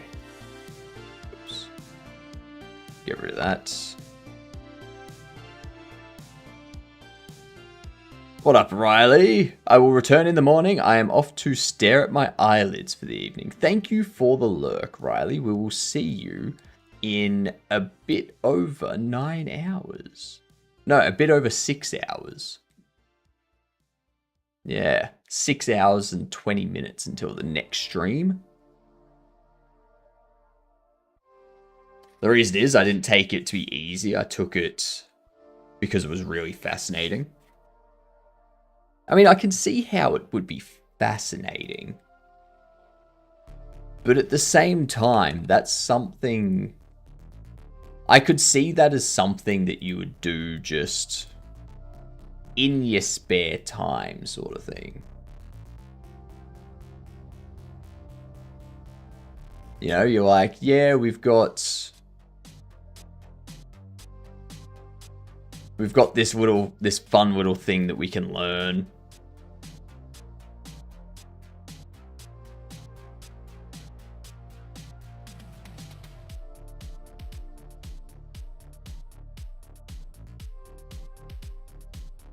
Totally spare time stuff.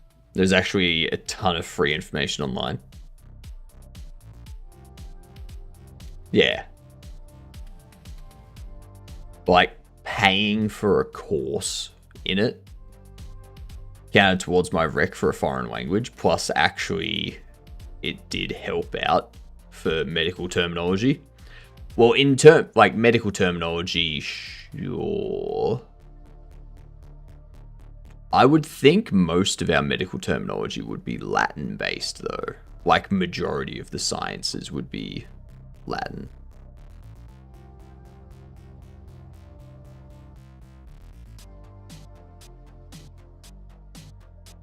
But hey, fascinating and helpful. Win-win.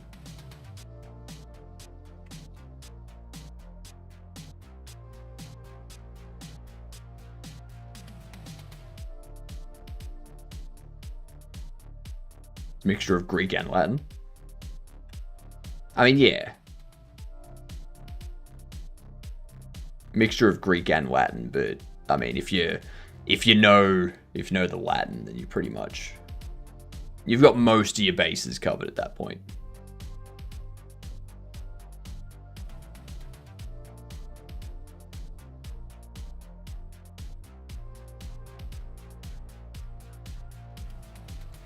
Yeah.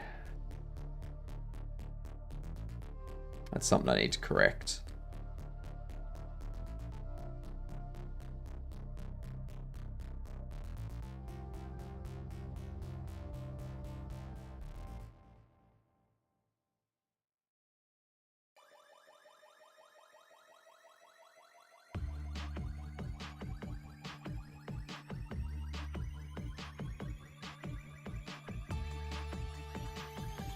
That.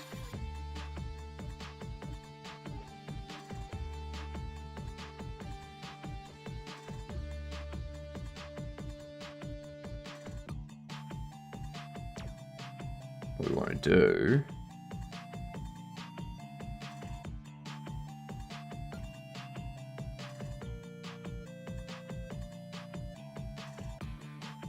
Take this.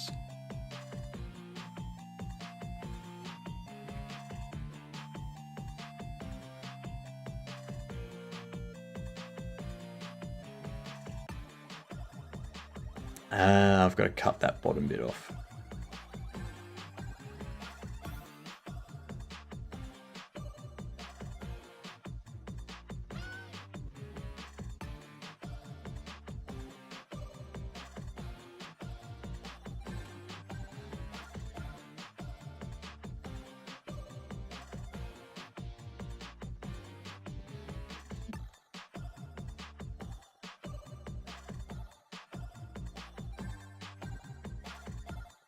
And then we can grab this.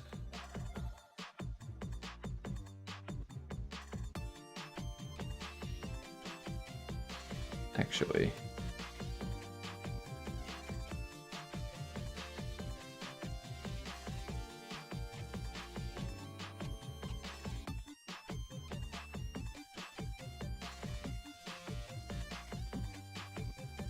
Put that there.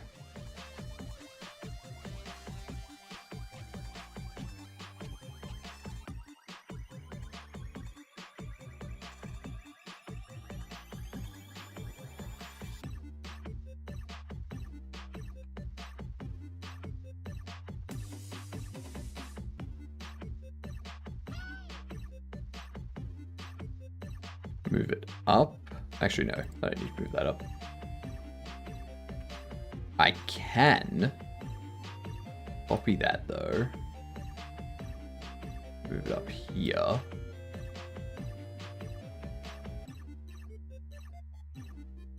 Alright. Now we turn up the opacity for all of these.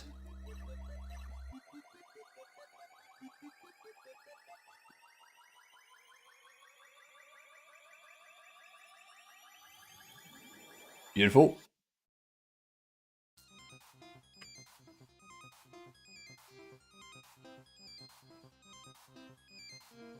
And then merge all these down. Beautiful. Beautiful. Would you consider using Affinity for these textures? No. I was considering using Affinity, but now that they are owned by Canva, I'm not going to touch it. Because I don't trust Canva. I trust Canva as much as I trust Adobe, which is not at all. And that's mainly because of their, not their pricing structure or anything like that, but purely because of their approach to AI. Like, I don't want to start using Affinity with a Canva account, and then in 12 months' time, Canva have changed the terms of service to sneak in some stuff being like, hey, we're going to use your stuff whether you like it or not to train our systems. I don't trust them to not do that.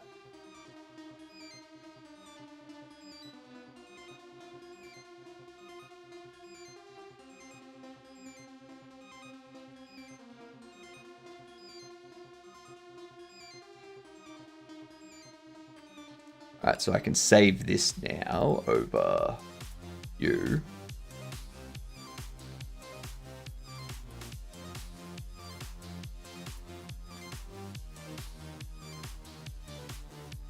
There we go. 100% thankfully I got Affinity before they were bought. Yeah, I'm kind of disappointed that I didn't. I'm very... Because I was spending so much time being like, do I want to spend that much money? Otter! G'day, you good dunce. How are yous doing? Welcome in. What's going on? How are you this fine evening? Glad to have 14 otters just jumping in. G'day, Aaron. How are you? Tell us what you were up to today, Otter. We are doing some texture stuff at the moment. Getting stuff set up for our collectible bobble cards, which is going to be so great because it's going to add another 160 by 5. 720 cards.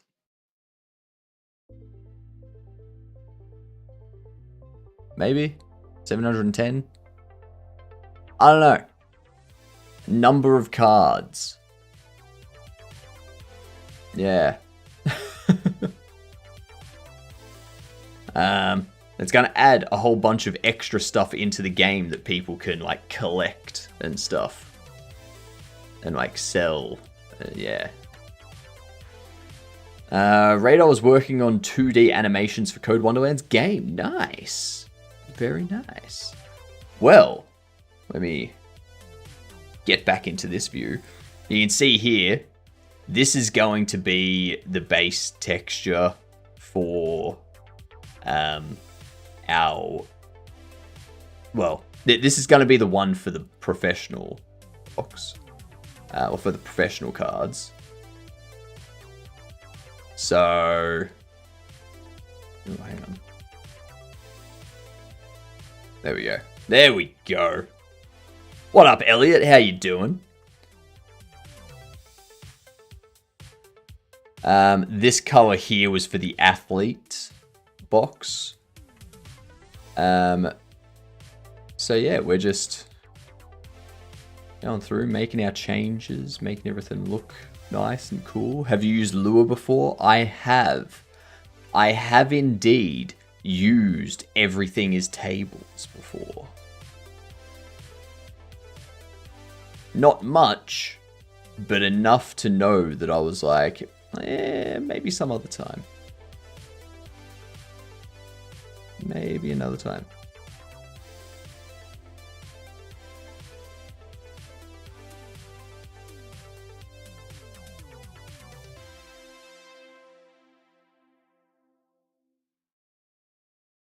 Do that.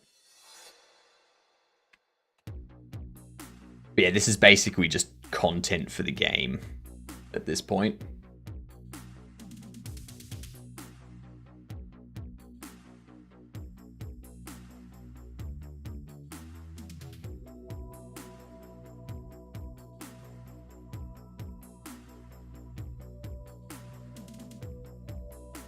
Do that.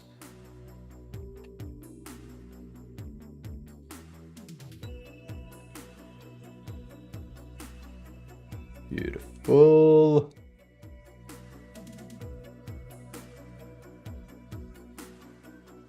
Are you tinkering with lure at the moment?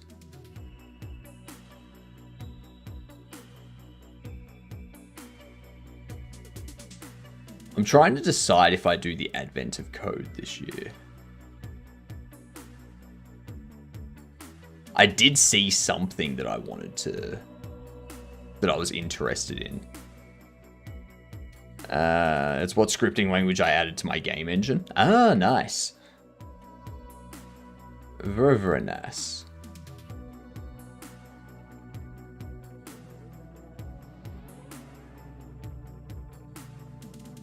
Time to feed the doggos. We've given plenty of pets from you. Thank you very much, Otter. Much appreciate the lurk.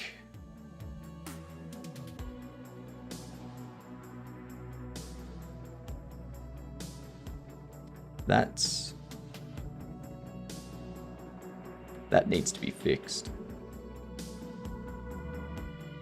It being typeless is a bit annoying to try to model around to make a nice C++ communication layer, but I love it otherwise, especially with LureJIT. Nice. Surely there's something out there that you could use that does the like bindings between Lure and... Actually, no, because you're going to have to bind it to your stuff. Never mind. Never mind. They halved the number of tasks for the advent of code. That makes sense why they did it, but it's sad. Even though LureJIT is disallowed on a lot of consoles. Sol 2, I use it. It's very nice. Nice. Like, I did see... not hack the box. Try hack me. Advent of... they had... So, try hack me...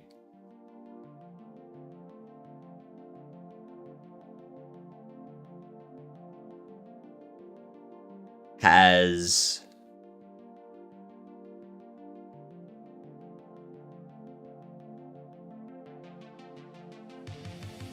What is it?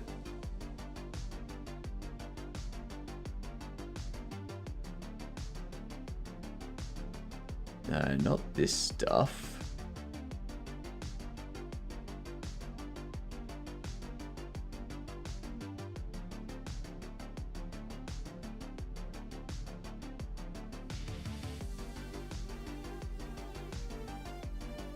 What was it?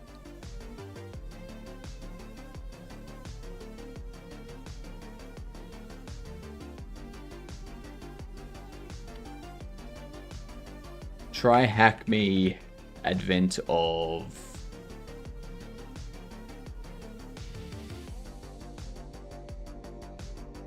Advent of cyber or something? Yeah, advent of cyber. So they're doing another one this year. An advent of cyber 2025. But basically all it is...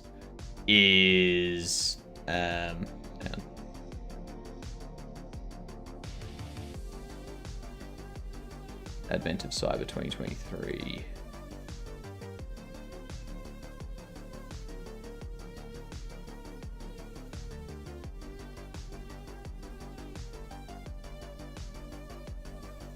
Damn it. But yeah, there'll be an Advent of Cyber 2025. which basically just like you do a bunch of like tasks and whatnot, and you eventually like you learn cybersecurity stuff as you go. And yeah.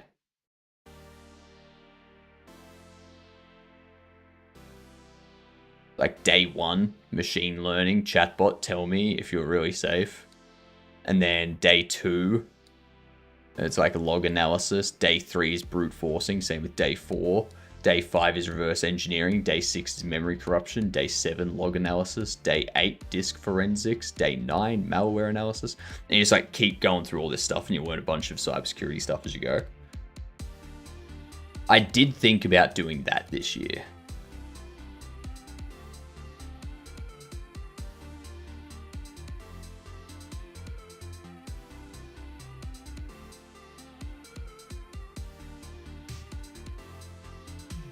But decided against it because I was like, nah. Too much effort.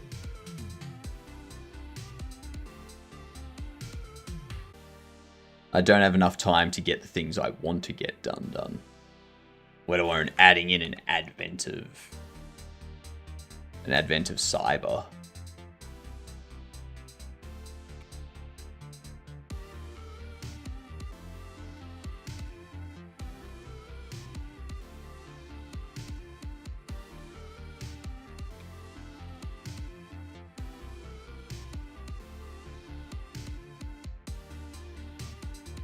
And then get rid of that, get rid of that, get rid of that.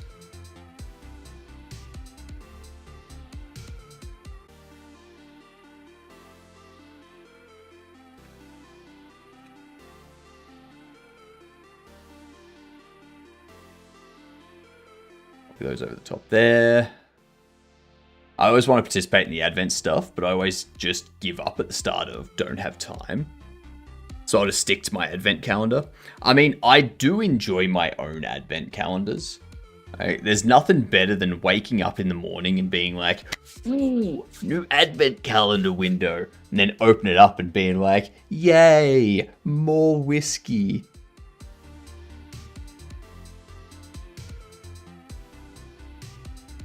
It's good.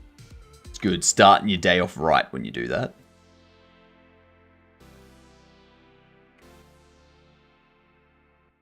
The cheeky treat is so nice. Yep. Pour it into your coffee so no one notices either.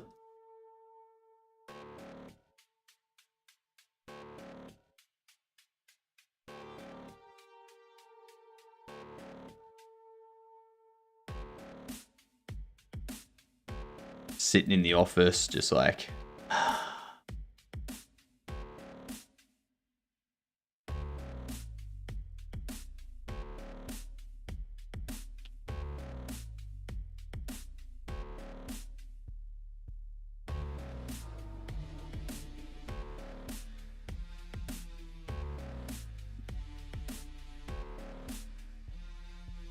Alright.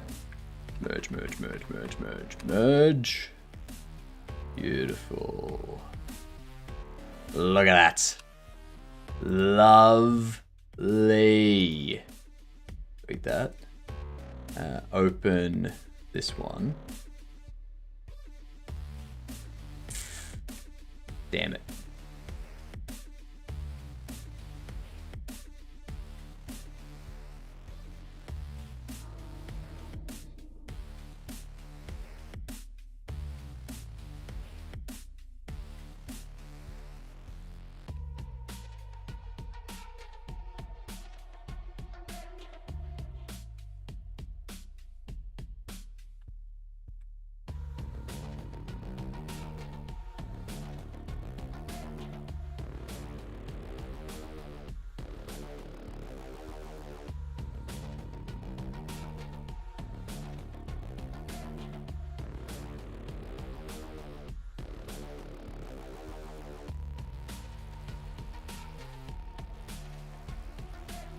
Oh my god, Ezra! G'day, you gidunts. How you doing? One of these days, I'll force you to poke around my engine. One of these days. Elliot, but not today.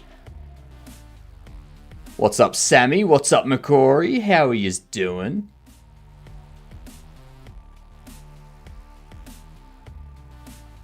I'm just fixing up some bits and pieces.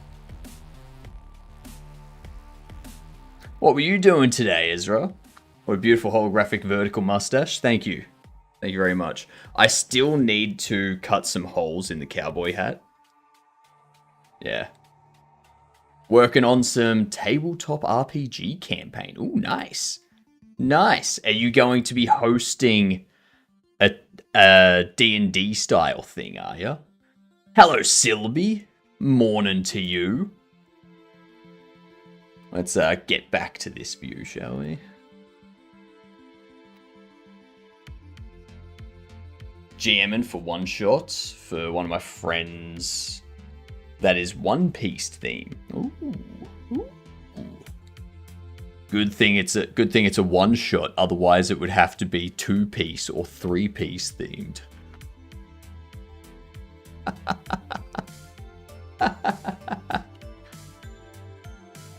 Got a solid storyline and plans up today? Nice. Nice. What are we working on? We're working on some cards.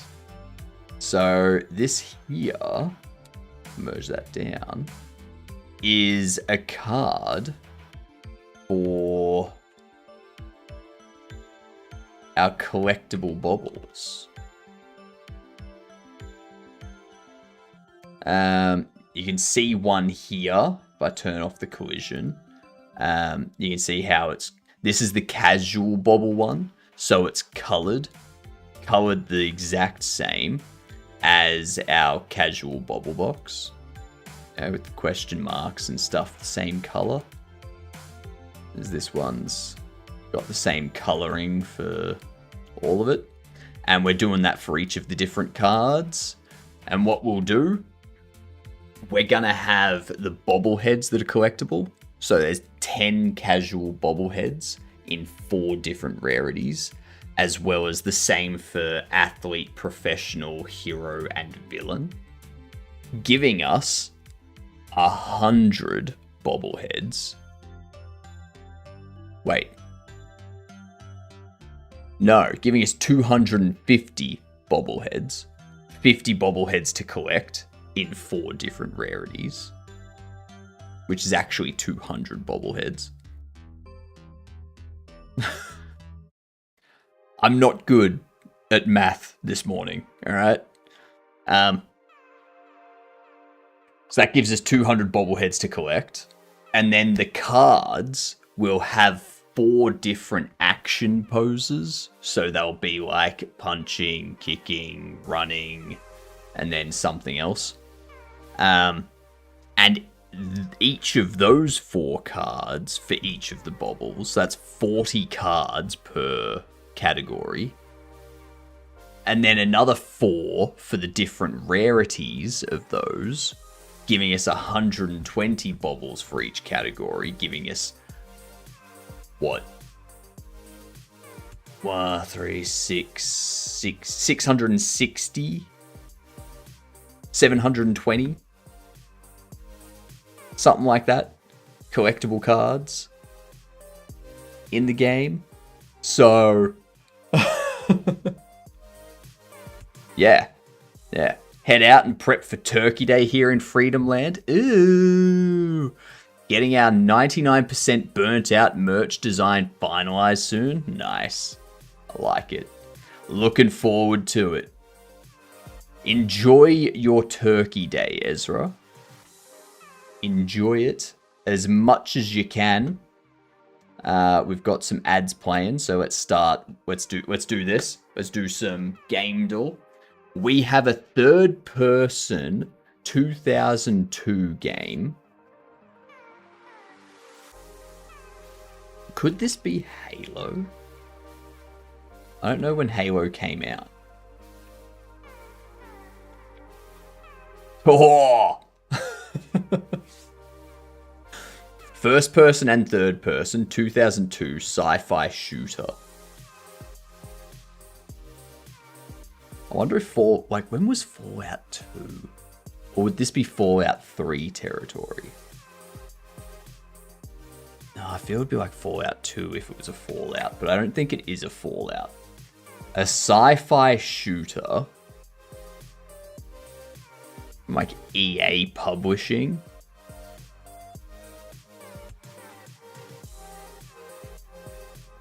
It's not going to be a Battlefield. It's not going to be a Call of Duty. It's not going to be Medal of Honor.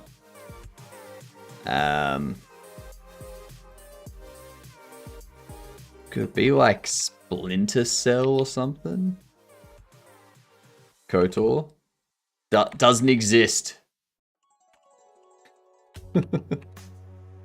I know what you mean. I know what you mean. It's not Knights of the Old Republic, but it is a Star Wars. So if it's not Knights of the Old Republic, what if it's just like the original Battlefront? No. Damn it.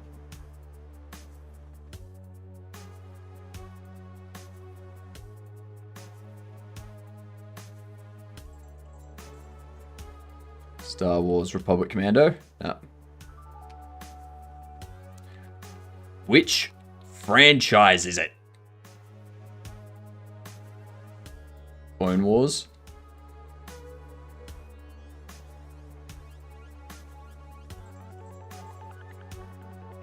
I'm not seeing Clone Wars. There ain't a Clone Wars listed here.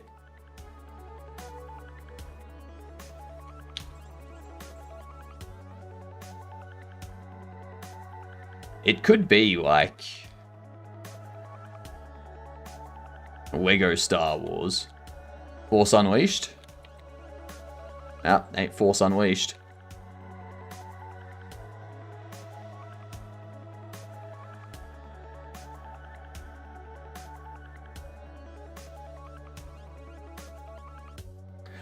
Like, could it be the Old Republic instead of Knights of the Old Republic, just the Old Republic? I don't know Star Wars games and when they were released. Or TIE Fighter? I guess TIE Fighter would be considered racing because you're like in a vehicle.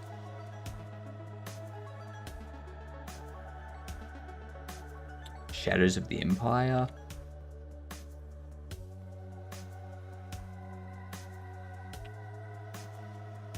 Oh my god. Which Star Wars is it? Jedi Academy? Jedi Knights? Jedi... Like...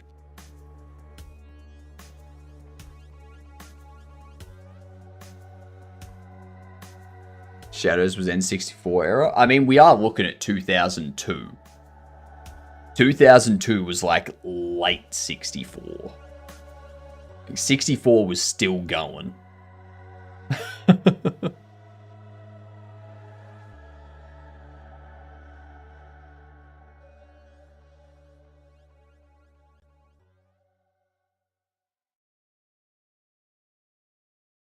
It's not Knights of the Old Republic, not Battlefronts, not Republic Commando, not Force Unleashed.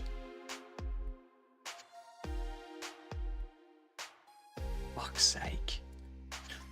Oh my god.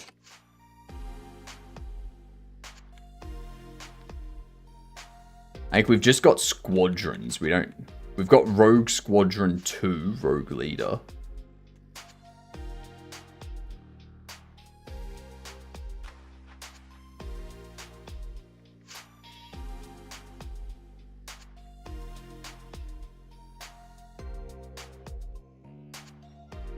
I don't know. There's too many Star Wars games. Jedi Knight 2, Jedi Outcast. Okay. Okay. Whatever. Whatever. I'm calling BS.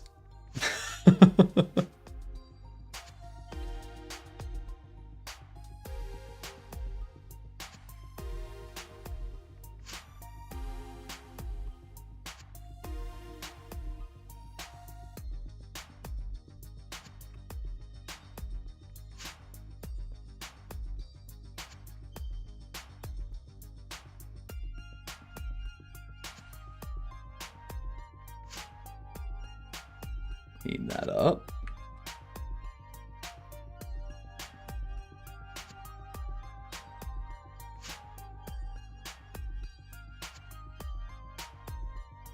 Sweet.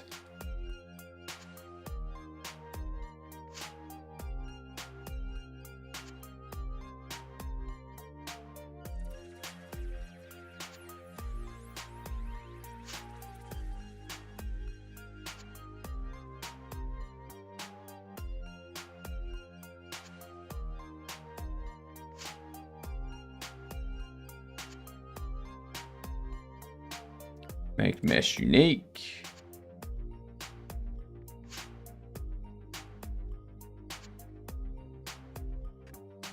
Quick load.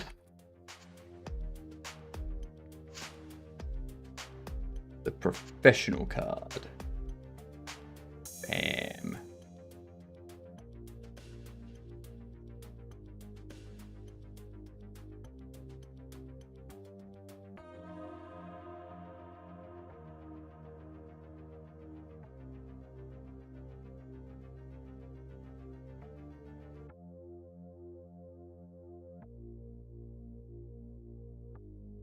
I make this unique. Now quick load. That.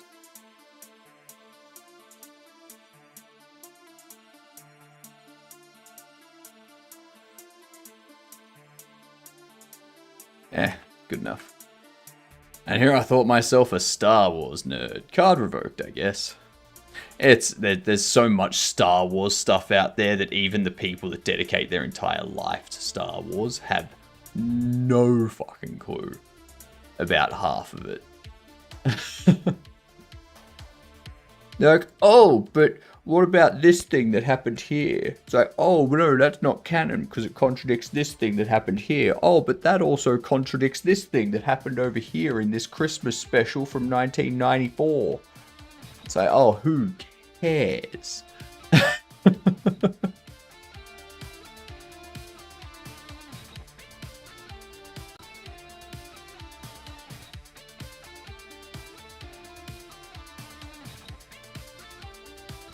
Yeah, that's basically how it goes.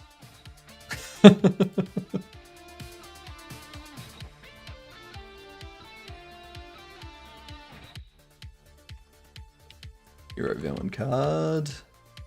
Why?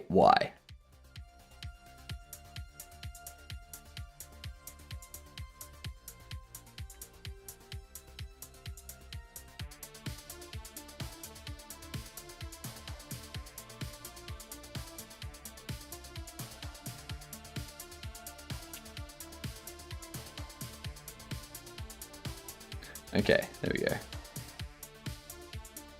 Then the athlete card. This one here. Make unique. Make unique.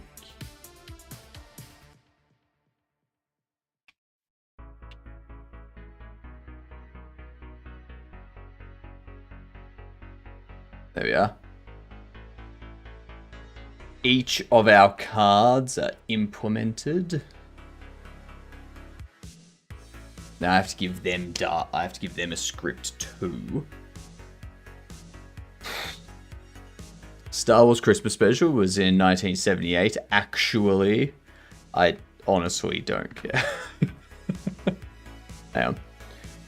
Star Wars Christmas Specials. So there's the holiday special from 78. I'm sure they have more Christmas specials. How would they not? How could you have like 4 million hours of content and only have one Christmas special?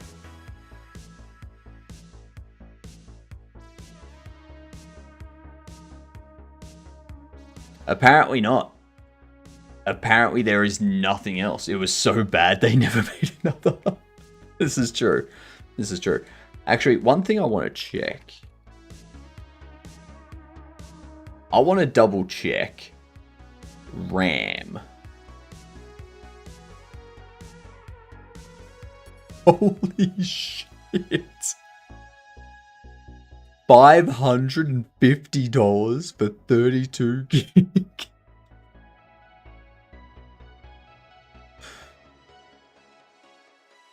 $450 down from $800. 64 gig. $800 down from $1,300.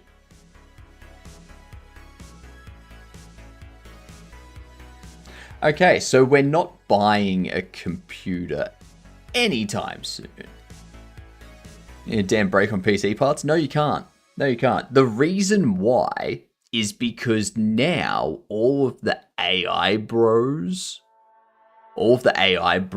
are also buying up RAM now. They've discovered that they can use RAM for stuff too. So they're not just buying the GPUs, they're also buying the RAM. And yeah. This stuff, so this 32 gig here would usually be around 300, 400 maybe. Like if you go RAM price charts,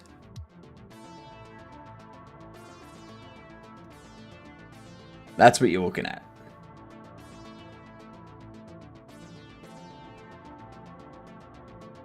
So you look at DDR5 2x16 gig.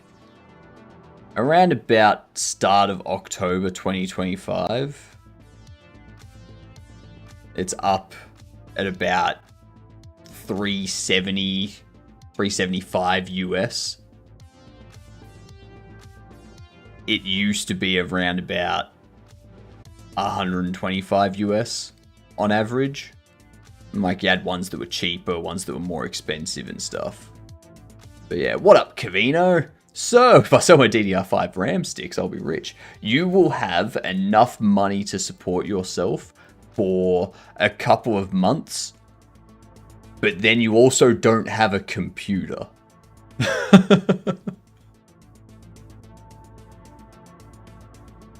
So yeah, that was...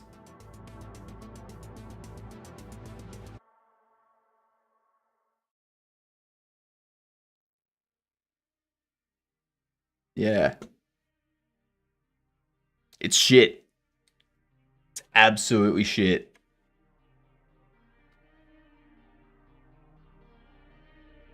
I bought 1732 gigabyte DDR4 ECC LR DIMM for $650 last time. I got enough RAM for 4 servers at 128 gig.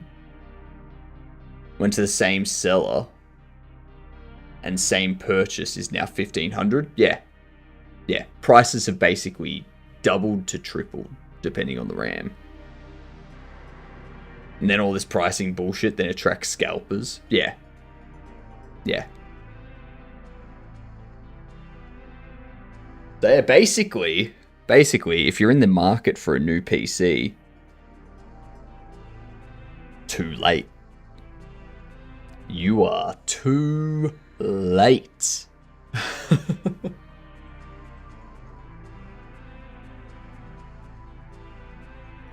What we really need is for a company to come out and release hardware that is so specific to AI that it is ridiculously performant for AI usage, but not for game usage or media production or anything like that. So that way all of the AI pricks piss off to that hardware, leaving AMD and Nvidia stuff, as well as all the RAM stuff, for us. Data centers already purchased it all. But like those are like the real expensive. They're like we need a general hard, like our priced hardware, because you can buy that stuff that's very Like, it's very specific, so it costs like $10,000 for a GPU that is that specific. But we need that stuff to be down at the same price as regular GPUs and such, so that the AI bros are attracted to that instead of gamer stuff. Yeah.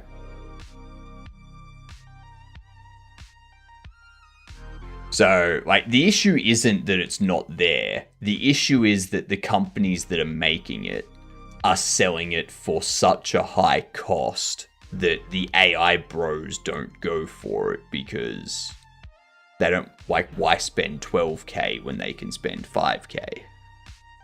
Yeah. If it's super high performant for AI, would that not make it super performant for games and media?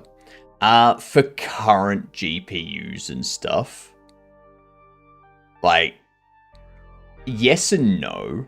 So Nvidia's GPUs aren't, like, they're not more performant in terms of raw processing power.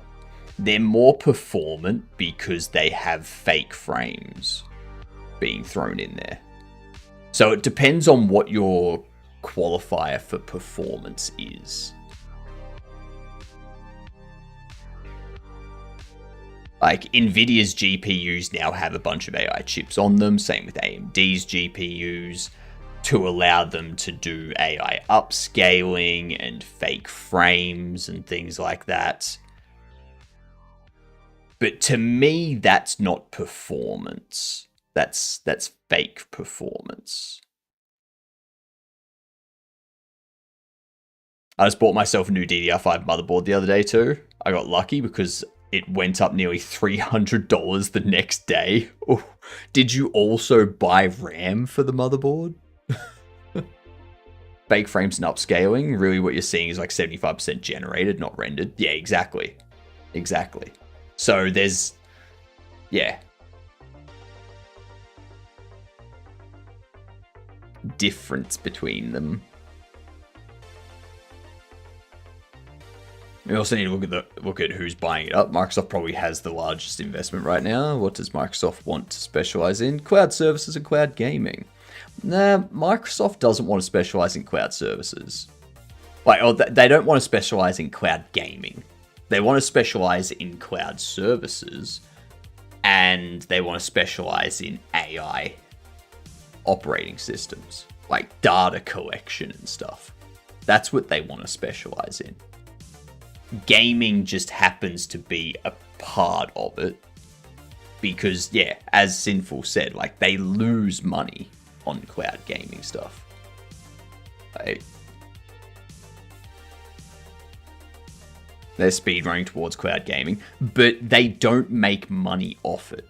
Like, they're doing it purely for the data acquisition stuff. Like, that's all they're doing it for. They don't. Yeah, like, if they can get that stuff another way, then they will. And that's what all the AI companies are. They're not there trying to provide a gaming service or a video service or anything like that. They're there just getting data from you.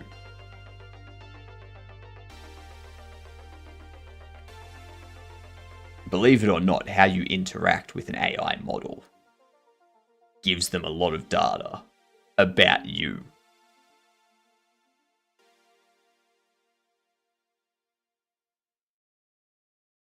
I still need to figure out what I'm doing with these textures too, because I haven't made textures for this yet.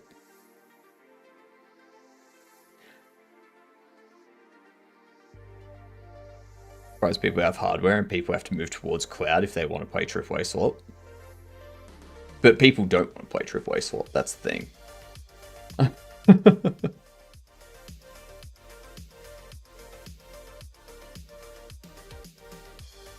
I think next step is making models that are very specific, like a programmer assistant with some specific languages. The user most of the times don't need all the bloat of all the Hyman languages. like LLM and Sumo and tribal languages, North Korea language. Also, for an AI to code, we don't need it to know how big ant legs are. Yeah, exactly. Like specific AI is going to be what comes out of all of this. What's your favorite thing about Godot's UX?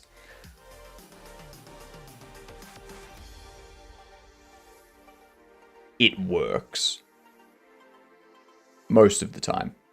Most of the time it works. I'm on Hyperland, so that's a bit of a difficult question to answer. Because, for example, I have problems like this. Whereas if I click that, it disappears. But it hasn't actually disappeared. It hasn't actually disappeared if I click this. But if I'm over here, eventually, like, sometimes this will disappear. But, like, you can see how, it's not actually disappeared. Because if I right-click again, it does nothing. So, it's... yeah. It's iffy. And see, I get this type of stuff too. Yeah. So, yeah. It works. That's basically all I can say. I'd ditch Hyperland because of the issues I had with some applications. I'd rather support good indie game devs that made games for the players instead of profit and real-world politics.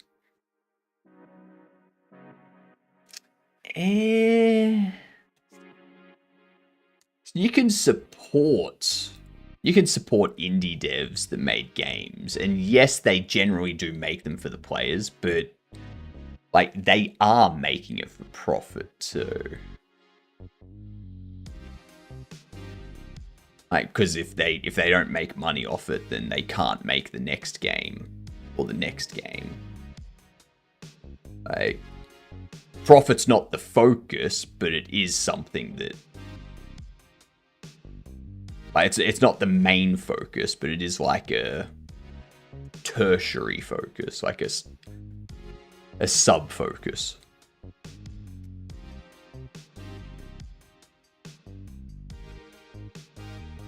We already have law assistants that are mainly trained on laws. The issue with law assistants is there's too much out there. You think programming stuff is going to be complicated for AI. Law is so much more complicated because it's not just looking at the laws in place. It's also looking at court rulings and precedents that have been set forth, as well as what law applies in what situation. Because you'll have two conflicting laws, but they will only apply in certain situations. And you've got to try and have an AI go through these, at this point, hundreds of thousands of laws and precedents and stuff just for one country. And then that's going to be different to another country. So you would need a US law-specific bot and an AU law-specific bot. But then you've also got to take into account state law and federal law. So you're going to have a state-specific bot and a federal-specific bot. I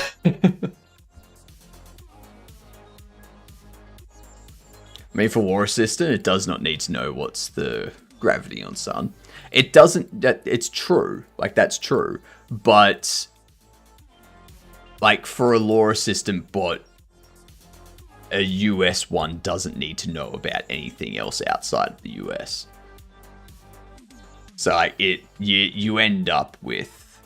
and then also, a Florida bot doesn't need to know anything about California law.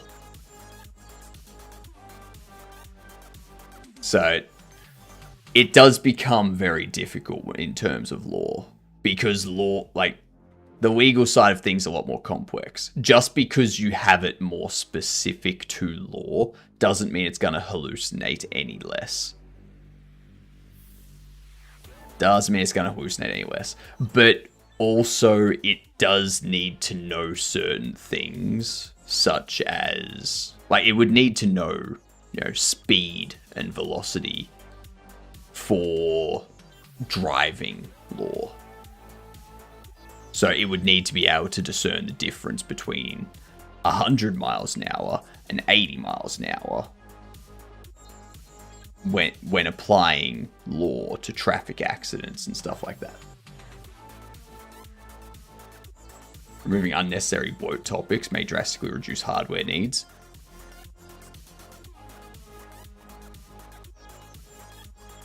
See, that's a theory.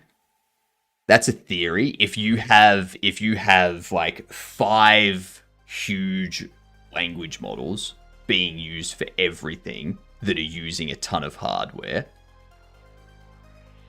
but then if you trim those 5 to be 5,000 specific AIs,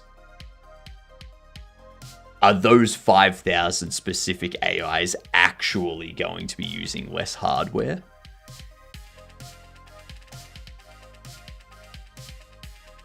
Like,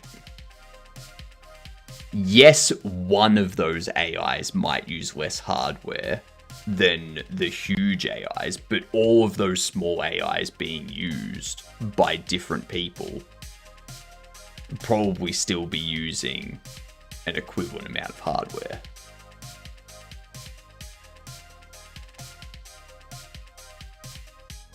It's just distributed now instead of being centralized. I'm going to take the other side of these arguments. With MLE architecture, you can have single points of inference and many focused submodels which can handle your focused topics and your general topics easier to integrate. True. A different type of AI structure that allows you to target a specific topic, yeah. Describing model distillation that already exists, yeah.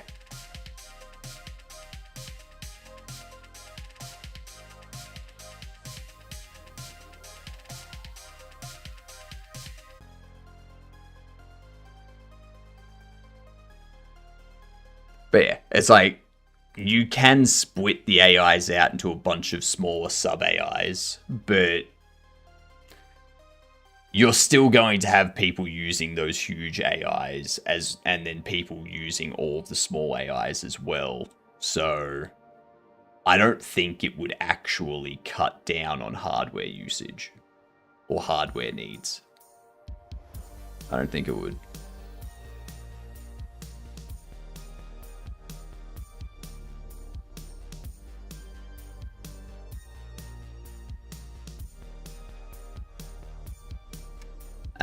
This texture.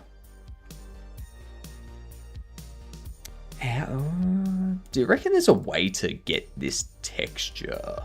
No, because it's got bubble box there. We would have these. Not on that. We could have these question marks here.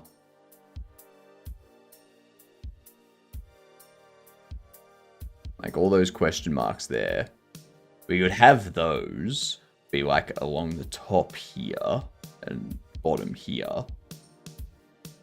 And then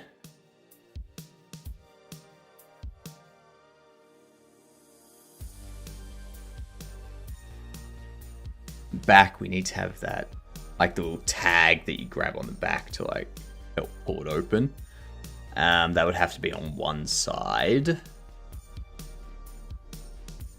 And then we would need something on the back, maybe. Cuts down on VRAM in particular. It cuts down on VRAM usage on a large model. But that same VRAM usage is going to go into the 50 instances of the smaller models. Run a bigger model on a PC with decent amount of VRAM.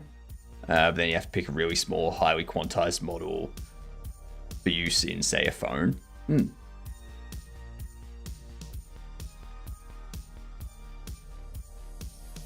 Like, we're talking about people using multiple smaller specific models, which means if you have a service that is specifically targeting code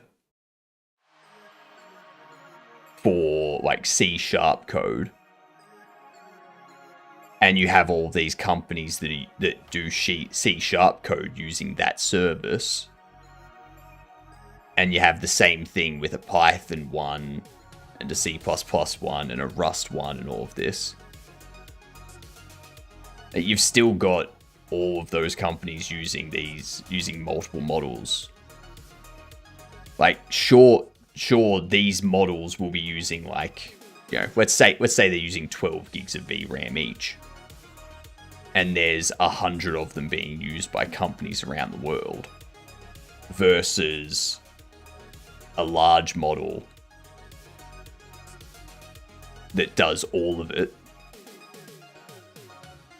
Would that large model be using any less than 120 or 1200 gigs of VRAM, whatever the multiple is? Like,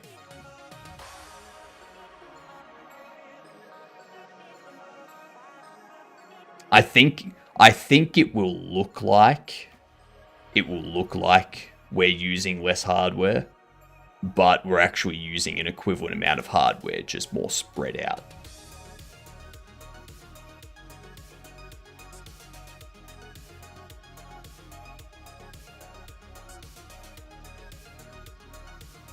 And the large companies like OpenAI and Anthropic and stuff, they're not going to stop growing their data, like their models and the hardware that they need, because they're going to keep trying to make a great general purpose one to have people use their service instead of these multiple smaller services that pop up.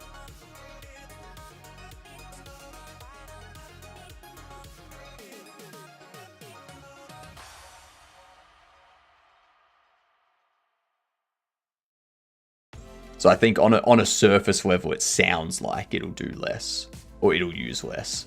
But I think as you dig deeper and you look at what the company's going to actually do, I don't think it's actually going to happen.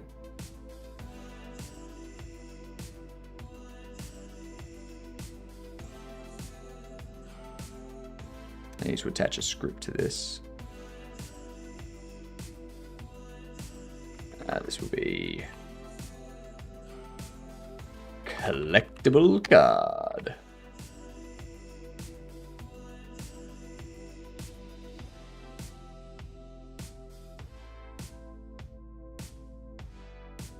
There. That one there.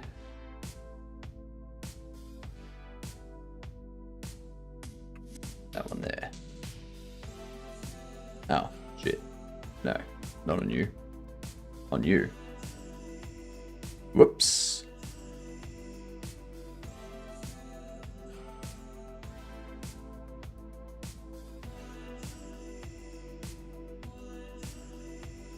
Cool. Now this script, this collectible card script, the class name, collectible card, be interactable. Kind of sounds like a microservices versus monolithic argument. You can find more efficiencies with micro, but in some cases it's a waste of orchestration effort. Yeah. 64GB Corsair Vengeance was $200 when I bought it a year ago. I think I bought it on sale even. I'm now seeing it at $900, $1,200. Yep, that'll happen. That'll happen. But yeah, pixel, you're right. It's definitely a microservice versus monolithic.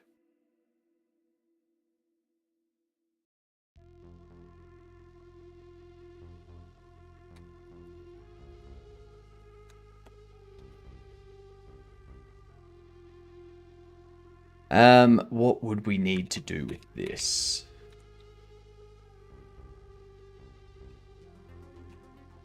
I think we need something in here to determine which it is.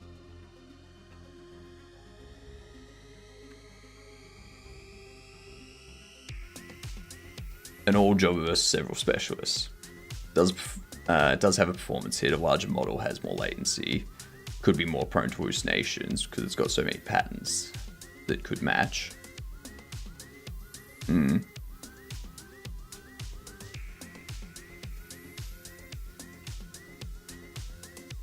But we are talking about the hardware that goes into supporting all of this versus the performance. Like, so the argument is if we have more specific AI models, we will use less hardware. But I don't think that's true because in a perfect world, sure, we would only have specialized AI models. But we're not going to have specialized AI models. We're going to have specialized AI models as well as these huge general purpose models. So it's not like the hardware requirements for those huge general purpose models are going to go anywhere. They're still going to exist. We're just also going to add on the specialized AI hardware requirements on top of it. And then you just make things worse. Hardware prices go up even further because you've got more things that need hardware, more companies trying to buy hardware and compete for the resources. And do you guys reckon hallucinations go up or down with model size? I can imagine a larger basin of knowledge helps the model avoid speculation, but also I can see it might provide more off-topic noise. So the main reason hallucination happens at the moment is because AI models are trained to favor giving a response versus saying that they don't know. So because the training rewards positively giving a response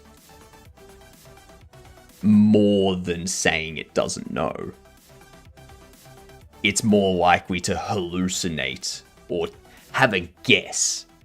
Like, because the hallucinations aren't a hallucination. It's the model's best guess in order to avoid saying that it doesn't know.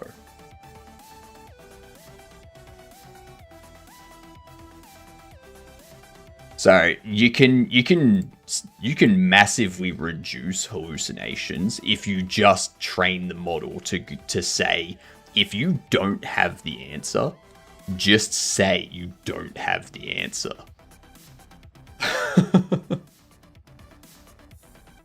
Yeah, don't make something up. No, don't try and guess. Yeah, and that would help reduce hallucinations a lot. I can see how having specialized models would even make sense in terms of hardware consumption. AI needs a never-ending supply of hardware. It's a learning system. Learning requires more data. More data, the more storage, more processing power, more memory. There is no it'll need less. Yeah.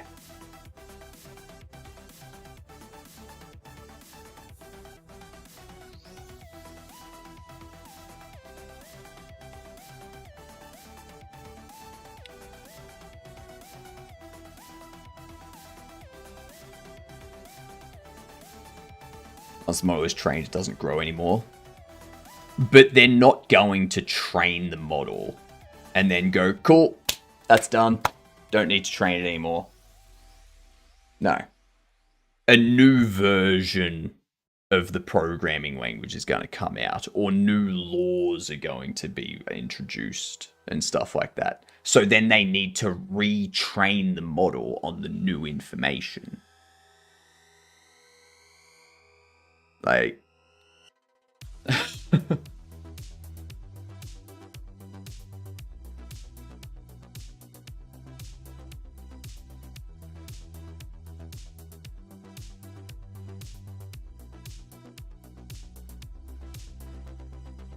setup message, don't need to do that.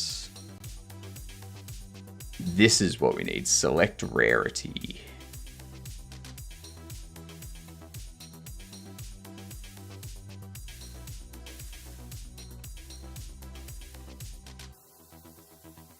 Don't need to do that. Override material. Override material is for those things, isn't it? Oh, what up, Buggy? How you doing? How was your stream? How was your advent of code prep? How are you enjoying Kotlin?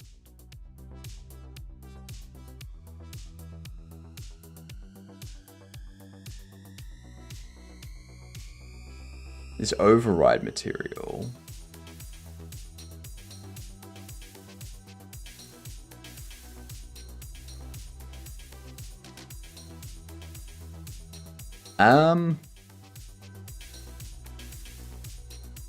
Let's get rid of that.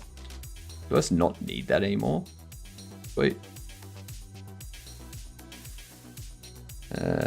Doing good. I did not enjoy Kotlin at all, though. Fair enough.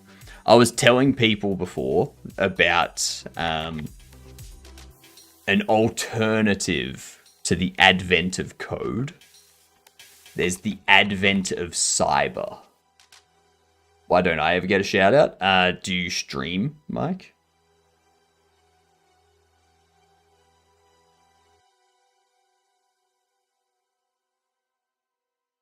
You do?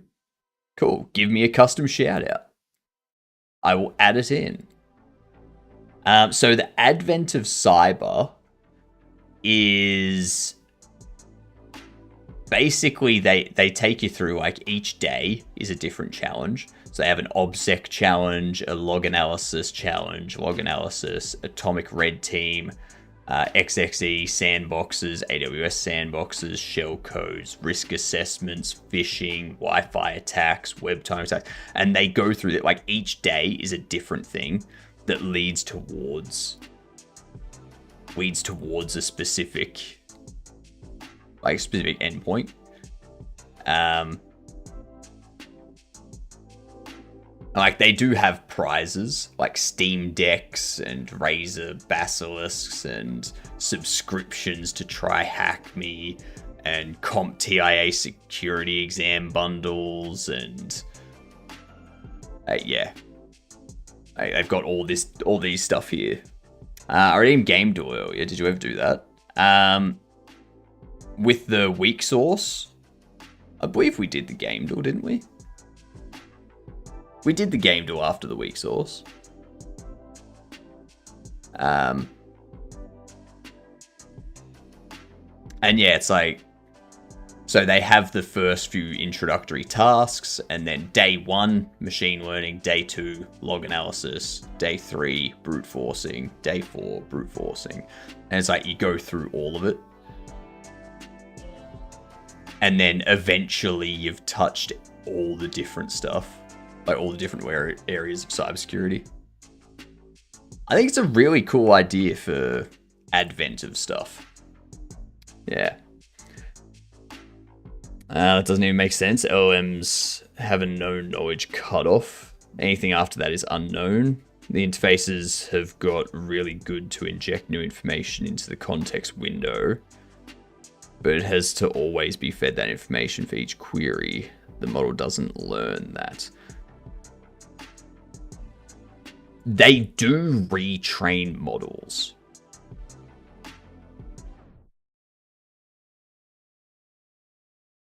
Like, they do retrain models. Like, when security flaws are found, they retrain them to get those security flaws removed. When enough new data on the subject matter has been released, they will retrain it to work on that new data.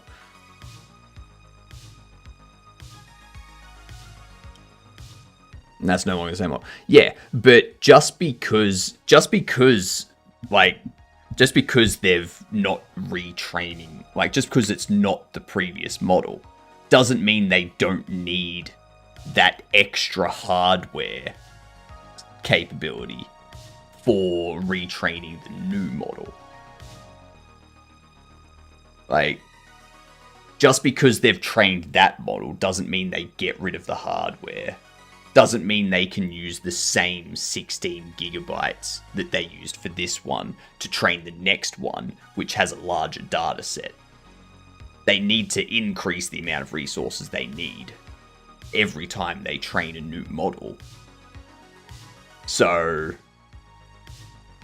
like, when we say that they don't stop learning, we're saying that there's a new training that comes out, a new model that gets released, which is an improvement on the previous model that has essentially learned new things.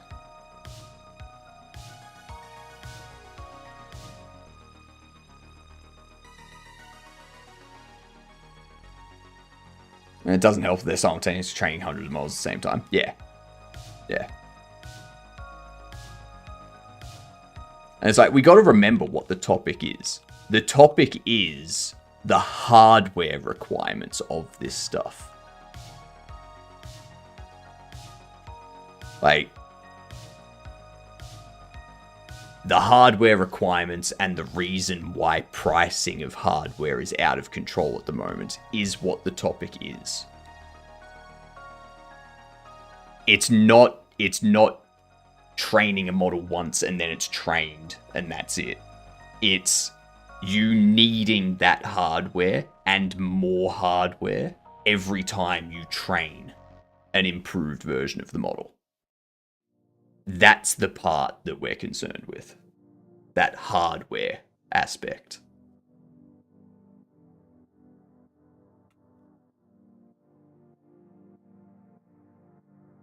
Because I feel like the topic's drifting off topic. And then we're going to have people arguing different things, thinking they're arguing the same thing.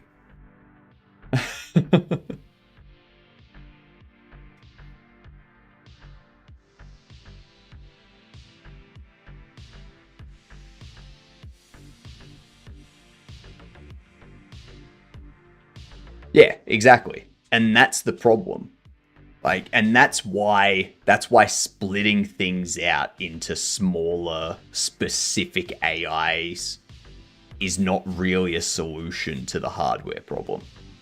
Because all you're going to have is more companies starting up with a more specific AI that needs hardware to train that and increasing hardware to train that, as well as still having those large general purpose models still needing all of the hardware they need to run all of their stuff, as well as the hardware to process it and stuff. So, yeah, hardware is never going to go back down. It's never going to drop. The only way hardware prices drop, is if AI completely crumbles. That's the only way hardware goes back down. I don't see that happening anytime soon, ever.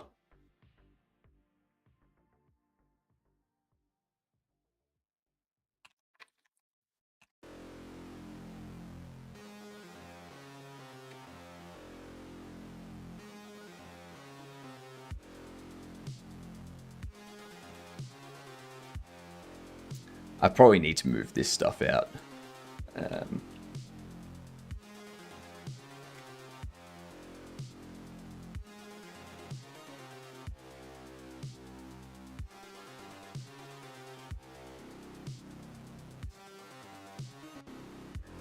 That's what we need to do.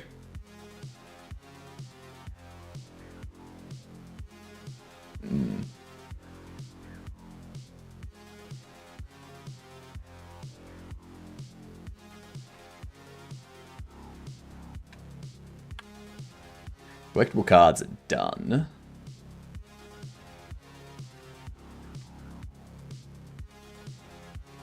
There are still the images and textures and stuff that we need to get.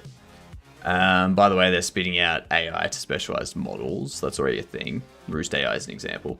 Yeah, they're already doing that, but yeah, it's not. There's no ease up on the hardware requirements.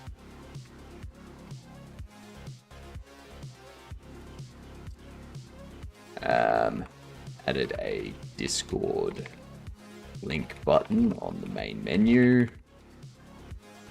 Started setting up the collectible cards and their packs.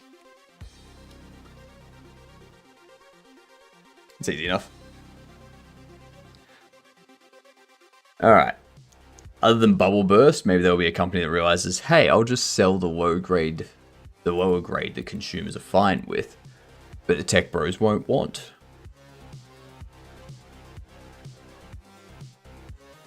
Lower grade hardware. I think people are more likely to just revert to DDR4 and DDR3. The problem with reverting to DDR4 and DDR3 is you end up not being able to run modern games and stuff. That becomes your problem at that point.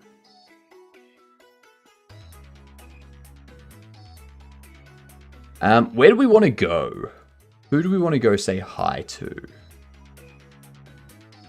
We could go to Gil. I know Gil raided me yesterday just as I raided out. So, that was unfortunate. That was very unfortunate.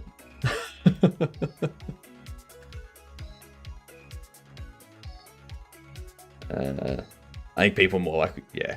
I think, yeah, DDR3 is too slow these days for people. Like, I can't see people reverting. I can't see people reverting to DDR3 because that's too much of a performance reduction from what they're used to. And I'm like, not even just in terms of games. I'm talking in terms of just like general computer performance. Like running your browser, running your operating system, especially for people still on Windows. Like DDR3 is gonna eat so much shit running on Windows.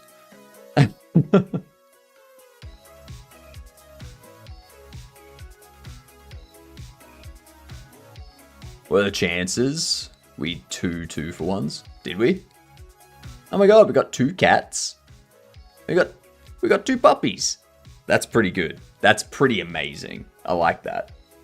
I like that a lot.